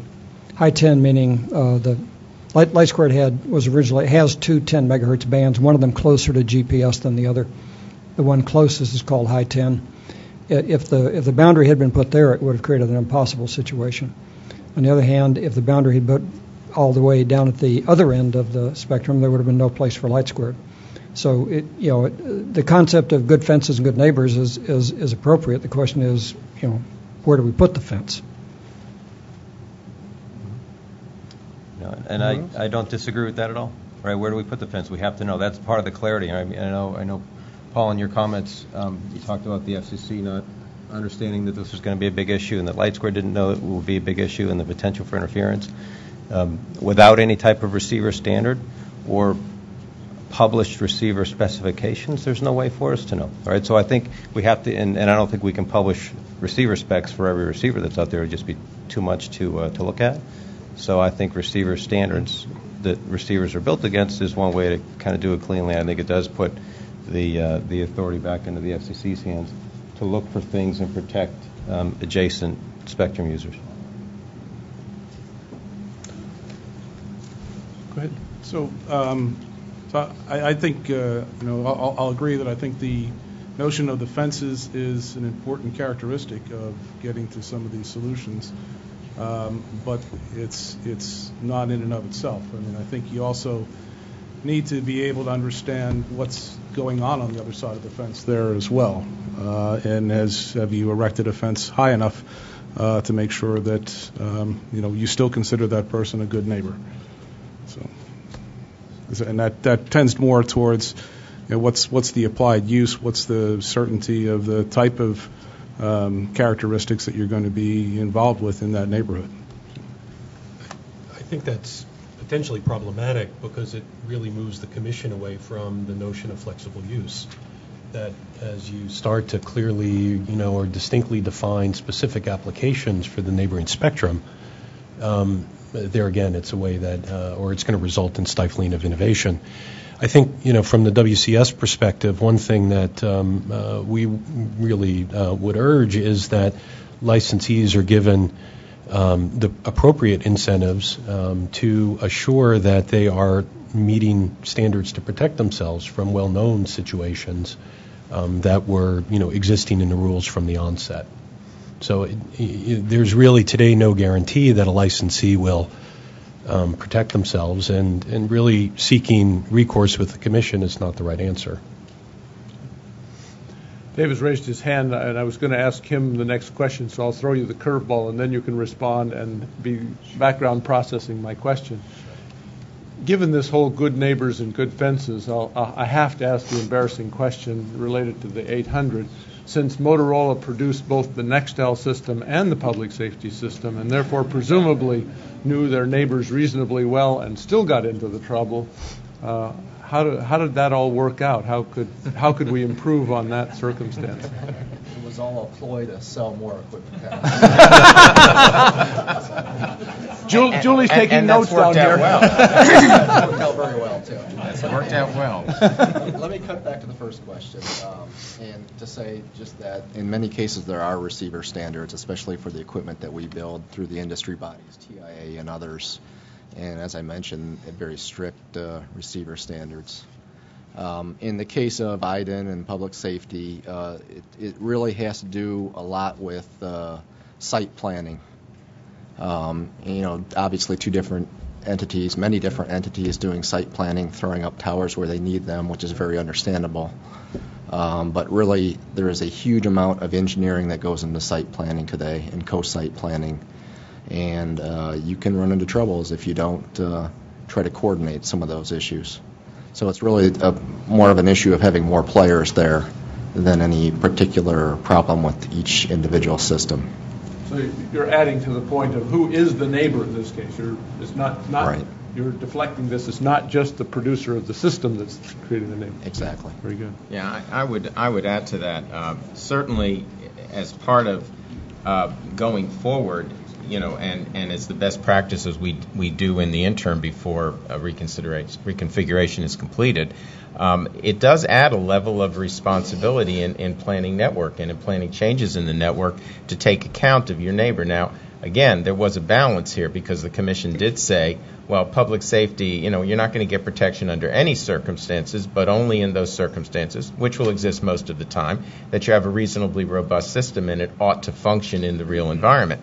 But having said that, in the 800 megahertz band, Sprint continues to have the obligation not to cause interference, and that does present a certain level of overhead in IDEN, but also in future technologies, for example, in the transition to CDMA. Now, it turns out that will work well, but it means you have to take account of it. And I think that reality of knowing what your neighbor's doing and balancing the obligation so that all parties are working together to minimize the risk of interference is necessary as we move forward and increasingly use the spectrum. I don't think it can all be, well, we're here, and so, whatever we do is fine, and somebody else comes in, you can't come in. I think you have to do a balance. And in the 800 proceeding, I think Commission spoke very forcefully to that. It did not get into first in and last in fixes, because you could have argued about who was where at what time, especially as different systems developed and different parties came in to add to their systems. Instead, it took, I think, a much more nuanced but a lot more thoughtful approach.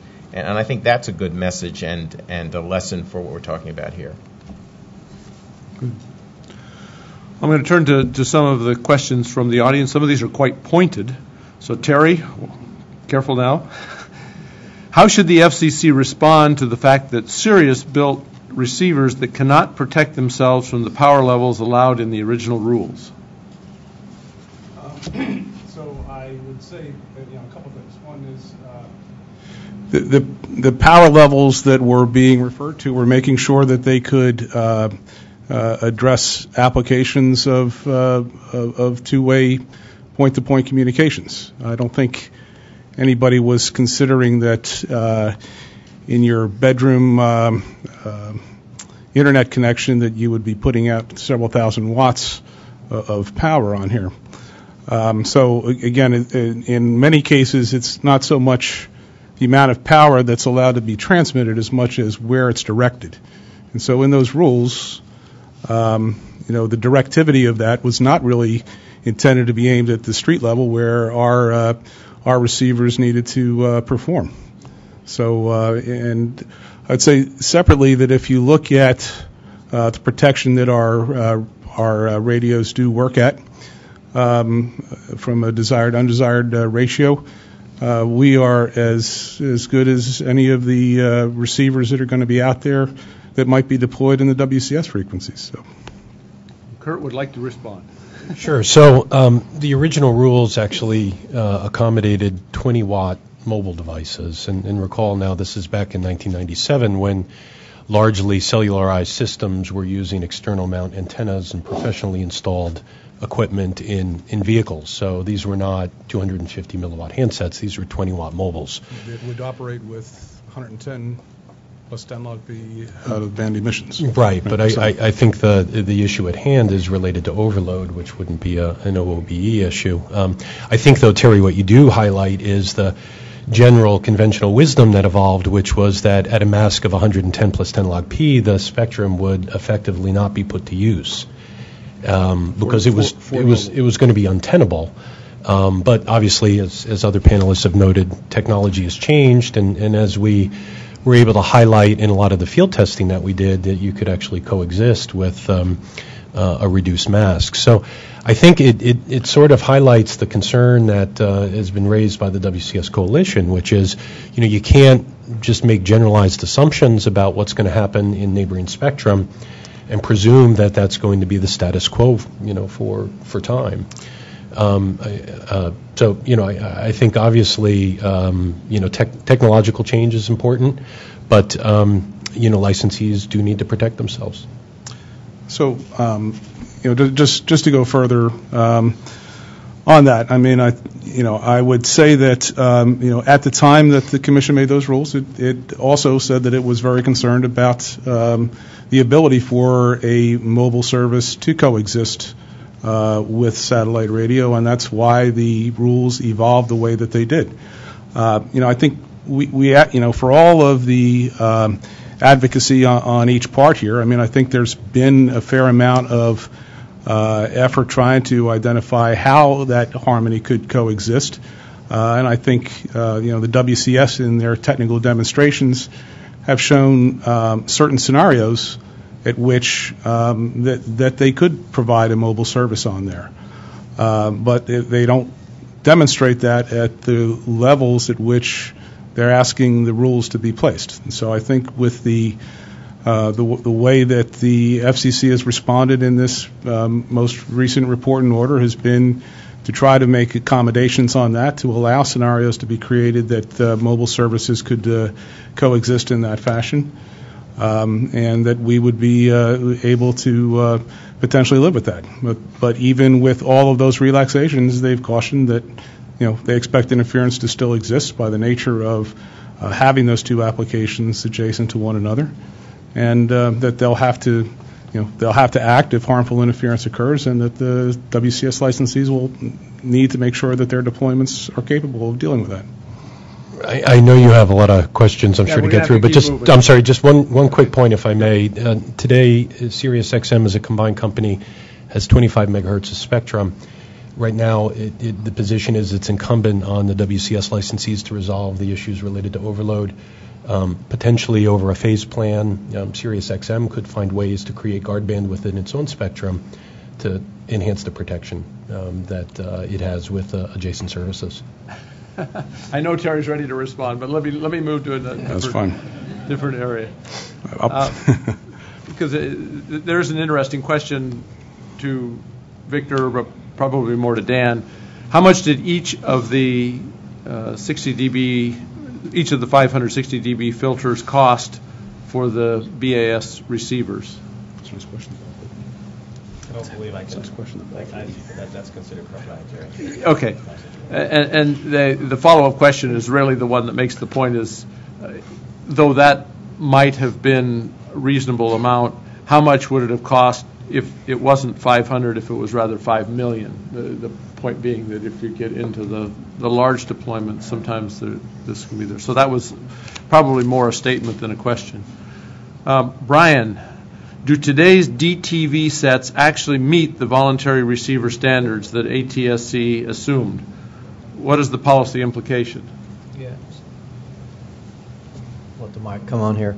So there, like I said, there are not receiver standards, and we've used that term a bunch here. So I think we mostly mean the protection, the spectral environment, because almost everybody said we don't want government design of the literally the receivers. Yeah, I'm reading So, and I think your next panel is actually going to address this, because John Henderson is going to talk about some work that took place in ATSC to deal very specifically with receiver recommendations. So I guess maybe the one way to look at the question is, do the receivers meet the assumptions that were made in planning?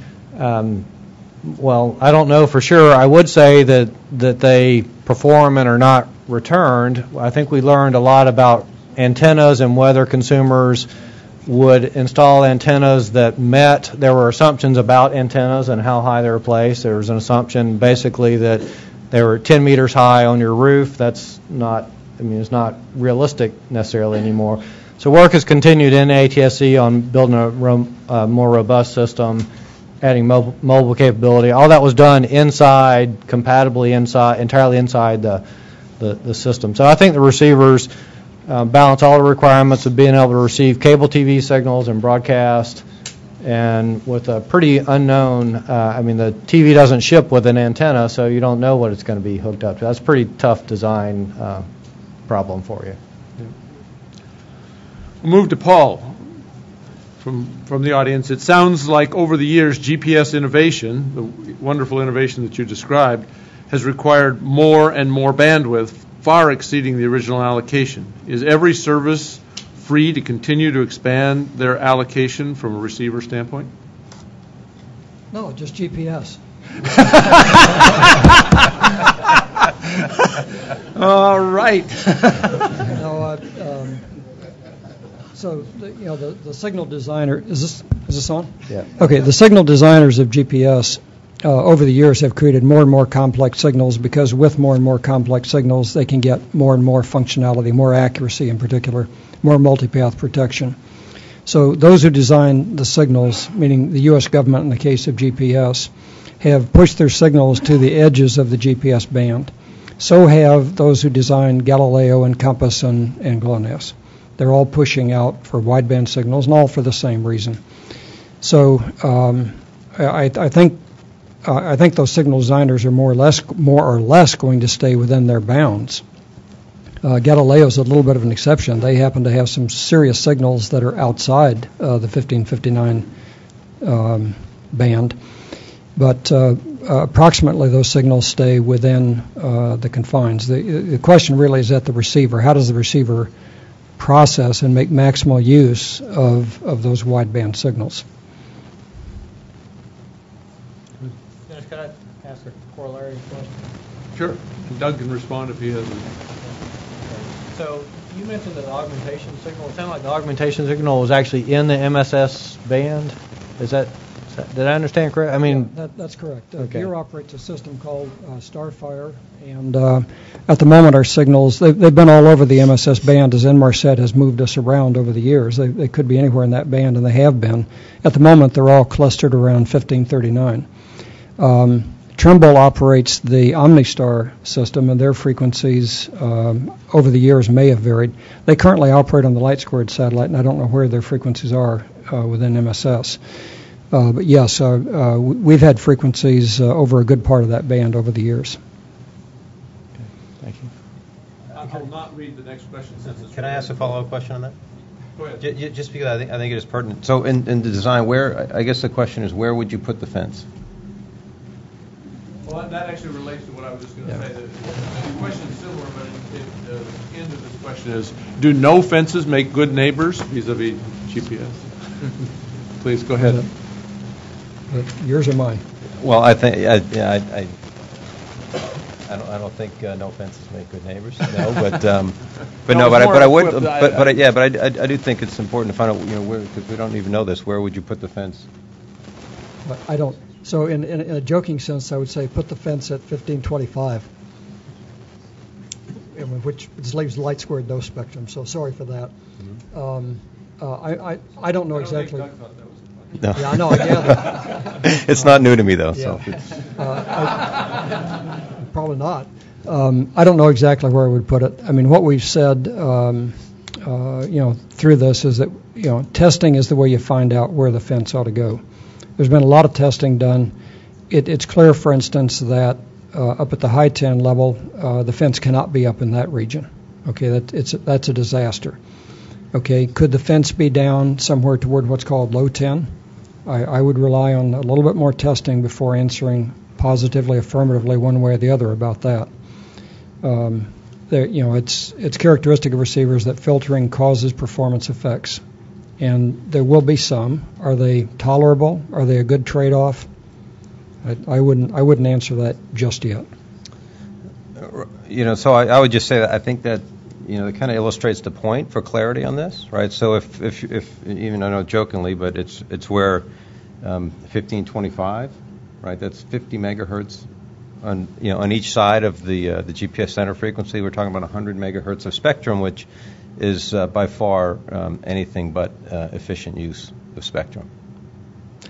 Well, there are those who argue that GPS is the most efficient spectral system ever invented. Okay, if you look at the number of users per megahertz, that's one way to look at it, and the functions that it does, it's an extremely efficient use of spectrum. I don't disagree with that, but I think the denominator was probably the assigned spectrum, not everything nearby. Yeah. Right. Okay, very good. Back to Terry. Without a regulatory requirement, how does SiriusXM specify blocking and ACS of your receivers? Did Sirius and XM independently spec receivers versus the same way? If not, how do they differ?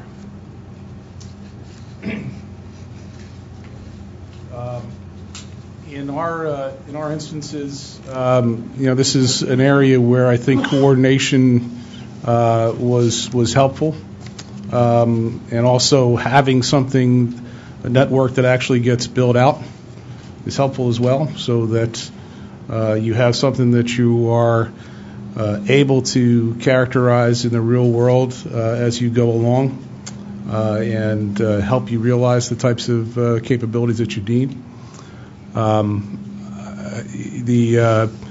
would say the blocking performance was one that we looked at, in particular looking at the need to protect satellite signals versus the alternate terrestrial repeater elements that were there. And that led us to something that I think is pretty consistent, and we took great pains to actually build in that capability to be protective of those satellite signals from high power sites. Having multiple networks in place there, we don't have the necessarily the ability to make sure that everything is co-sited to know whether Those satellite signals were going to be augmented by our own friendly terrestrial signals. And so that was something that had to be factored into that. And I think that's where it leads to the what we think is excellent performance of our receivers now. Great.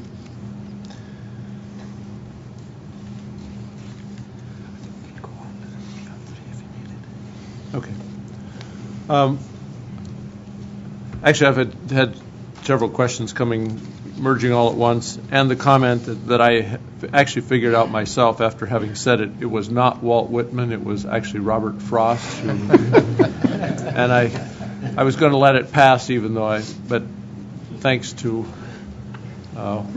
friends who have helped me with my lack of education in that It was probably area. some damn smartphone that helped find that. All right. How are the next generation global navigation satellite systems evolving? Are next generation GNSS systems being deployed narrowband or wideband? And how will they fix the issues that we've been talking about in the future?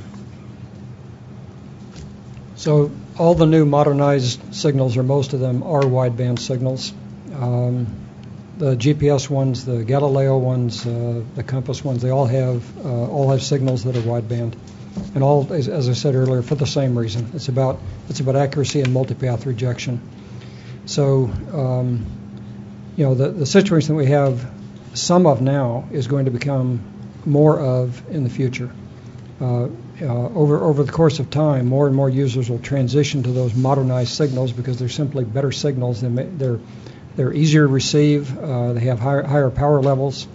The receivers will work better with the new signals. So the world we're moving into has more of wideband rather than less.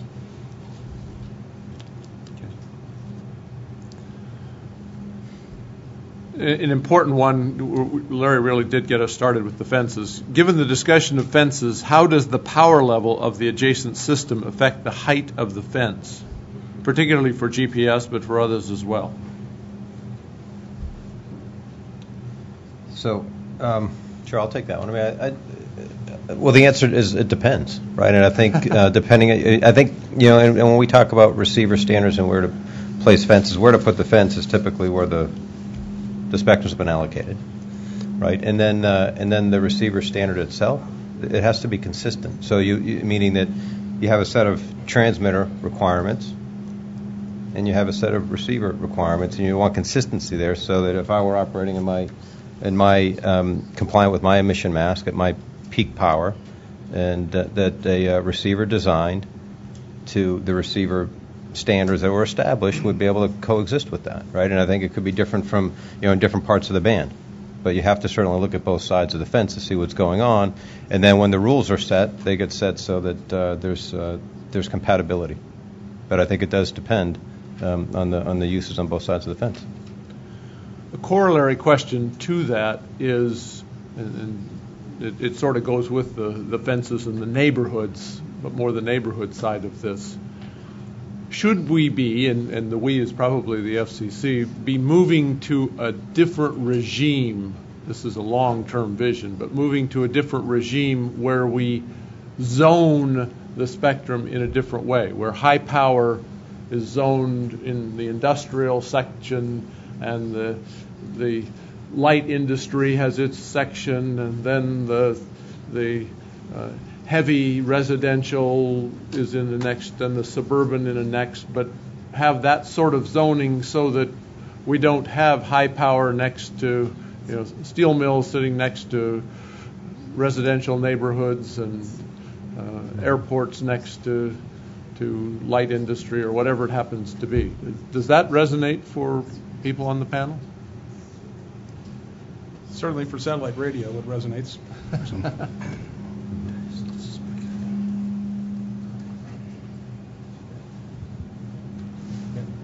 Check. So it does. I think there's still issues of detail, but I think it's good to continuing to torture the fence analogy by bringing in zoning. But I thought about the same thing. My question about the GPS and augmentation signal, it's almost, there's sort of an impossible situation here that you receive an augmentation signal that's over in a band that's being used for another service. So I think it would help to get similar services together, but proximity of transmitters and receivers and then flexible use. We definitely have some competing demands we're going to have to balance here. I was thinking about, I think you used the term flexible use. So we want flexible use, yet we want certainty of what our neighbor's doing, so there's a lot we're going to have to balance here. But I think trying to do similar things co-located is a good first step. It's when we start mixing services that we have a lot of trouble.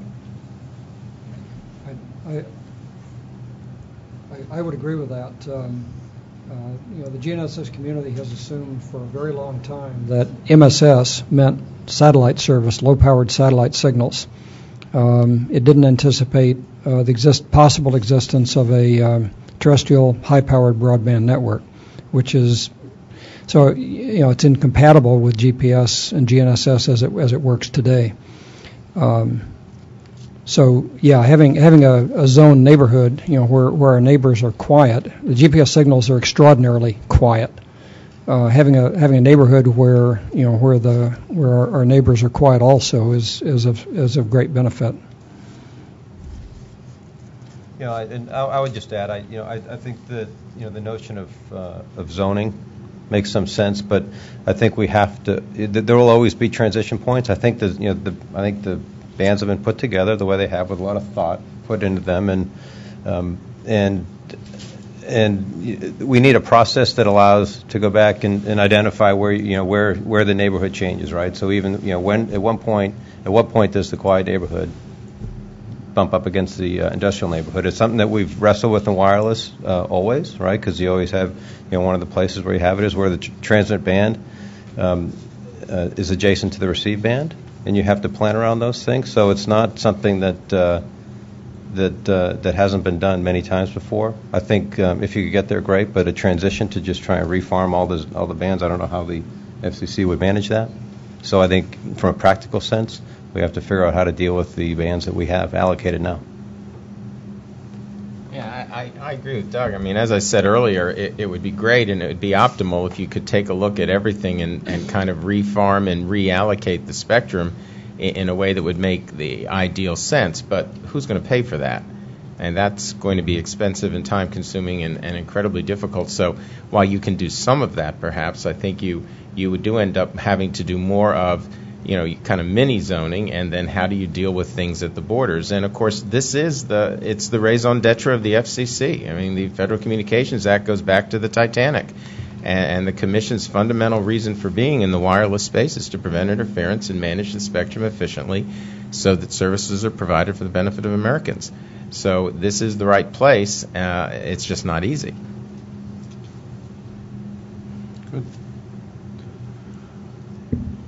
Next question. Whose responsibility is it to determine if your neighbor's receiver will overload? Yours or your neighbor's? Especially when there's been 10 years of FCC proceedings in front of it. It sounds like it might be aimed at me. I think you can take that, Doug. Sure. Well, I think it's the point I was trying to make, which is I don't know how I could be responsible for my neighbor's receiver when I don't know anything about it. It's not public information. There's no spec that it's been designed to that's publicly available.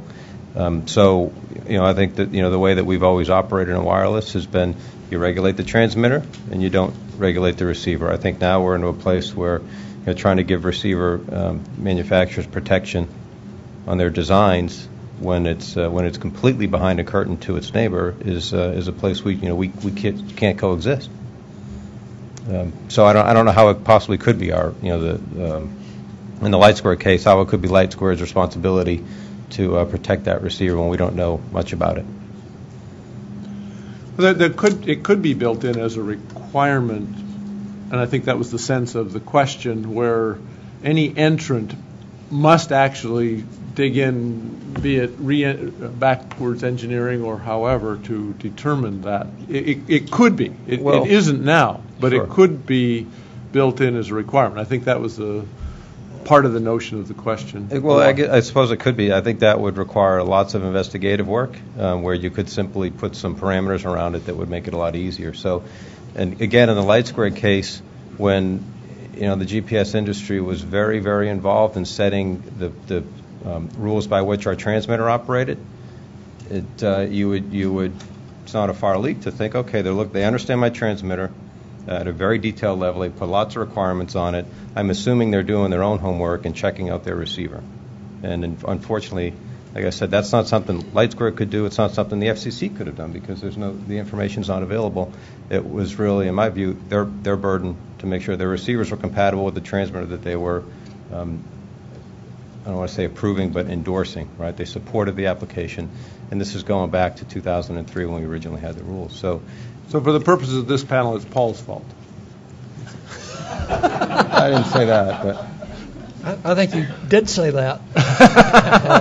I think it's a joint. It has to be a joint responsibility. I mean,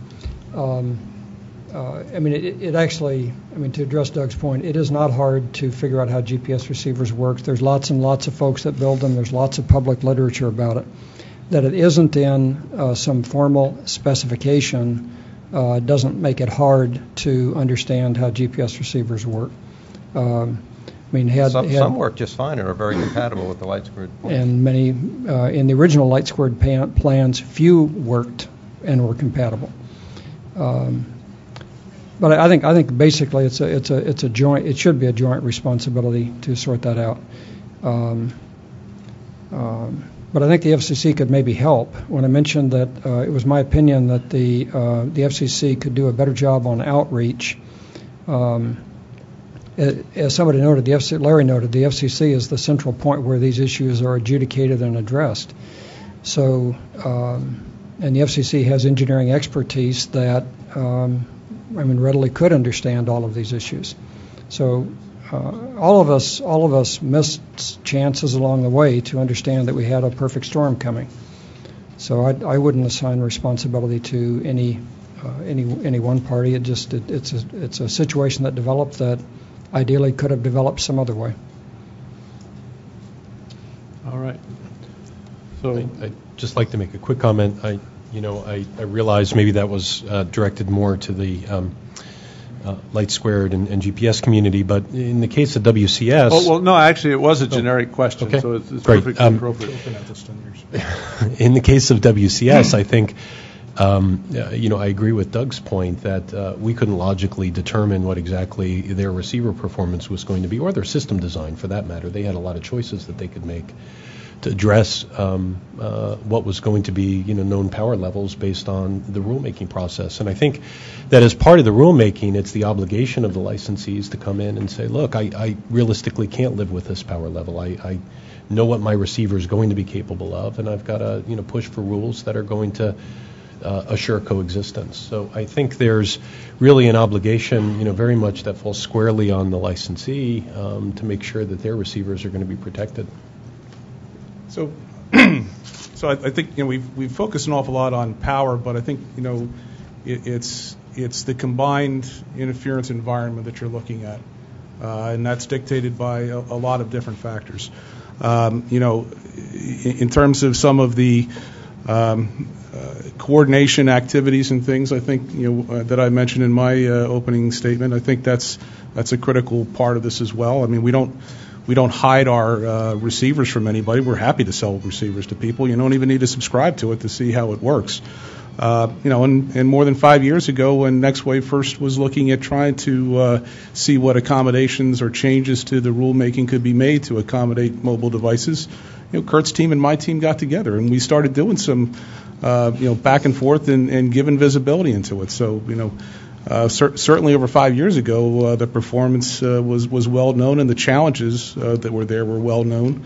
In terms of things that were discovered as part of the various demonstrations that were going on, it's not just power levels. It's the burst activity that's happening. It's how frequently the repetition is. At least particularly for us when we have to have AGC systems that respond very frequently to changes of the environment as a signal environment as they go through foliage. So there has been a lot of sharing between WCS licensees and STARS licensees dating way back.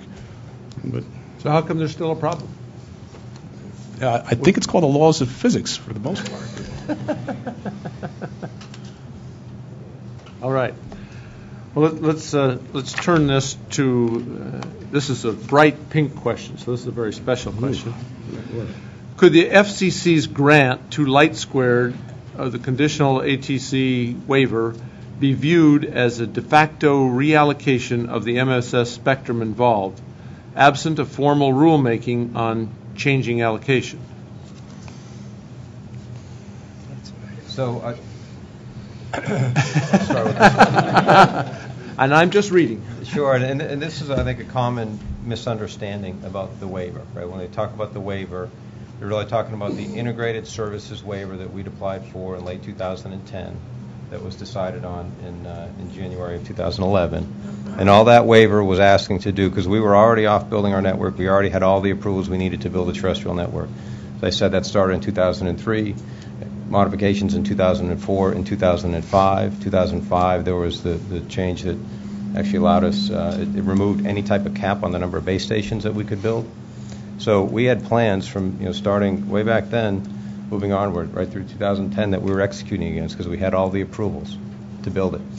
Now, the integrated services waiver was only around the device itself to say, simple question, we wanted to, could we build some devices that were terrestrial only and didn't have the satellite component versus every device needing to have both satellite and terrestrial functionality.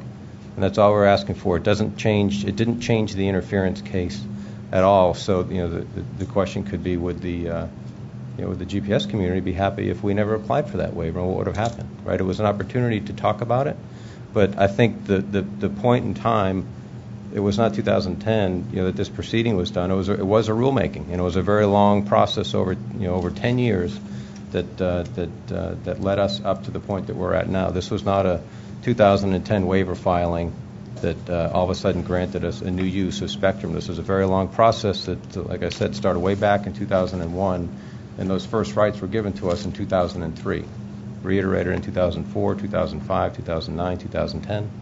But we had them, and that's why we were off building. The waiver really, it's a confusing point, I think, for most folks, but the waiver doesn't change the interference criteria here. So I agree with part of that and disagree with part of that. It was not a NPRM process. There was no such formal process. Yes, it extended over many years and multiple rulings, many of which were confusing. But at the end of the day, what happened is that spectrum that was allocated for low-power mobile satellite system use became allocated under the waiver to high-powered terrestrial, standalone, not integrated with a satellite network use. That is a fundamental change in the way the spectrum is used.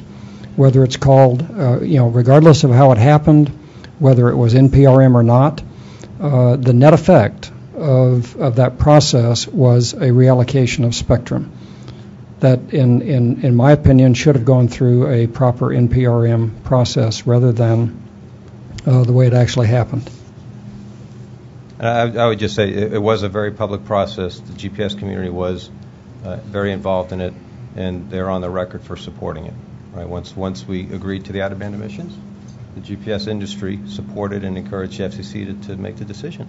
So it was a process that everyone was involved with. So there's no surprises here.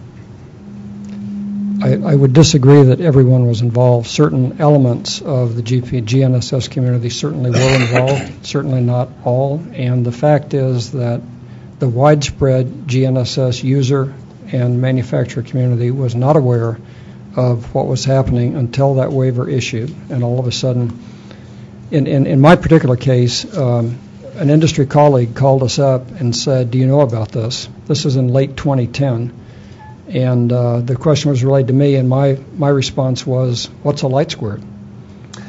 I am quite sure that regardless of how things should have unfolded, and there are 18 ways people tell that story, the GNS industry at large was unaware of what was happening until that waiver came out, and all of a sudden we had a crisis on our hands. Like I say, the perfect storm arose, and it started at the end of 2010.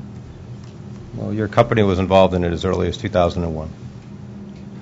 Our company in 2001 noticed that that ATC might cause interference. Yes.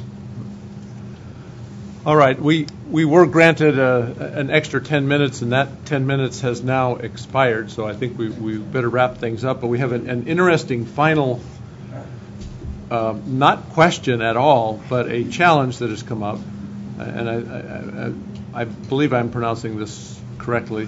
Javad Azurji, and I'm sure I missed it, who invented precision GPS, would like to know if, Paul, you would care to engage him in a debate about receiver design for GPS. So there has been a challenge issued. Javad, would you like to raise your hand? Or? So at an appropriate time and place, you've been called out, Paul, and you can choose at the end to engage with Javad and determine the direction. With that, since our time has expired, I'd like to engage the audience in a round of applause for our panel. I think this was a great session.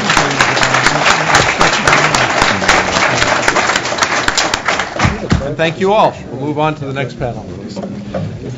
We'll take about a 10 or 15 minute break so people have a chance to stretch their legs, and we'll come back here at 3:25. Yes. Our session for today is about to start. The session is Receiver Performance and Industry Standards. This session will also be interactive. You may submit questions. If you think of questions during the panel, please submit them as soon as you think of them and don't wait till the end. The moderators for this session will be Tom Peters, who is the Chief Engineer in the Wireless Telecommunications Bureau here at the FCC, and Charles Mathias, who is an Associate Bureau Chief in the Wireless Bureau here at the FCC. And again, we ask the speakers to speak directly into the microphone so that we can pick you up for the live webcast. Thank you, Cecilia. Again, I'm Tom Peters, Chief Engineer in the Wireless Bureau. My co-moderator is Charles Mathias, also in the Wireless Bureau. This particular panel is going to focus on current receiver standards and receiver performance. And we wanted to get a sampling of various industries that use radios. And so we got 5 industries represented here. Certainly not a comprehensive sampling, but good representation of various forms of radio use out there in the world. So let's start with introductions. First we have Ali Kairala, is the Director of Research at Ericsson in San Jose. He's going to represent the cellular mobile broadband industry. To his left is Dennis Martinez. He's the Chief Technology Officer for Harris RF Communications. Harris is a leading supplier of assured communication systems and equipment for public safety, utility, and transportation markets. Dennis will be representing public safety. To his left is Ed Drisella. Ed is the Chief of NTIA's Office of Spectrum Management, the Spectrum Engineering and Analysis Division. And Ed is going to, of course, represent federal uses of spectrum. To his left is Bruce DeClean. Bruce is the manager for the Avionics Systems branch of the FAA, Aircraft Certification Service, which is responsible for the development and maintenance of aircraft equipment standards and implementation guidance for avionics. And, of course, Bruce will represent the aviation industry. And finally, we have John Henderson. John is a consultant to the Consumer Electronics Association. He is also the chair of ATSC's Specialist Group on Receivers, and he wrote, that group wrote ATSC's recommended practices on receiver performance. So a very well qualified group of panelists to talk about current standards, and let's kick it off with Ali and Ali's presentation. Thank you. Okay. Thank you. A few years ago, we were having a heated discussion with big customers of ours about a new feature, and they got frustrated, and they accused us of being a standards company. So I thought it was a bit of poetic justice that the FCC invited me to talk about the 3GPP standard. So I work for Ericsson, and we're a global vendor of infrastructure and terminal technology. And according to one of our external websites I was looking at, we're in 180 countries, so we really like this picture where you have all these different organizations from the US all the way to China feeding into 3GPP, because this allows us to work on a global scale. So this is a slide about LTE convergence. About 5, 6, 7 years ago, there were at least 3 main standards at the same time. Now, of course, they were largely from similar generations, so they had a lot of similarities, but similar doesn't help. Unless it's the same, it's very difficult to work on a global scale. So we really like global standards because they open global markets. You can do technology innovation on a global scale and so on. And then you can have interoperability across vendors, across operators, across countries. Everything has to work with everything. So today, the dominant standard is LTE, and we're going towards LTE Advanced and so on, which is just going forward from LTE. So this kind of picture has sort of changed the landscape somewhat. The U.S. operators used to be somewhat laggards in terms of cellular technology. Now Verizon is probably has the largest LTE deployment. And AT&T and China Mobile and Vodafone and many other of the large global operators have either started or have declared that they will install LTE. Okay. So this is just to show that we're not alone in this space. One of the standards organization that may surprise some of you is IETF, which is the Internet Standards Organization.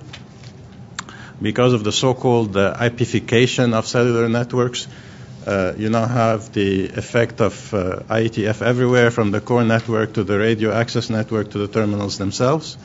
Of course, you have 3GPP and 3GPP2, which is the CDMA standardization. You have IEEE, both with the WiMAX side and the Wi-Fi and so on. And of course, you have ITU, which is sort of like the UN of spectrum and radio regulation.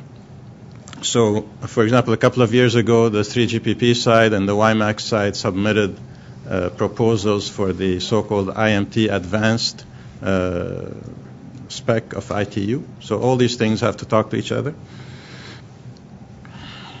Okay. Now this is a kind of extremely high-level description of the standardization process with a bias towards 3GPP. So you can think of this process as starting with somebody saying, okay, we would like this feature to become part of the standard. So the first question is, what is it at a very high level? What purpose does it serve? Who does it serve? And so on. So it is tested from the start in terms of, you can't just say, I want something, and people will say, okay, fine, go do it. You have to have enough people who are interested. You have to show that it serves a purpose and so on. So assuming that it passes a first level of research, then you have to describe how you would meet the requirements. What is the high-level solution? What are the building blocks? What is the architecture? What does it interface with, and so on. Now, I'm describing things in terms of adding a feature to an existing standard, which is what usually happens in 3GPP, but the general idea holds. So assuming, again, you make it that far, then you get into details. You have to describe exactly what the header format is and what the coding is and what the modulation is and where the pilots go and all that stuff. So And then finally, you have sort of something that addresses some of the questions that were raised before today. You have a whole bunch of test cases that people have to agree on, and I will show you one example in a little bit more detail, which is sort of ensuring proper operation of eventual equipment so that people can have a basis for product development. And eventually, you can say this product is a 3GPP product or it's not. So it is reasonably clearly well-defined process. Now, the example I want to go into a little bit more detail is carrier aggregation. This is kind of a current thing that's being discussed in standards. I'm starting to question the plot that I've put there, but it essentially indicates that there's not a lot of contiguous spectrum either in the U.S. or in the world. In LTE, the sweet spot is about 20 megahertz, and there's not a lot of that. So the idea is to aggregate spectrum. It's a simple concept. It enables higher peak rates. So from a baseband perspective, it's okay. From a RF perspective, it's very difficult. And I showed three kind of examples down there. One is in two bands, in the same band, contiguous, in the same band, not contiguous. And you can imagine all the variations on this. So just a couple of words about the baseband. It essentially allows you to have a nice backward compatible standard. So if you're, if your terminal cannot do carrier aggregation, then it can handle only a single carrier, and that's fine. If you can handle multiple carriers, then they're each treated somewhat independently. You can do the scheduling on a per carrier basis, or you can do the scheduling across carriers, which gives you an additional level of performance. So from a baseband perspective, it's okay. And the complexity of the receiver from a baseband perspective is proportional to the number of carriers. So that's okay. From an RF perspective, I just showed you here two very simplified receiver architectures, one which essentially duplicates the receiver and one which has the two signals coming into a single receiver. In theory, those are the same. In practice, they have very interesting problems. So at that point, you need more detailed studies. The various companies and vendors and so on have agreed that those two architectures are sort of like a baseline to look at. So they have to now show simulation models, do studies, what are the main issues, and so on. Now, if they work through all these issues, they eventually have a performance spec, which, if you're a developer, you can finish your chips and your receivers and so on, and you can build products and so on. One kind of side note here is that we typically do not say what the receiver is. We say what the receiver specs are. So it's kind of a subtle point, but if you make very tight specs, you kind of force people into certain technology. But we can't go into all the details here, but just one example here showing the effect of IQ imbalance. With the dual branch receiver we were just looking at, you sort of get a classical picture that thread signal is an interferer from another system. And in the dual branch case, it creates a so-called image interference on both sides of the green signal, and that's okay. You can filter it out in theory. With a single branch receiver, it sort of smacks into your signal. So in this particular example, the single branch receiver suffers more. But of course, there are problems with the dual branch receiver. So while this process is going on, you have discussions among companies. Some companies want to push technology, some don't. You have internal discussions within your own company. Research wants to do the crazy stuff.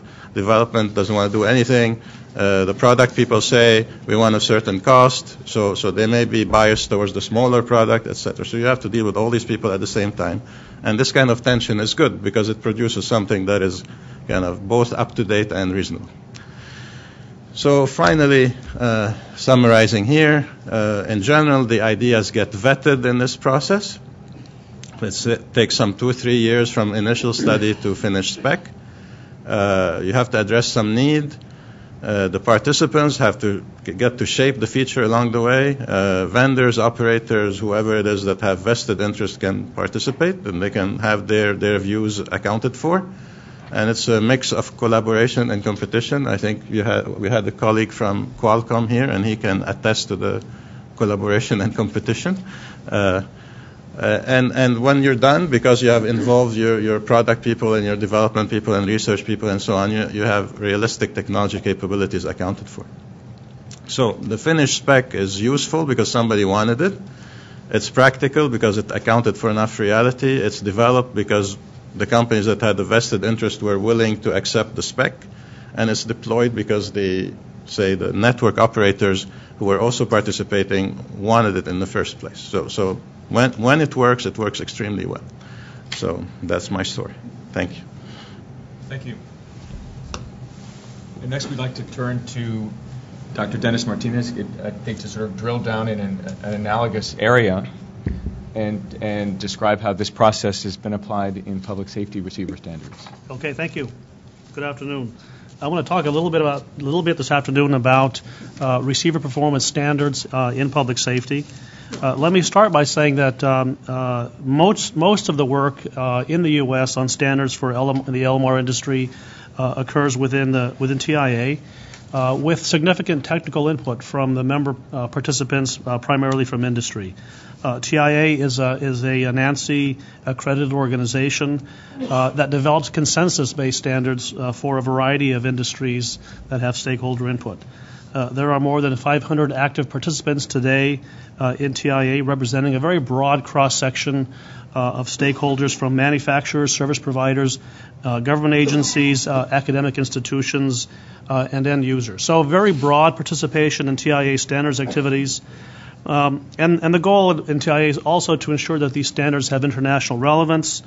To this end, TIA collaborates with organizations like the ITU, ISO, and the IEC.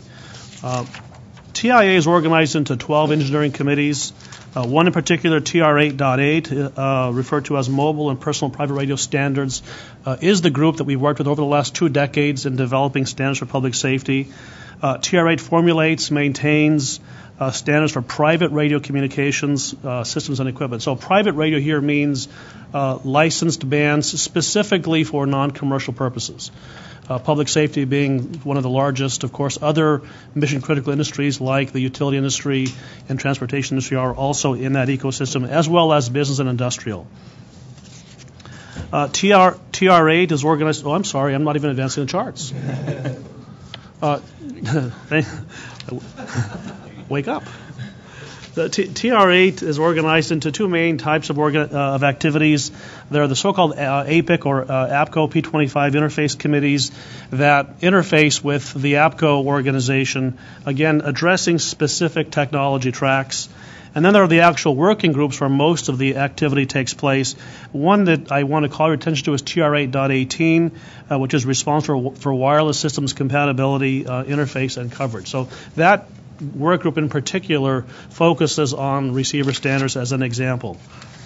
I want to point out that there are 3 very important contributions that TIA and the member organizations have made over the years. The first is today known as SP 4231, or you may know it as 603, standards for land mobile PM or FM or PM communications equipment.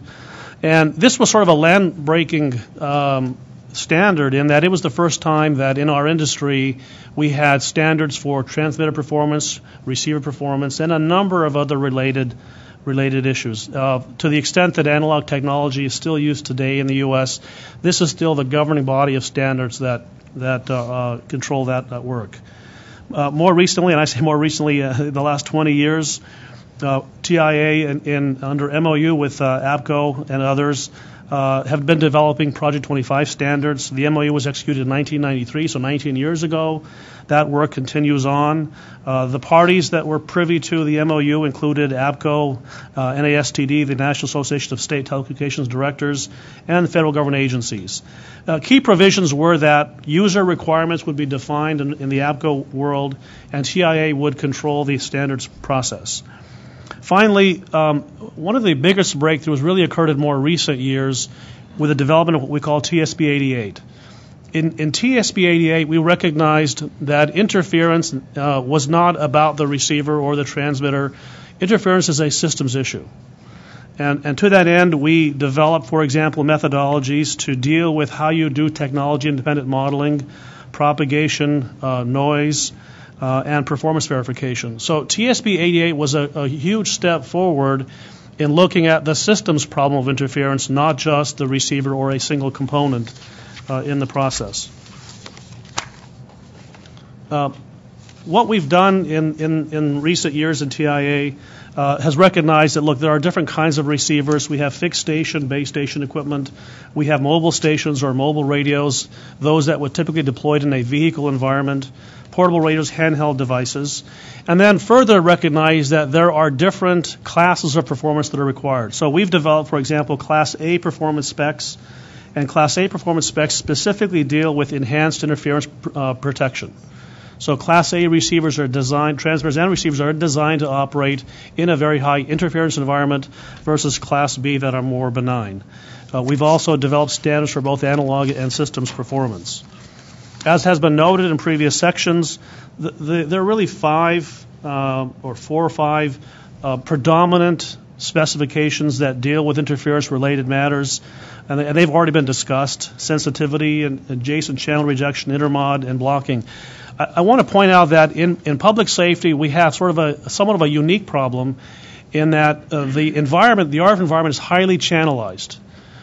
Individual jurisdictions obtain licenses from the Commission to build and operate land mobile systems, and so your neighbors are also public safety organizations, but they are different systems.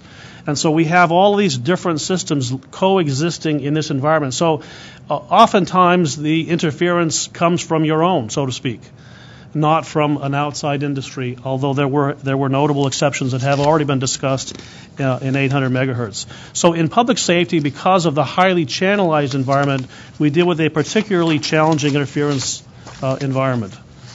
So to that end, what we've learned in recent years is that even Class A performance specs were inadequate to deal with the broad range of interference that has been encountered. So common practice among manufacturers is to exceed those specs by rather significant amounts. We have already talked about the problems at 800 megahertz, and of course the long-term mitigation plan is to sort of separate those technologies. Two key lessons learned. First is that when you mix architectures and technologies, you have to look very carefully for potential problems. What we learned here was mixing noise-limited technologies with interference-limited technologies, so land mobile radio versus cellular, is particularly problematic. We also learned about the challenges in mixing a high-density environment with a low-density environment. So what is the lesson learned, and what's common here is that when you have very different technologies coexisting either in band or adjacent to, those are the scenarios that present the opportunity for interference. A number of mitigation techniques have been deployed successfully: co-location and, of course, frequency coordination. Just want to close by talking a little bit about where we're headed.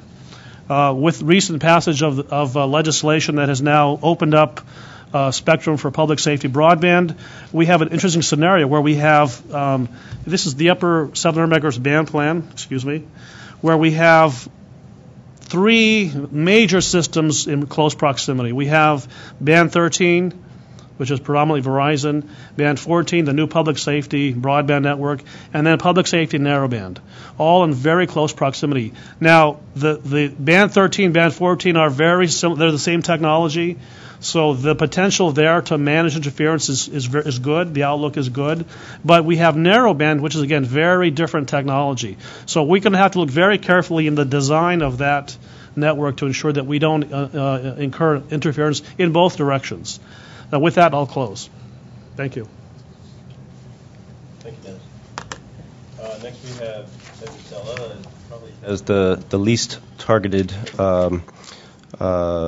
representation, since NTIA has a large number of constituents with a lot of different radio uses. But Ed is going to help us understand that a little better. Thank you.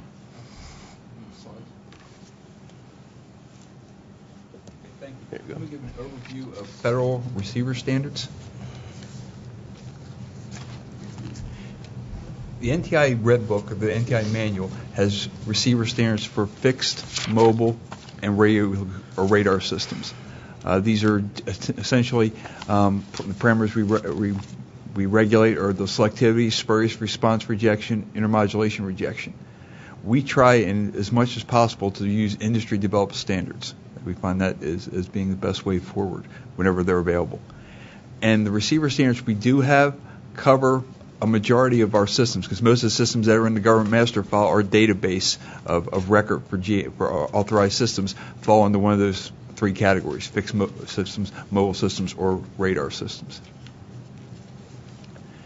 The fixed systems and mobile systems standards are contained in Chapter 3, 5, and 8 of the NTIA manual.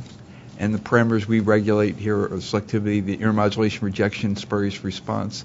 Now, one thing I wasn't even going to mention here, because I almost forgot about it, was as part of our federal spectrum management system, the upcoming improvement of our frequency assignment system for doing spectrum certification and frequency assignments, we are going to be adopting the TIA 88B and the TIA, which is the mobile standard for doing frequency assignment, and also the TIA 10F, which is a fixed point-to-point methodology. Both of those are going to be implemented in our upcoming FSMS system that's in the near future. I forgot about those as far as standards go, but again, most of these, the land mobile standards are based on the TIA standards.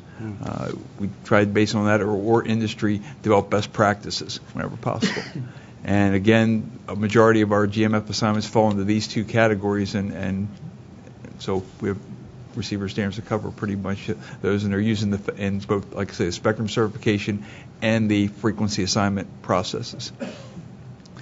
The radio location standards are a little bit different. They're covered in our Chapter 5 radar spectrum engineering criteria, and there are no industry standards. So it's essentially us working with most of our federal partners, the major radar users, the DoD, FAA, National Weather Service, the Coast Guard, to come up with sets of standards that are grouped by frequency band and application. And again, many of the very same parameters we regulate, selectivity and spurious response, but in some of our more heavily used bands, we also require an interference circuitry, suppression circuitry, that deals specifically with sharing with pulse systems, that deal with asynchronous pulse interference. In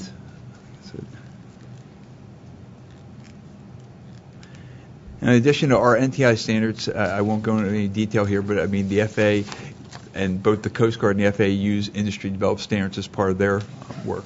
And also, one other standard that's kind of not known about is in the 5 gigahertz dedicated short-range communication system.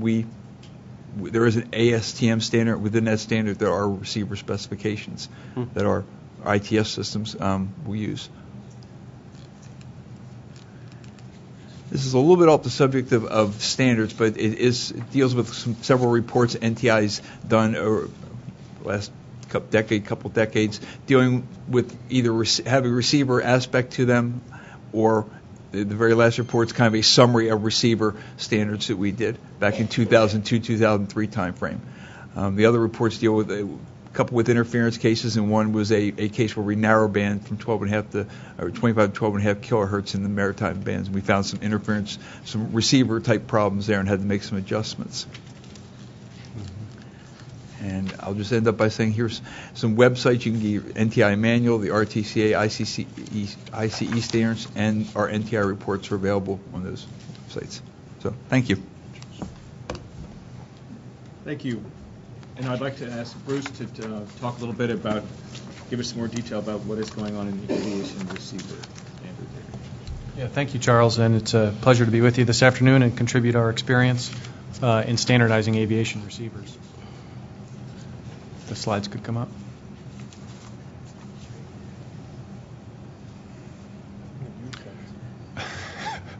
I can do Ed's slides.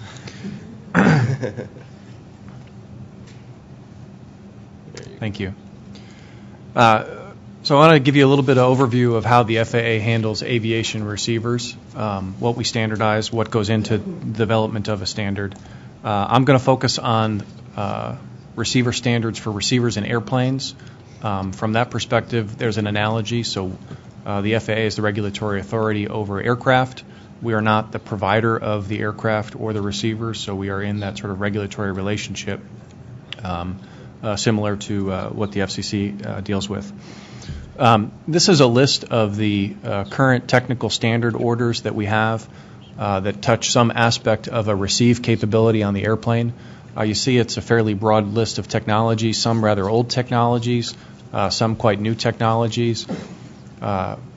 Basically, once we get the standard out there, we tend to leave the standard alone unless there's some reason to update it. Could be technology innovation, could be a change in the operating environment. So those are a number of different things. When we look at deciding to put a standard out, primarily we put a standard out if the standard is necessary for safety, which is obviously our primary mission, or interoperability. So those are the two main drivers of why we publish a standard.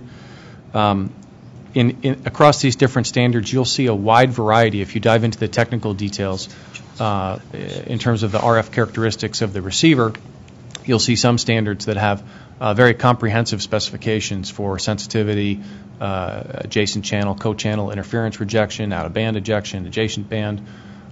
You'll also find standards which have almost no characteristics associated with the RF and are primarily focused, for example, on selectivity.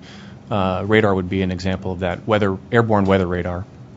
Kind of what drives that level of detail is, again, our focus on the safety or the interoperability. So if the technology is one which has no interoperability characteristic, so we're not dealing with the compatibility of this technology with other systems either in the band or nearby, we tend not to have very many specifications on those characteristics.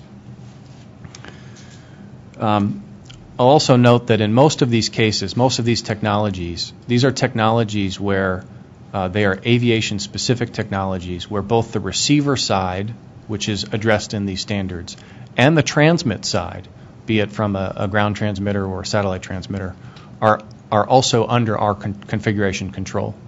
So Dennis mentioned that interference is very much a systems issue. Completely agree with that. You really have to work both sides of the problem, the transmit side of the problem and the receive side of the problem at the same time. And so in these cases, we're able to do that.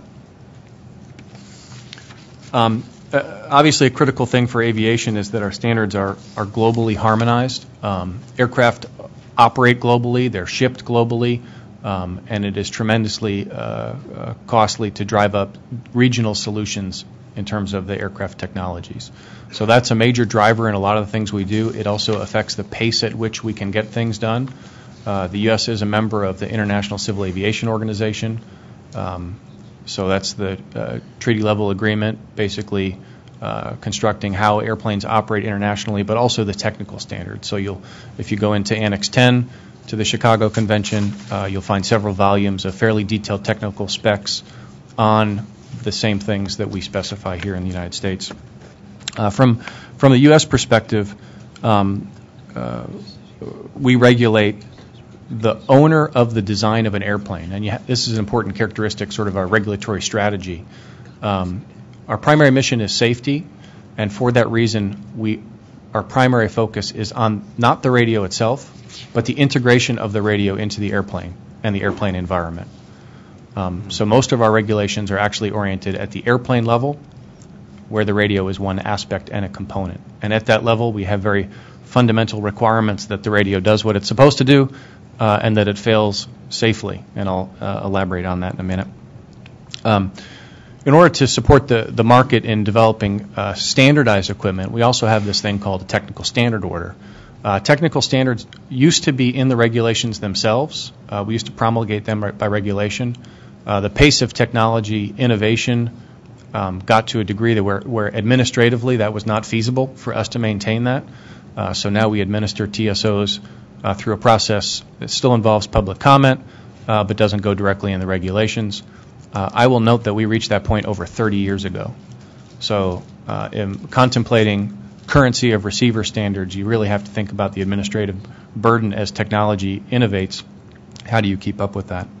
The TSO is a method by which any manufacturer of one of these radios on the previous chart can get an FAA approval to manufacture and sell that equipment. Aviation is very unique. We control our whole supply chain. So every radio that comes off the production line is totally identical. All aspects are controlled. We don't let the supplier swap parts from different suppliers without sort of requalifying their equipment. They have to test their equipment against all of the published specs, maintain all the records, et cetera. So it's a very controlled environment. In terms of what goes into a standard, obviously our first priority is to make sure we're looking at the safety aspects of any of these receivers. And that really is reliability under all foreseeable operating conditions. And so that's some of the things are listed here. A harsh environment of an airplane, temperature variations from minus 40 degrees C to plus 70 degrees C is a standard temperature swing for something that's actually inside the pressurized hull. Rapid decompression is another consideration. And you can see from the picture of the airplane that all of these systems with these many different antennas they coexist in a very, very small space. So the compatibility between the systems is an important aspect that gets addressed as well. I think that's fairly well. Another thing that I'll emphasize, in most cases, because we're focused on safety, we include in any sort of link budget analysis a safety margin.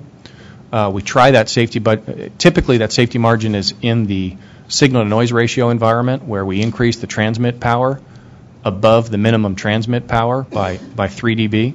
That gives us 3 dB of signal-to-noise ratio margin. GPS, which has certainly got a lot of attention, we don't have that luxury, so it has been a unique challenge for us.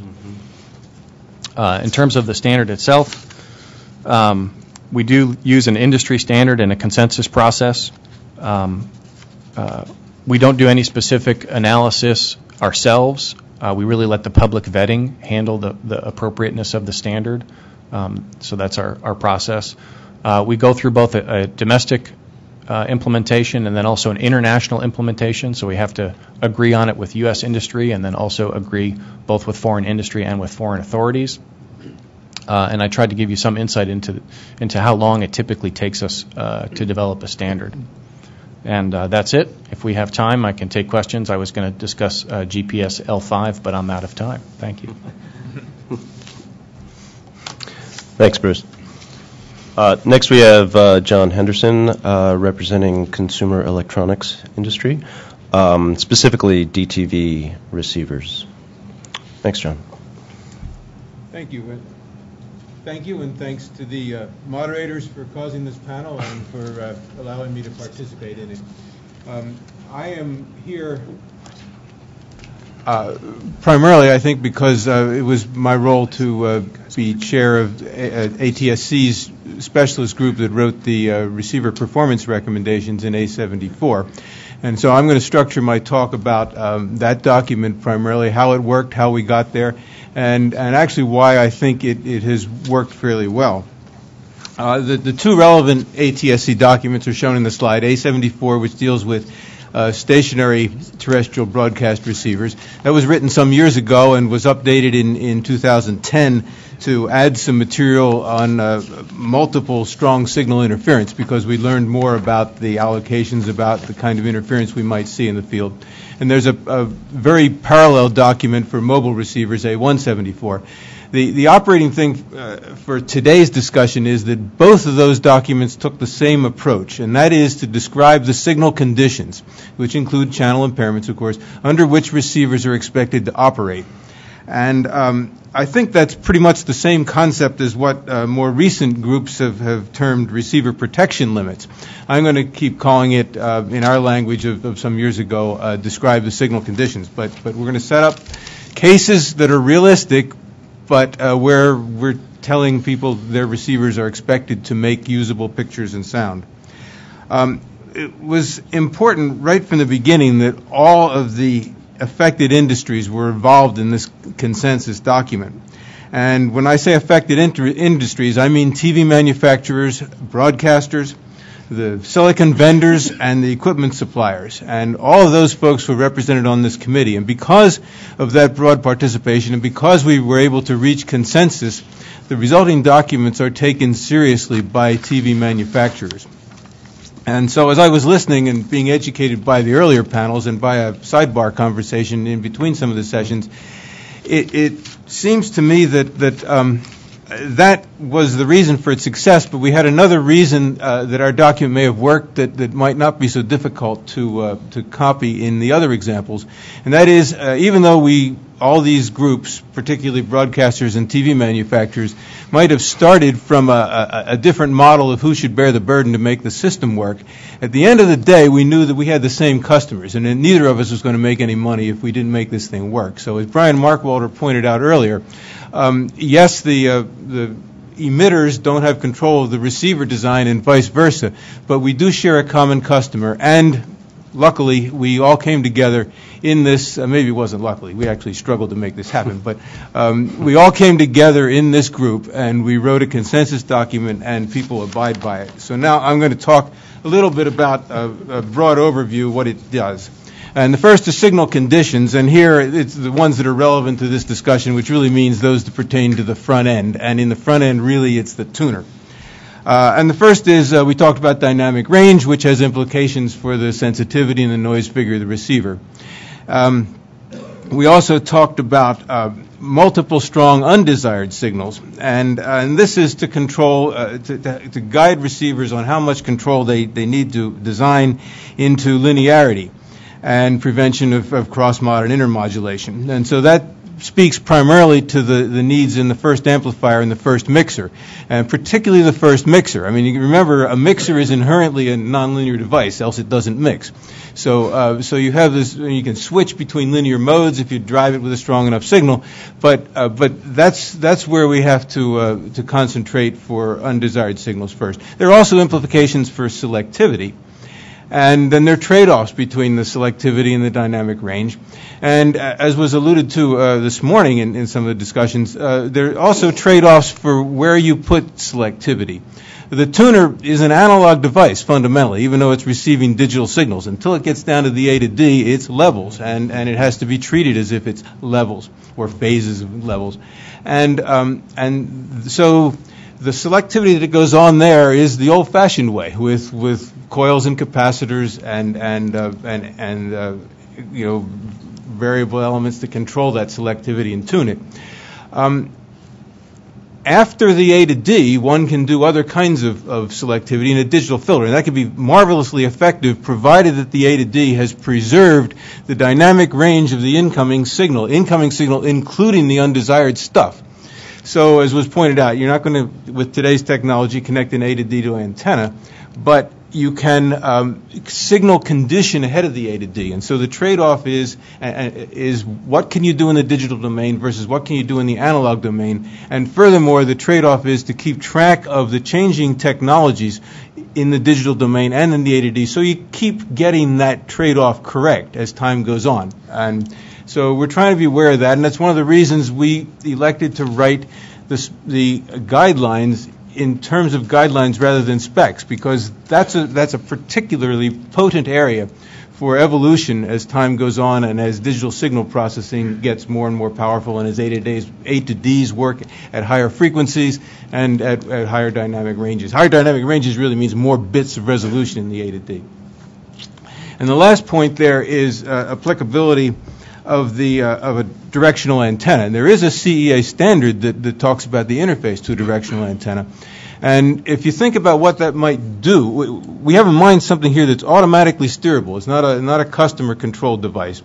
It's and it could have both a lobe that maximized gain, and it could have nulls that minimized interference, or multipath, whatever you thought was bad, you could try to get rid of that way, and controlled by looking at the demodulator, by looking at the activity of the equalizer, the taps, how they're being adjusted, by looking at the gain, of course, and also by looking at the error rate. We can try to optimize an antenna steering.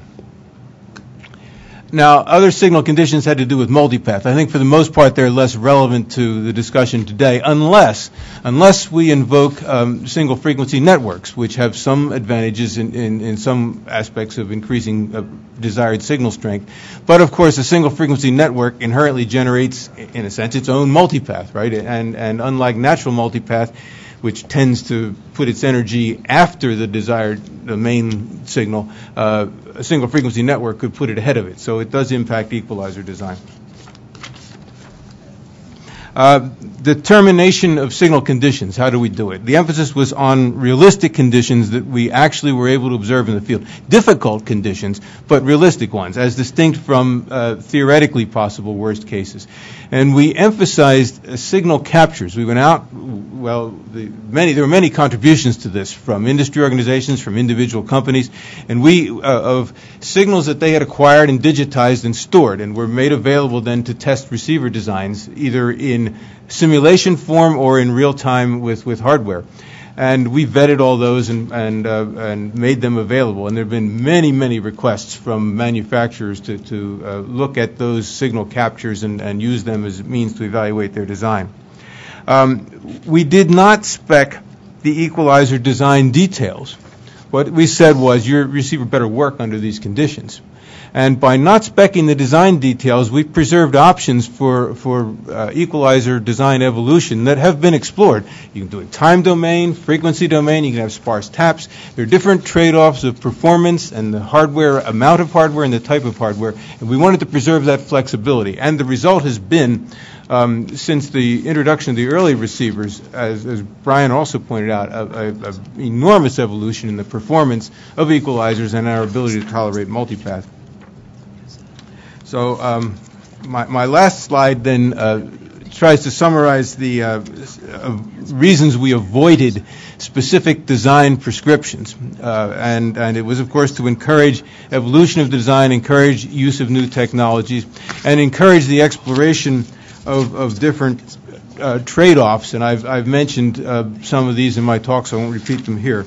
So I'm based on the reception and use, and I think good use of this approach. I would advocate, at least in our industry, providing receiver guidance via description of the signal conditions and not by writing detailed receiver specifications. So thanks for your attention.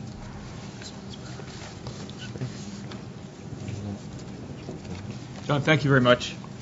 I think we can now begin our Q&A. And as before, even though you might want to be able to stand up and raise your hands and ask questions, we're going to force you to continue to submit your questions on the cards. I think you all should be able to have them or have them. And do you have a question to kick it off? Yeah. John, I thought what you said about defining the environment that the receiver needs to operate in rather than specifically developing standards for things like receiver sensitivity, blocking, selectivity, etc., is very interesting, and it's actually a very good segue into, I think, some of the policy discussions that are going to come up in the sessions tomorrow. But it leads me to the question of the other four panelists. Why is this type of solution good for DTV receivers, and could it be implemented in other industries as well? I know that Ali and 3GPP, they're very specific about coming up with minimum standards for things like receiver sensitivity, selectivity, etc. I think Bruce talked about how his environment is very rigid and controlled. But can the panel expand on the possibility of doing things differently and why it might work and why it might not work? John, if you want to start things off. Well, I guess mic is on now, maybe? Almost. I sort of hinted at that briefly, but I think we had an industry a group of industries that had a homogeneous goal. We weren't competing for the spectrum, we were just competing together to make sure that the performance was as good as it could be. So maybe our task was a little easier than some of the other industries, but we also somehow, I think by this consensus, made sure that everybody bought into it at the end, and particularly relevant this afternoon, receiver designers bought into it, and so they've come and they've asked for the document. I've gotten lots of calls asking for interpretations of it and explanations of how it worked. So it's just all I can say is that we achieved consensus. Having achieved it, then all the parties bought into it and supported it, and whether that can be emulated elsewhere, I don't think it's my place to make pronouncements, but that's how we succeeded. Great. Bruce? Yeah, to relate that to aviation, I think we are primarily concerned in how often our TV goes blank. So we are primarily focused on performance. That we don't have a specification unless that performance attribute is important for safety. But that really is our primary objective. So I think for us it would be difficult to have a construct where we specify the environment without having a performance. We actually specify the performance, and sometimes we specify the environment where the environment seems pertinent to the performance, and sometimes we don't specify the environment where it's not pertinent to the performance. So I think that's one way that it's quite different. Ed? I think the way the FAA does it, I mean, for example, I hate to bring up the GPS, they do specify, and I think it was brought up this morning with one of the briefings from Garmin, they had the interference, like kind of the bucket curve, and it shows the interference levels that people, that receivers have to be built to as a function of all frequency. And that, I mean, and within that, a receiver is built within that, not saying how it's built, but within that mask has to meet all its performance, continuity, accuracy requirements, and that seems to provide a lot of flexibility. Yeah, good. You know, one thing to remember is that when we create standards for interference performance, those standards are based on a framework of assumptions. We're making assumptions about the environment in which those receivers will operate. And so long as those assumptions remain valid, the outcome will remain valid. The minute you put those receivers in an environment that no longer holds to the assumptions you made, then nothing good's going to come out. The lesson we learned, of course, from the GPS example in the earlier panel was there were certain assumptions made that are not valid when you have fundamentally incompatible technologies trying to coexist as neighbors. You simply can't build a wall high enough.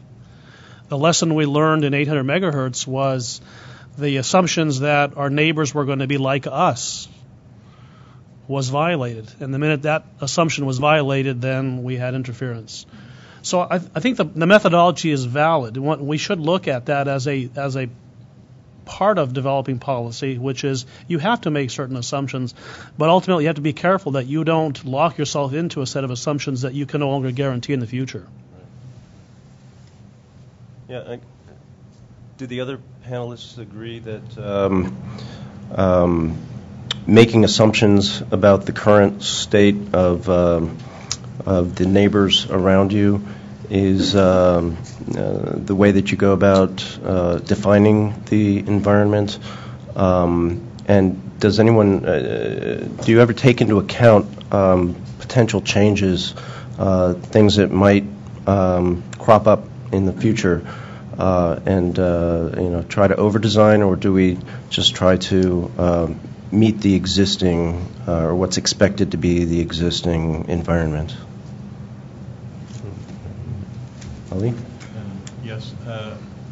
Some of the people who were discussing in previous panels mentioned that even within, say, the global 3GPP standard, you can make special scenarios for certain bands. Yeah.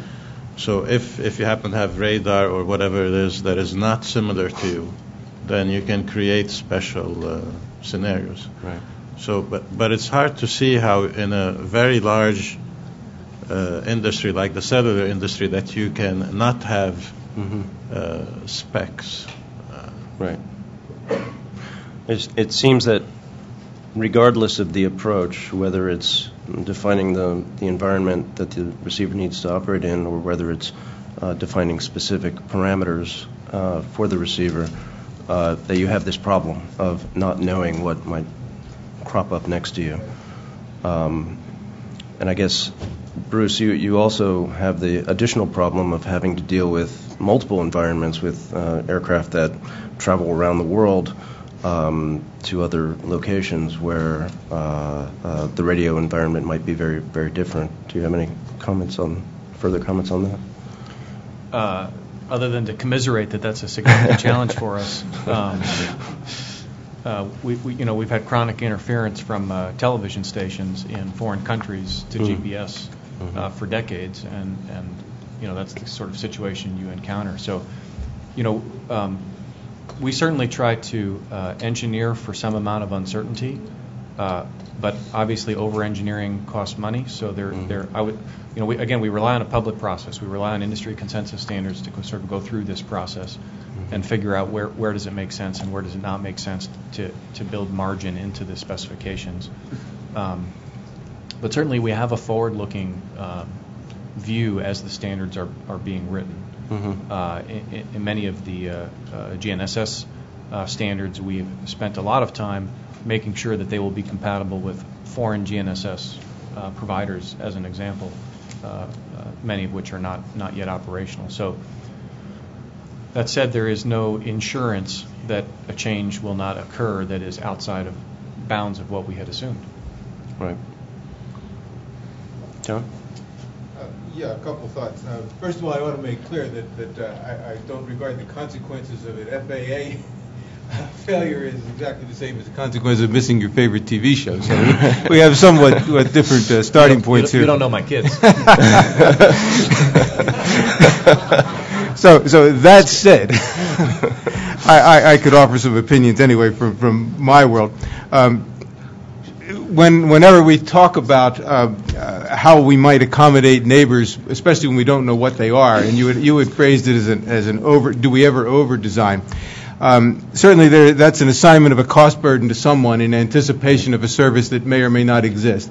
But even more difficult for us is, what does over design actually mean specifically? I mean, is it solely a power problem, and if so, maybe we should handle it with filters, or maybe we should handle it in some amplifier design, or is it, or could we learn something about the particular modulation form that might enable us to trap it out in some more clever way? An example that's now moot, but in the early days of the transition, we had to coexist with NTSC signals, and one was designed into the system, and then there were other ways that you could look at the known spectrum of that interferer and do something clever about it in the receiver.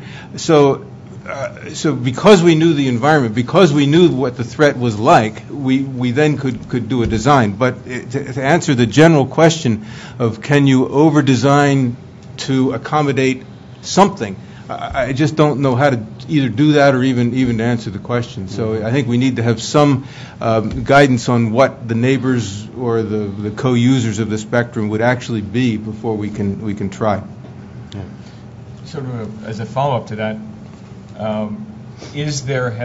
do any of you have, any of the panel have a view about what reasonable time limits for expectations of what the neighborhood should look like should be? In other words, should the people responsible for defining these neighborhoods, I mean, from either your perspective or our perspective, I mean, what's a reasonable expectation of how long you should be required to look forward? Is it 10 years? Is it 5 years?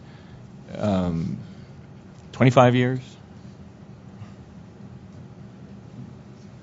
How long should the neighbors be the same?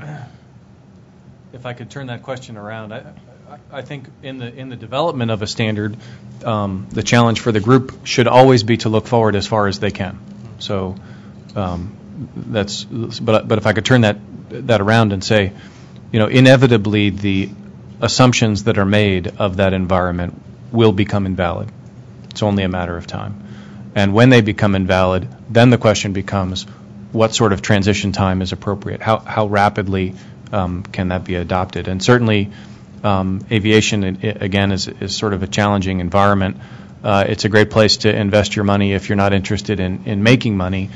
And the radios in an airplane are not a revenue source. The radios are not part of the business model. That's not where revenue comes from. They are a necessity. They are a cost, but not a benefit. So when we try to replace radios and drive the replacement of radios, it is a very difficult thing. And if we leave that to a natural attrition rate, our natural attrition rate realistically is on the order of 30 years. I mean, it's pretty much along the lines of the aircraft itself. So to accelerate that, obviously there's multiple strategies that can be used to accelerate that transition, rulemaking being the most effective. But when we look at the cost benefit, again, that can be a challenging situation. John, you had a comment? Yeah, I'm an engineer, not a policy person, but if you're asking the time span for a consumer product like television, I think people's expectations of the lifetime of their capital investment is rather long. I mean, TV sets work for at least a decade, probably longer than that, and the ones that were purchased in good faith, it will be difficult to explain to folks why they no longer work if the environment was deliberately changed for some other policy reason. I mean, we had to do that in the case of the switch from NTSC to digital, and we thought long and hard about it, and we worked out a scenario, and we planned it, and we discussed it, and we advertised it, and we overlapped the service for a long time. And so that was a responsible attempt to address the problem. I think it's a model for, at least for the television industry, of how we would have to consider it in the future. Let me shift gears and go ahead. I was just going to comment that it always seems that in reality you can make the change much faster than you think. I mean, in the U.S., the cellular operators have gone from analog to narrowband digital to GSM to HSPA to LTE at a pretty fast rate. And every time they had to do that, they would come up with very complicated plans for having transitions and so on. But then they would just switch. And very quickly, there's very quick attrition of the old system. So it may not be as problematic as it seems ahead of time. Now, of course, this is a commercial system. They have to have reasons to invest and so on. It'd be interesting to see, though, as your devices come into a price point that are more like TVs, whether that will still hold for consumers. But, I mean, I think an iPhone, if it wasn't subsidized, is, I don't know, $800 or something like that. So it is quite an investment. Yes. Well, Ed, what's the lifespan of the useful life of the radios in your industry? 12 to 15 years. Yeah. It's something in that ballpark. Right. Yeah. And even longer. We have some technology that's been around decades. Right. Right. But it works, and so changing it's not a simple thing. Yeah. And again, trying to look into the future is always a hard thing too, because you're always, again, being accused of being too conservative about what you're assuming you're going to be going against. And of course, that doesn't help. Yep. Let me shift gears and ask a question. Looks like came to us via email. How would you propose to measure a receiver to determine compliance to a receiver standard? Characterizing a transmitter by way of its spectral envelope is rather straightforward, but characterizing a receiver by way of its selectivity response is not so readily apparent. Any comments on that? So in our case, we specify the receiver performance characteristic in the presence of that known transmitter curve. Mm-hmm. So we actually don't specify the receiver the receiver rejection directly, where that has to be measured. We specify it from the standpoint that, let's say it's a word error rate or whatever it may be, depending on the system. You have to meet that minimum threshold in the presence of interference with this mask characteristic. So receivers tend to have margin above that. We don't know how much. We don't care how much. And back to my earlier comment that it's a very controlled environment from a supplier standpoint.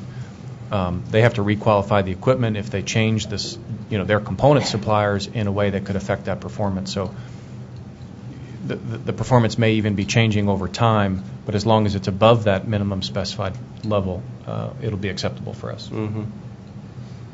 Yeah, it leads to, for each of the panelists, how much variance do you see? I mean, I think in my experience with 3GPP, a lot of the minimum performance standards are exactly that. They're bare minimums, and the actual implementations tend to exceed that minimum by a very large margin. And I think that margin may vary depending on the industry, the application of the radio.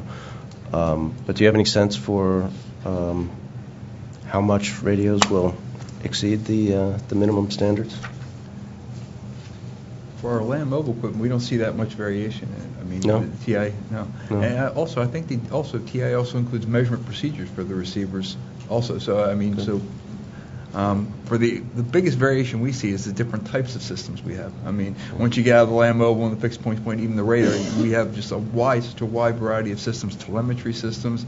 UAVs are now a big issue. I mean, just air combat training systems. I mean, just a wide range of things that don't fit into that nice, bucket of the fixed and mobile world. Yeah. Okay. I think the key thing here is that, remember, testing is a very controlled process. Mm-hmm. You precisely control the transmitting environment, you precisely control the interfering environment, and then you make particular receiver measurements. Okay. And so to the degree to which it represents the real world is to the degree to which you've designed the environment correctly. Nice. And our experience has been that we've had to, over time, indeed, change the interfering environment or the transmitting environment to better align it with what happens in the real world. Okay. We've gone from 2-tone to 3-tone. So a variety of things we've done in recent years to try to better match performance against the real world. Mm-hmm. But I will, again, underline the fact that what we find is that minimum performance standards really are not adequate. Mm-hmm. We find in practice you have to exceed, for example, intermod rejection, 10 dB or more beyond what would be considered Class A performance to operate in the real world.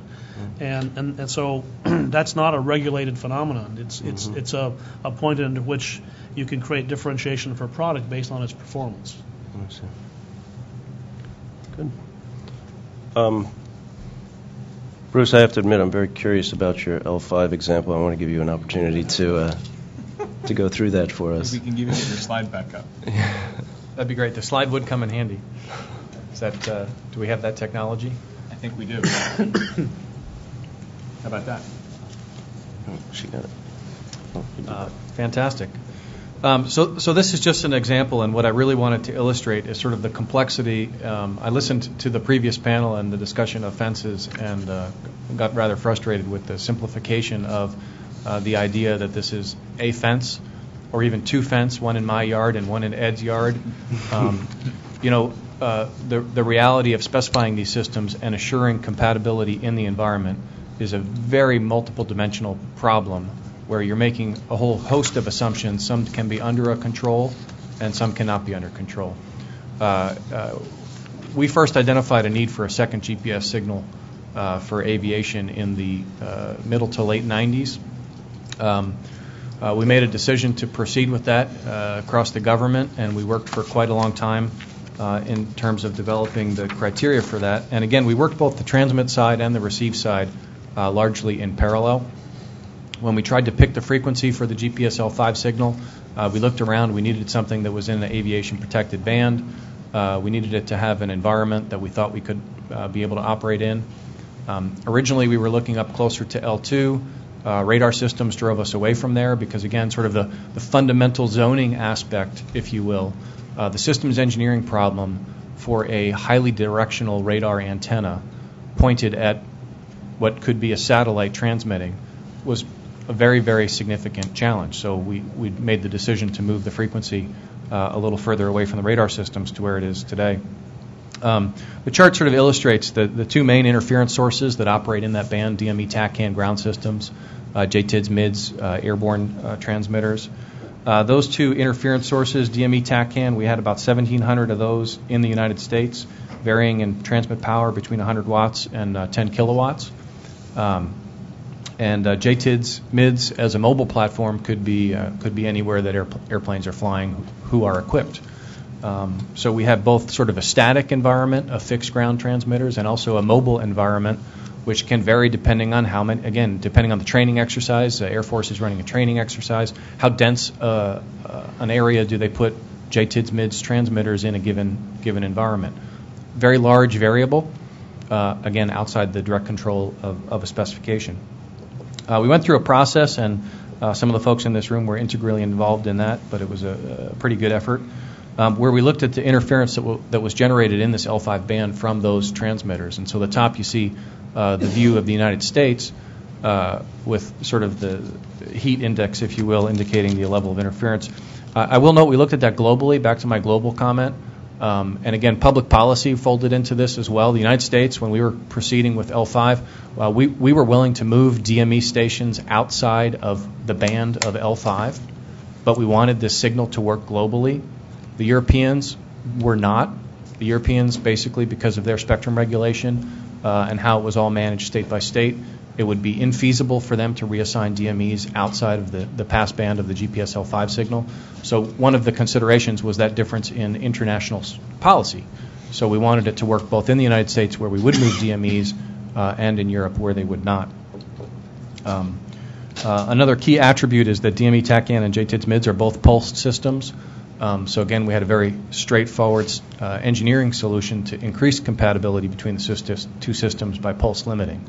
So again, before you even get to ideas of how big the fence is, there's a lot of engineering that went into assuring that the services could be compatible.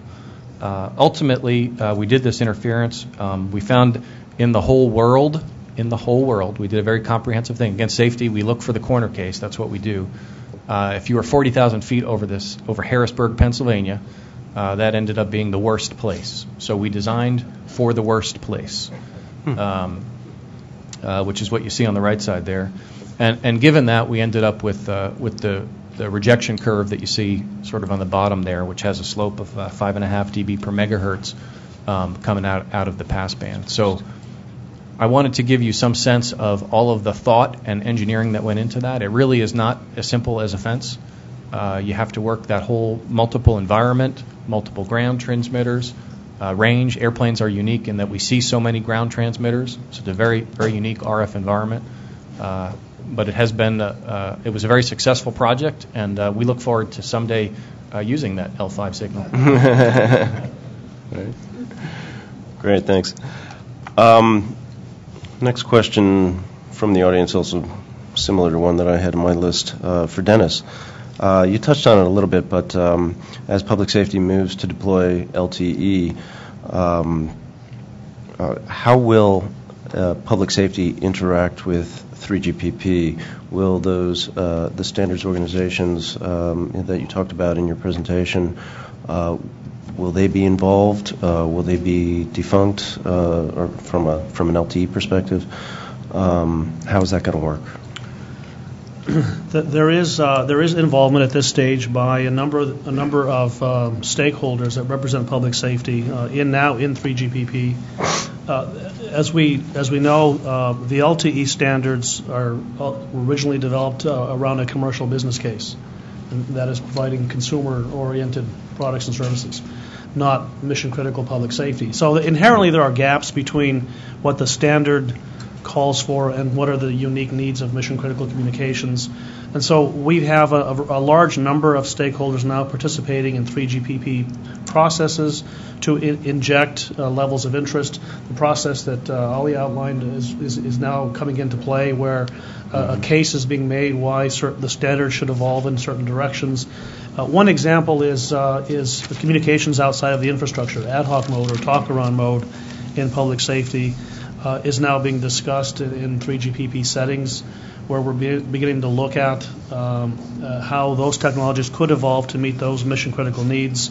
There's not yet a dialogue going on with respect to performance, the performance differences between a commercial environment.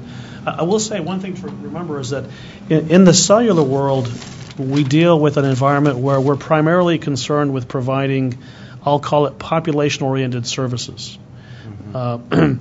And that's very different. By that we mean that they're driven by capacity. The deployment of sites is driven by the need to develop or deliver capacity. In public safety, it's quite different. Our need is to provide uniform coverage across a jurisdiction, be it a county, a city, a state, the country. And that's a very different design methodology than is designed for capacity. And so what that means is that we're going to have to design in both interference-limited environments as well as noise or thermal-limited environments. And that's a unique challenge. The 3GPP standards don't particularly focus on that problem, and so it's one that we're going to need to begin to have dialogue around. Okay, great, thanks. Shifting gears again, maybe going back to an earlier topic. Is there ever an instance in any of your experiences where a particular receiver standard might be too constricting, and that it might be desirable under certain conditions to accept interference, maybe because it's low probability of occurring, or there are potentially other ways. I guess this gets into sort of defining policy that might encourage innovation, encourage other ways to solve problems, encourage users of spectrum to decide how much interference they may want to withstand. And again, perhaps allowing the flexibility to come up with alternate means for solving particular interference problems. Anyone have any comments on that, Ali? Within the confines of a cellular system, obviously it is an interference limited system. Mm-hmm. And as you're trying to squeeze more out of the given spectrum, you're making it more and more interference limited. Yeah. And so actually interference avoidance is not how you do it. Mm-hmm. And now, I mean, there's another big topic in addition to this carrier aggregation that we mentioned, which is heterogeneous networks, or HETNets as they call them. And there you're actually forcing the issue by creating extreme interference. But that also assumes that you have the technology to do interference cancellation. Right. So you're kind of pushing, but we're still talking about your interference from your own system and so on, which is somewhat controlled. Yeah. But you are pushing in that direction. Yeah. Ed? One area we're going to be looking at is with regards to one of the things we're trying to share with, because of the spectrum bandwidths they have, are radars. Yeah. And if we could take somehow, some of the measurements we did with our 4 gigahertz work showed that for low duty cycle pulse interference, that the receiver signal processing could take care of that to a certain degree. Now, defining what low, and now again, we were using a 25-year-old receiver with those kind of error correction techniques in it. I think we plan on doing some measurements in those areas to see what that balance is and try to understand what that balance is. And unfortunately, one of the things most of the radars are going to are higher duty cycles, so just to do their own mission. So well, it's one area we plan on exploring, at least in trying to find out what the break point is. Yes, I might ask that we differentiate between interference and actual, in my case, visible impairments. I mean, we design the system to accept interference, and the error correction corrects as much as it can. So as long as we know what to expect, if we know the environment, we would design our best to accommodate it, and that might be considered acceptance of interference. On the other hand, if it were uncorrectable, so that there were visible glitches in the picture or dropouts in the audio, then that wouldn't be an acceptable product for us. So we would not accept interference to that level. You want to comment? Yeah, no, I would echo the same idea. I think for most of these technologies that I had listed, the engineering has been done to tolerate some level of interference. Some of the pulsed communication systems, we'll transmit something at 2 hertz in order to assure a reception rate once every 6 seconds, as an example. So we have inherently allowed for a fair amount of interference within the system. Well, I think we've hit our time limit. And I want to thank our panelists for giving us their time. A round of applause. Thank you. And that will wrap things up for the first day. We will be back here tomorrow at 9:30 for 2 more sessions tomorrow morning. And look forward to seeing everybody then. Thank you. No.